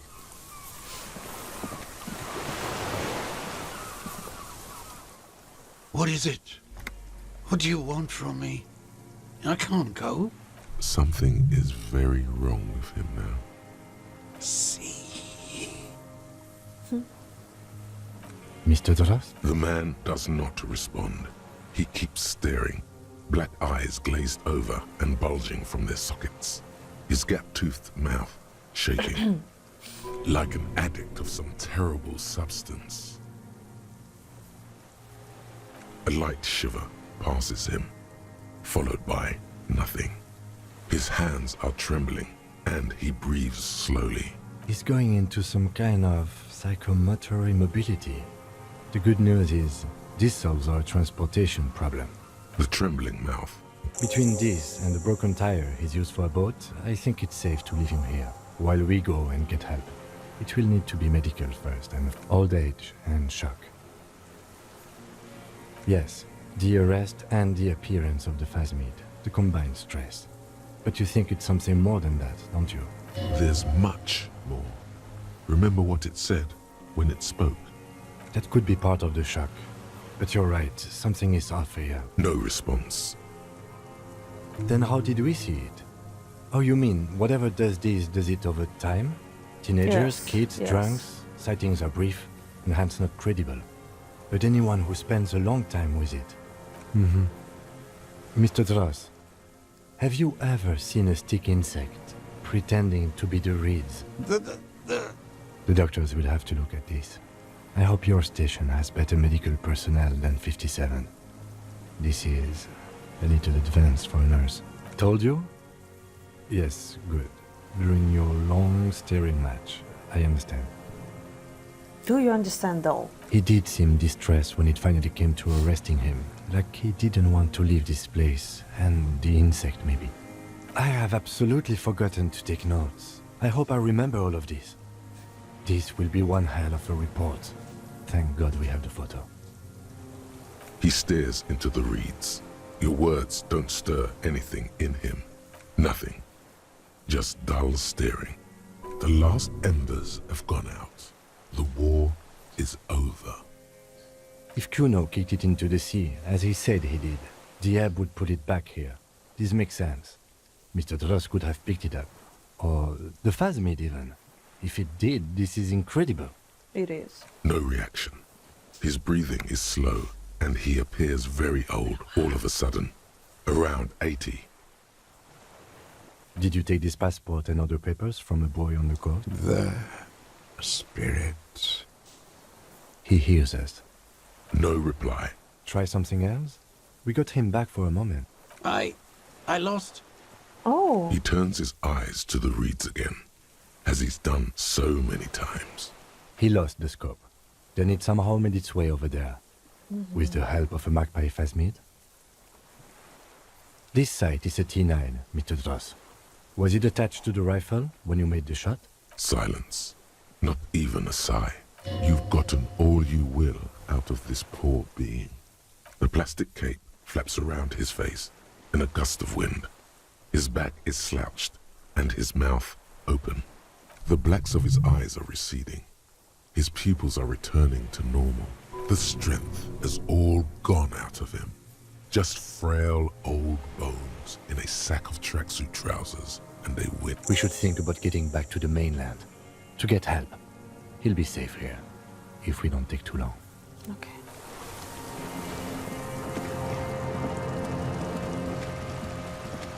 Oh wait. Going the wrong way.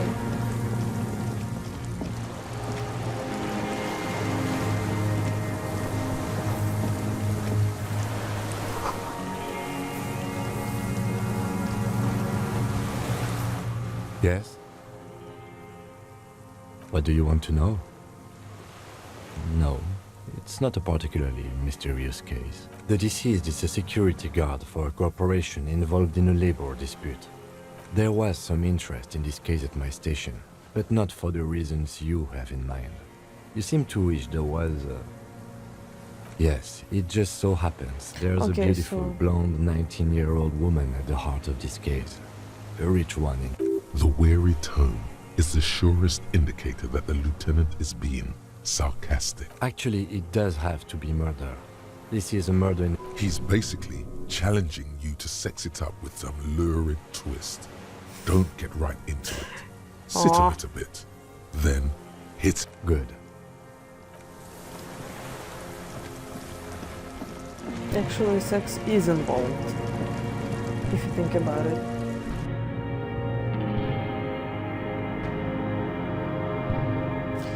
Okay, now, since we're approaching the final, I'm fucking emotionally exhausted. I don't know what to think anymore. This is too much. The first time I ended the game, it was... I finished it about 3 AM, so it was kind of late, and I was working. It was midweek, it was Thursday. No. Well, it was Thursday, but 3 AM on Thursday, so it was after a long Wednesday, you know? And I was eager to finish the game because I was interested in all this. So I may or may not skip some things, and maybe I didn't pay as much attention as I could, you know, as one does, because I am impatient. I want to finish the game and to see what it ends. Okay, so my question is, right now I can decide what am I gonna wear when my colleagues meet me, because right now, well, I look strange. What's happening? The ice is melting. Apparently, the way you look influences what the colleagues say to you and what you're holding. Oh, I don't have my gun. Okay, never mind. I still have my badge though. I will just unequip it because I don't want to get embarrassed because I'm wearing a suspect's weapon that she shot herself with. Okay, I can leave the Dick Mullen hat. I think I would like to wear this jacket because it's funny and because I'm kind of a suicidal cop. What about the other parts? Should I leave my disco styled, you know? Funny.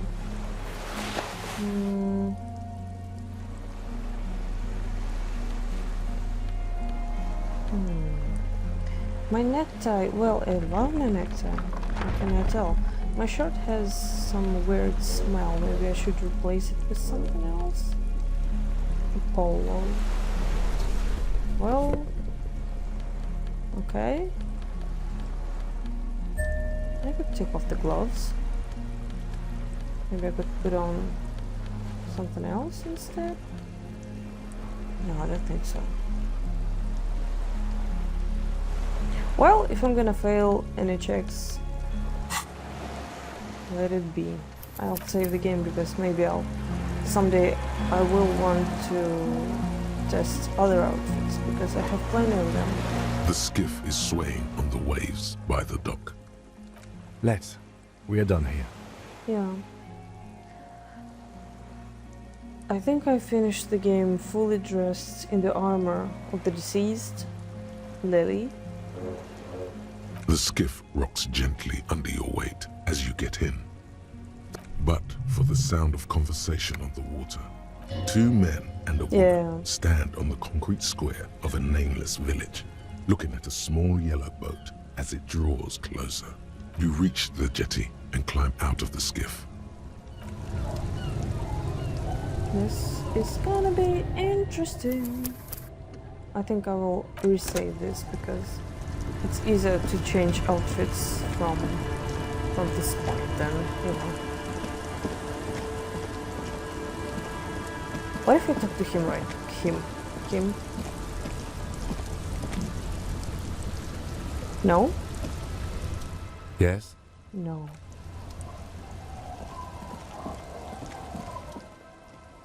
Look what the tide brought in. Oh, typical Jean. What does that say on your back? Fuck the world? So you've turned into some kind of nihilistic rock and roll world ender? Harry, that's because you're a cop with fuck the world written on his back. Actually, are you? Are you still a cop? There's so much disco going on, it's hard to tell. Vic, calm down. We're not forgetting about anything. Hello, I'm Trent Heilerstein. I believe we've met on several occasions. I'm your goddamn partner, Jean-Vic Kemar, and this is your special task force. Or what's left of it. Special Consultant Trent Heilerstein, Patrol Officer Judith Minot. Hi. We've come to scrape what's left of you off the pavement. Lieutenant Kim Kisoragi, Prison 57. We've just come from the island, where our investigation led us. We might need your help with something later. As if he recalled that he's in fact a decorated police lieutenant and not a naughty boy. Oh, yeah, that's nice. But this is clearly a departmental matter, so I'm going to leave you to discuss it among yourselves. It's good to meet you, Lieutenant Kitsuhagi. Letting the lieutenant know he shouldn't feel embarrassed over the shitstorm that's about to befall you. Ari, we want to help you. Trent, I believe this is where you come in? This is the horse-faced woman. Why? I don't know why you named her that, but it was beyond idiotic. Yeah. You should never address her using those words again. But I have never addressed her like that. I don't quite know what I'm doing here. I was asked to participate as an expert. I think I need to manage your expectations a little. I'm at best an enthusiast in cognitive science. My background is in something else entirely. I engage in neurology on a merely theoretical level. In fact, I should probably get going. No, Trant. It's too late. You're part of this shit now. What have you got to say for yourself, shit kid? What does he have to say for himself? He left you to catch the bullets. The cafeteria manager you fucked over told us where you went. Strange. He didn't mention that. In fact, the establishment didn't look saved at all. There was a giant aerograffito in front of the building. It was on fire. I knew it. Didn't I tell you, Trant? The line is from Luigi Atton's Mirova 82, isn't it?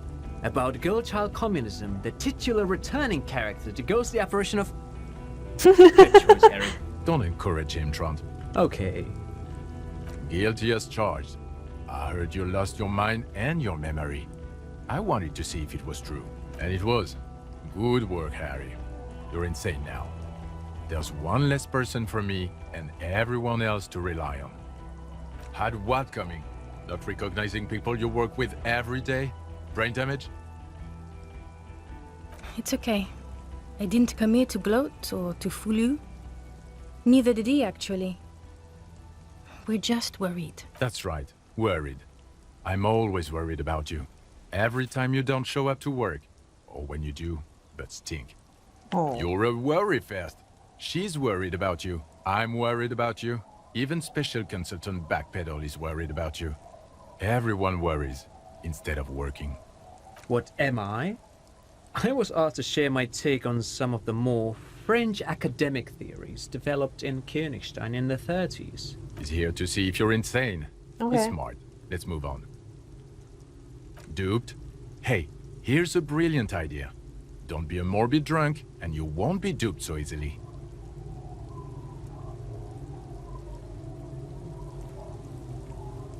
No, everyone's just a brilliant master of this guy. Yeah, Major Crimes Unit, under Lieutenant Dubois and Vicomar. Ring any bells? Refresh your memory? It's a goddamn Major Crimes Unit. There's you, me, Jude, Trant fucking Heidelstam, and Guillaume Baby. I'm technically just a civilian advisor. Fuck you. You're part of this shit show. Oh, that's an interesting story, actually. Guillaume Baby is a police reporter who joined our team. Okay. He was really good. Then he left, because he lost faith in your ability to lead the unit. Other people have left too. Good, smart people. People we won't get back. Only me and this really patient patrol officer are still here. And Trant, because I'm forcing him to stay. How come do you, the satellite officer, permit me, a drunk Lieutenant W. Freighter, lead the unit? Are you fucking insane? Why don't you lead the unit if you're so smart? Do? It's a Major Crimes Unit. We clear the desk of cases so Precinct 41 doesn't look like the worst station in town. We're shit here now, Harry. Because of you. Of course. They're your posse, or what remains of it. Hand-picked, hand-lost. The 41st isn't... God damn it, Harry. You told us to fuck off. You said we are cramping your style. You're detective god. Fuck everything. All will burn. It wasn't like that. It was. Fuck you, Harry. We didn't know there was gonna be a tribunal, did we?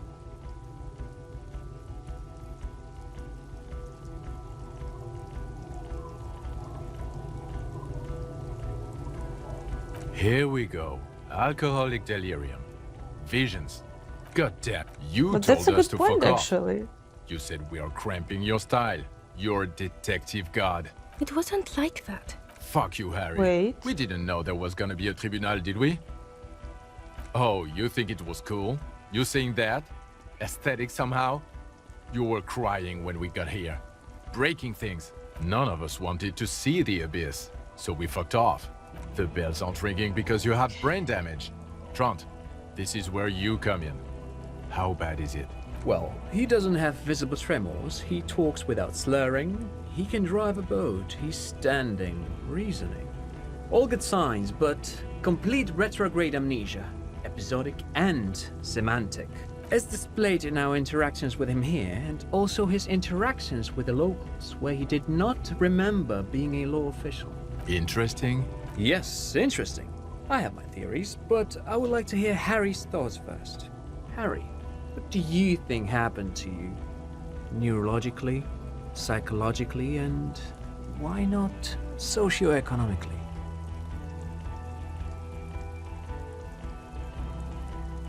Corresponding to the 20-centimeter hole in your brain? Sure. This theory has great symmetry. I see how it folds into itself neatly. Precisely, Satellite Officer Vic Mayer. It's Martinez.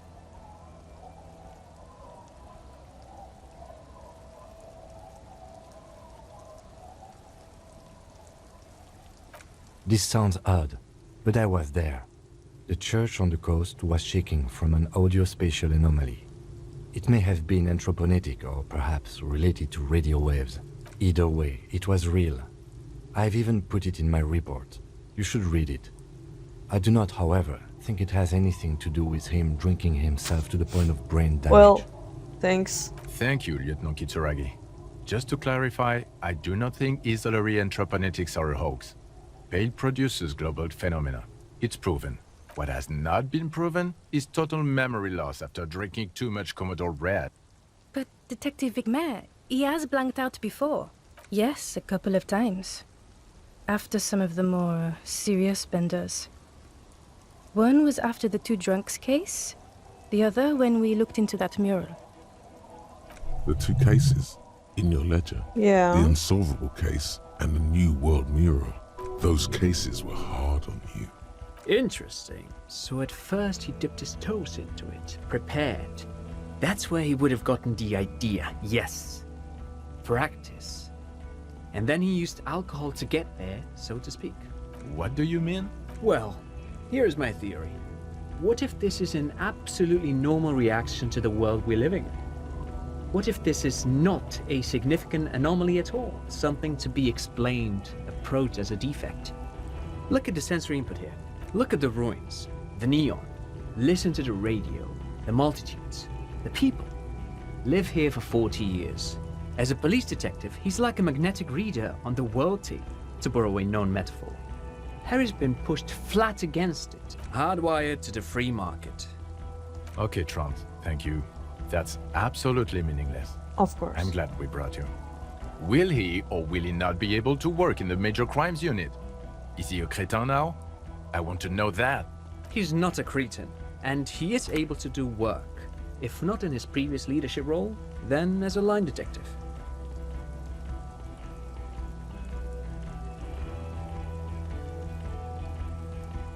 No, Harry.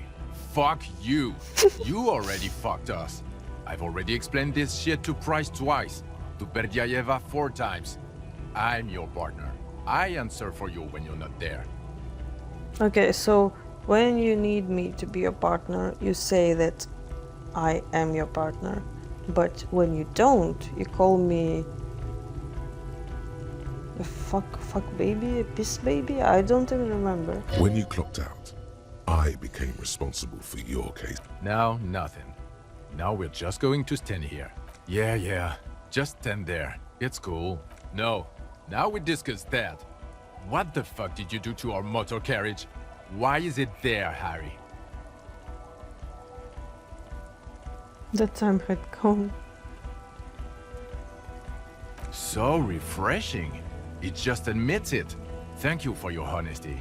Thank you for destroying 45,000 real of police property. That's coming out of everyone's payslip. It doesn't matter. Your badge, Harry. Show me your badge. In a rush to demonstrate your badge, your eager fingers can't sustain a grip on the smooth plastic. Yeah, never mind. You juggle the badge for a second, unsuccessfully, and it left. Ouch! You strained your elbow trying to catch that stupid thing. Damn it. He found it. He found it, Jean. It's his badge. And your gun?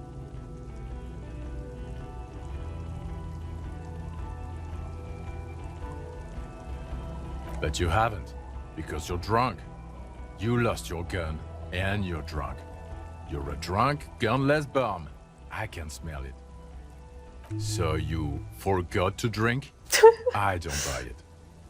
He's wounded. It's been a long week, and he's handled an actual corpse. The man doesn't reply, but his expression speaks for him. You should have done a better job, is what it's saying.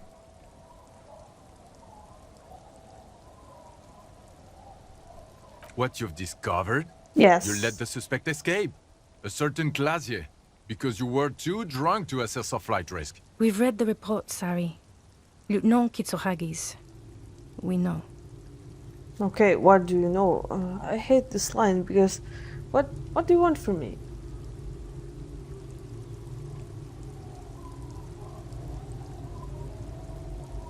Oh well, if she was nice.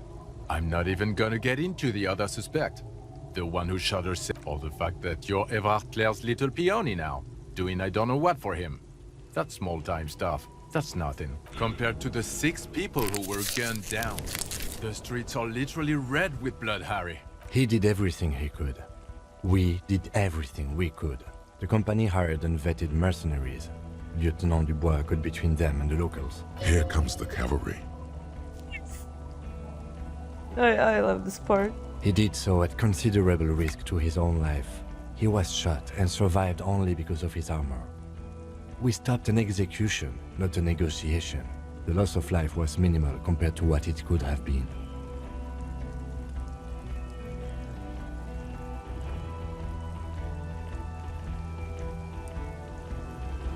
Wait, it's better if I...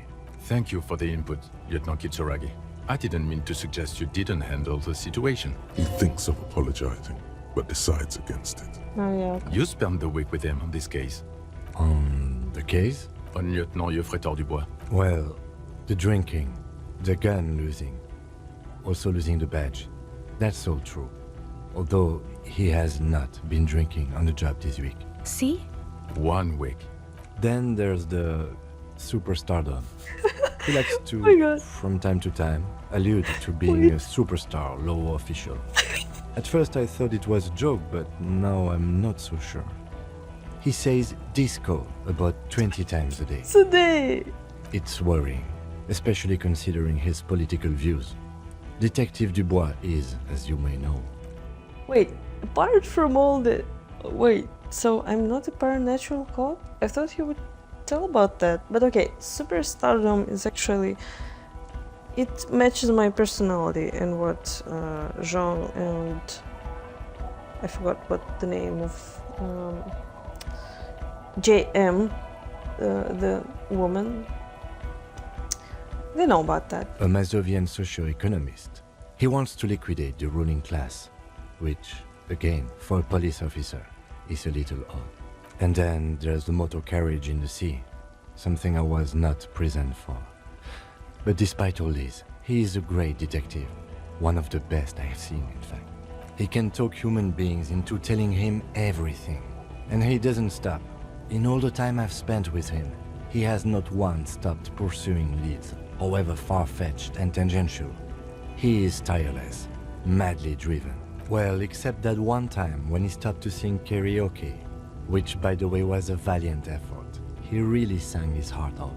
Yeah, it was what it was. Other than that one time, he has tirelessly worked on the case, and he solved it. We have a confession, a murder weapon, and the perpetrator. He apprehended a straggler who stayed hidden for 50 years, ever since the revolution, who's probably committed other murders over those years. Oh, and he also discovered a new species. A new species? A colossal stick insect. It was on the island, camouflaged as the reeds. It unfolded from the reeds. I think we may be dealing with the Insulindian phasmid. He takes out the photo of the phasmid and shows it to the officers across the yard. The wind blows, flapping the glossy rectangle in his hand. You hear gasps beneath the howling of the wind. As you can see, it's about 3 meters tall. In fact, we think it may be the largest land invertebrate ever discovered. So, as far as you can see, I'm a pretty okay detective. Absolutely giant communist. Fucking hell is that? Is this somehow connected to the case? Detective? Boom, boom, boom. The old man was not aware of the phasmid's presence. Exhibiting a strange, atypical dementia, he fell into a stupor Boom, boom, after boom. its What the fuck is appearance. that? He became near catatonic. So it is connected. Fuck you, Jean. I must say, this is absolutely extraordinary. I don't even have words for it. Yes, it really does make it hard to fire the drunk. Aww. This is a very, very sad man who has just seen something that's made him forget his sadness. Oh, I didn't think about that. It kinda makes sense. Now you make your case. Now is the time. Now or never. Lilianovich. The custom started in Grad, where they have patronyms. Krasovich, Lasovich, etc. The revolutionaries saw this as a chauvinist atavism, so they used matronyms, derived from the mother's name instead. This man's mother was Lilian. His Lilian's son, Lilianovich. The custom was overturned after the revolution failed, but not before it made it to Revachol. So, it is what a soldier of the ICM would be. Thank you, Trout. Thank you for that piece of cultural theory. Of course, excuse me, I just thought it was noteworthy. Jealousy? I thought this Lilianovich was an old man. A strange psychosexual fixation, aggravated possibly by proximity to the phasmid and its chemicals. He himself gave a political reason, said he had killed an enemy combatant. Wait, so if I don't discover phasmid, it's all entirely different. That's interesting. Also, we have ballistics from the gun, matching the bullet found in the dead mercenary's head, and 2 officers on the scene that Mr. Dross confessed to. It's a clean win. It's way more than that. No.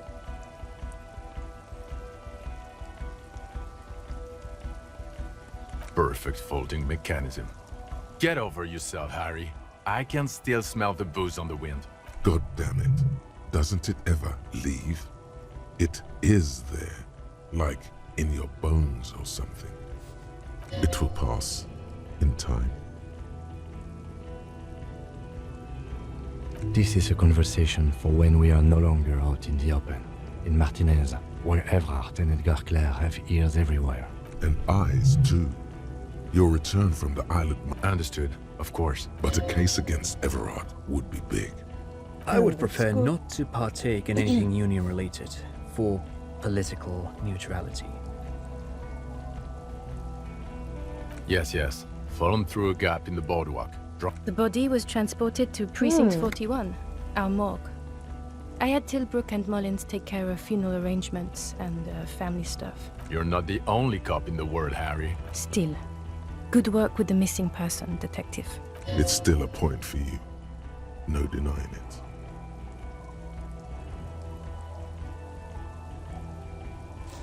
Well, for the sake of... Actually, you didn't. I told them a police raid will sweep the church in 2 days, which, by the way, it will. If they have any brains, they won't be producing in there. So it was pointless! When you were out? Because I'm a police detective, and manufacturing drugs is illegal. Oh my god. Wait, he tried to set up a drug lab? No, he just let some youth set up a club in the church. They thought they could produce in there. They won't. The building was hilarious. abandoned. It was an okay idea. Better than having them out on the ice. Female? You had to see it. It had the subdued colors of a female. And the nesting behavior too, I think. Incredible. Not as far as I could see. There were other things there, though.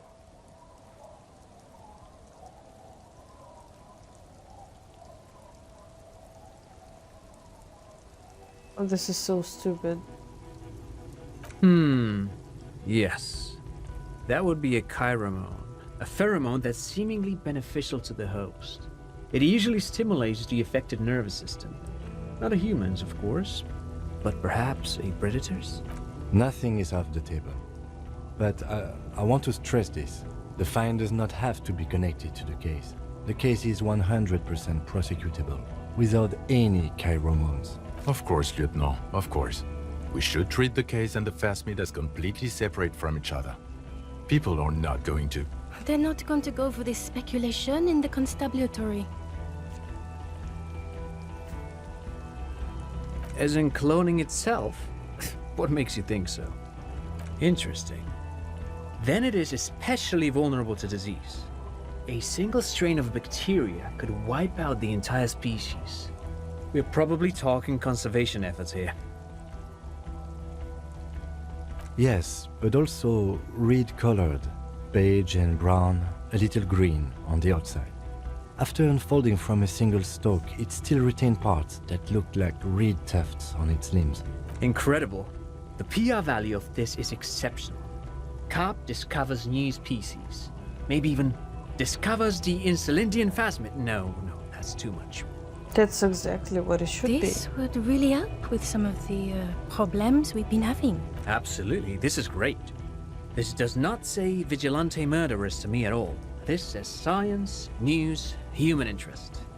You know, it's a really good thing you have that photo. Without it, You're doing good here.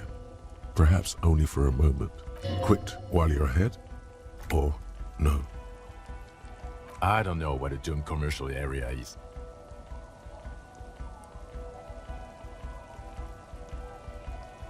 Why? That's not what you were supposed to do here. There was a possible witness in there, and it was close to the crime scene.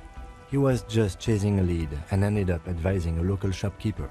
It was okay. Of course. Call it community out. Dodged the bullet there. For a moment, it seemed like you were just wasting time. This one, well, I could try this. I mean, it won't change anything. Who's Kuno? You don't want to know. You're right, Lieutenant, I don't. You snorted the drugs. I know you did. No, I didn't. It's all right. I mean, at this point, anything is but the drink. I don't want to, but you discovered a new species, so I have to. Jude? Jude, that's her name. Anything that Jude ends the Minon. trial is Judy okay with Minon. me. Judy Minon. You haven't been drinking, she thinks. So Agreed. The public relations potential of this is too valuable to... Okay. We have vehicles in the square, and the perpetrator needs to be taken into custody. Let's go. Now you will finally get to know who you are. The man looks westward, impatiently, jingling his car keys. Who are you? You're a gym teacher, Harry. Well, obviously you're not a gym teacher anymore, but... Before you were a cop, you were a gym teacher in Coran. Harry, it explains everything. The running around, the jumping, the bicep girth, your inexplicable facial hair. And the collection of false File makes sportswear? What? The fact that you don't seem to know what homosexuality is.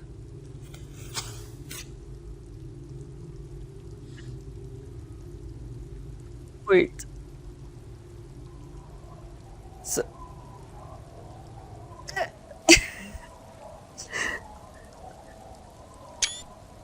This is so funny. Also, this guy. Just everything about this guy. In your 20s or late 20s, you've really let yourself go since then. Oh yeah, sure. Yes, you tao gym in Coron. I believe that's the term. Tao gym at a high school. The smell of sweat and glue. The regular. You found some chick. She inspired you to fight the big fight. Be more than you are. All You, every morning, walking from Voyager Road to teach gym. She, leaving for the academy with her spring coat on. The air filled with the smell of smoke and raspberries, and incredible hope. An ocean full of hope.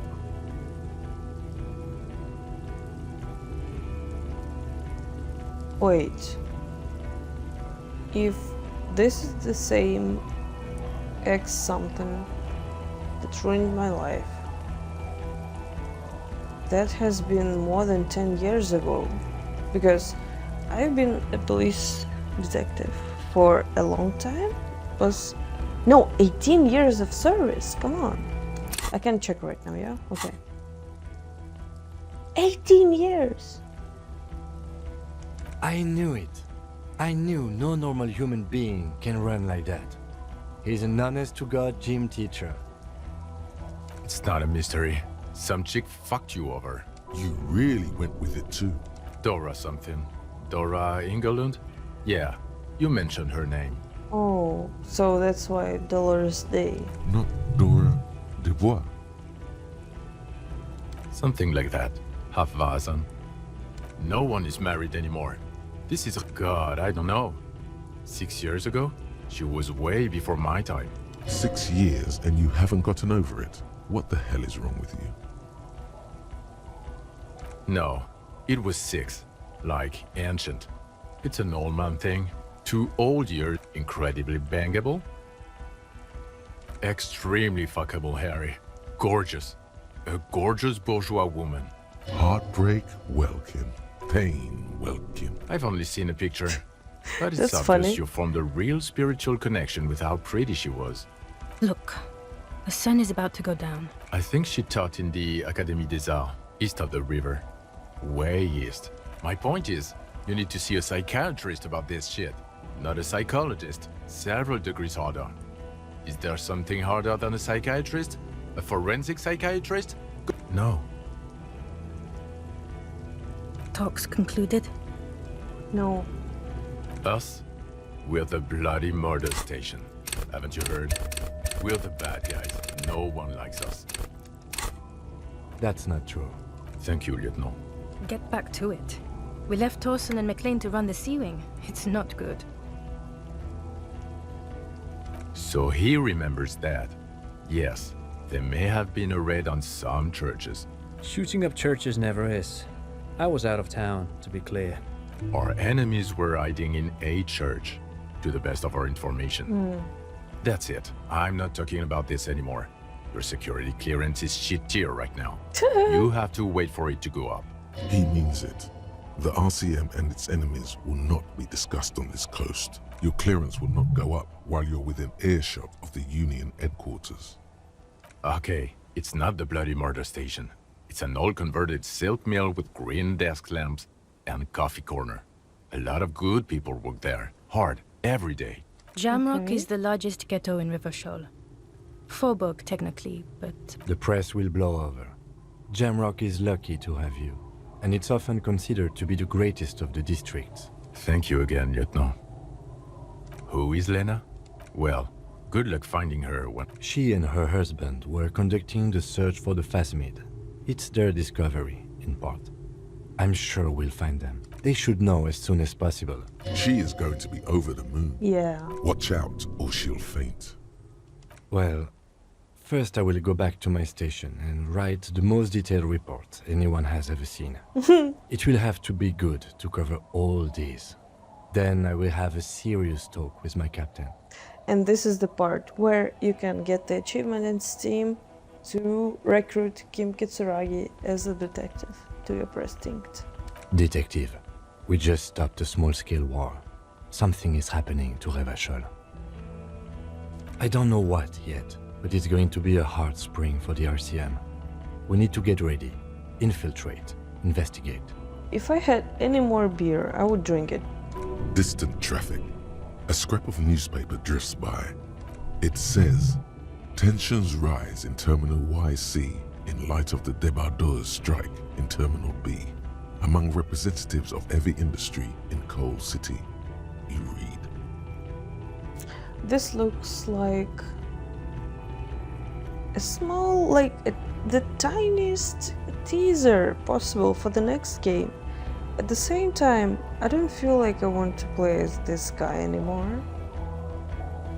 Unless they allow me to import the progress I've had here in Disco Elysium to the next part. That would be interesting. Le Retour. Perhaps. Oh. There are people who say the zone of control will not hold up long. That's They're cool. not on the radio yet. Yes.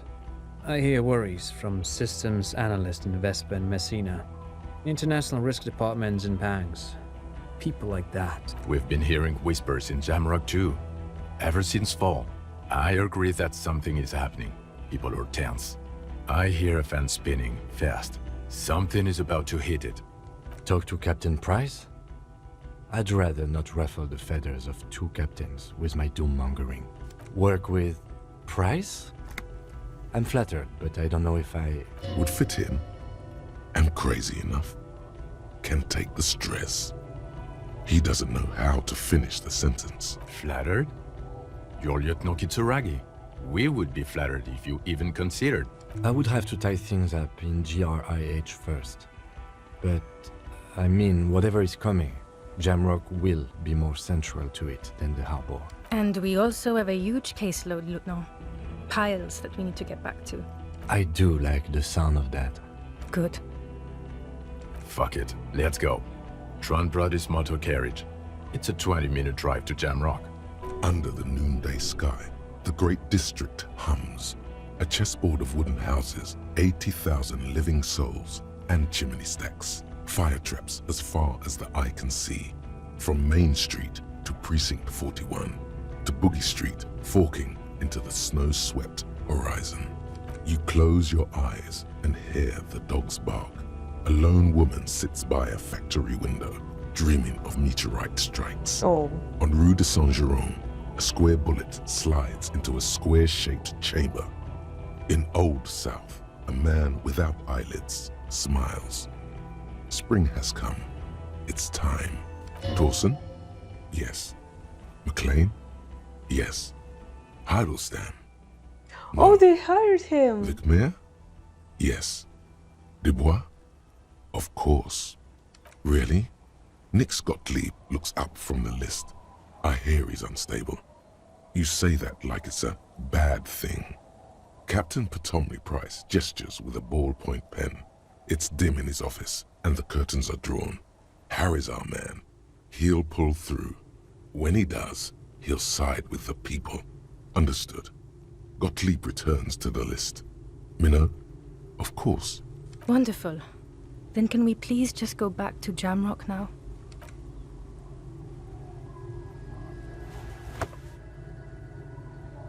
This is amazing. I'm so pleased.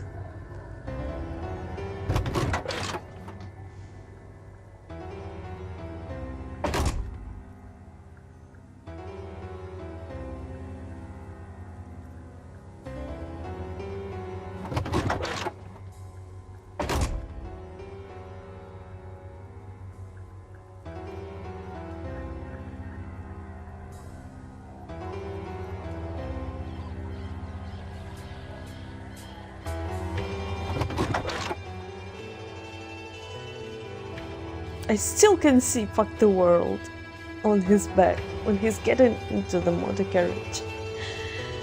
It's funny. That's how I... Yes! I got all the achievements in Disco Elysium. And it only took me 1 month. Oh wait, was it Robert? Robert Kurwitz was the guy that I was talking about.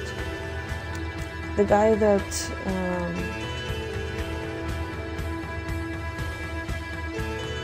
Robert and Helen, yes. They were participating in that talk that I mentioned. Maybe I'll link it. We'll see. Oh my god, this was amazing. As emotional as the first playthrough, you know. Whoever watches this, thank you for watching. And goodbye.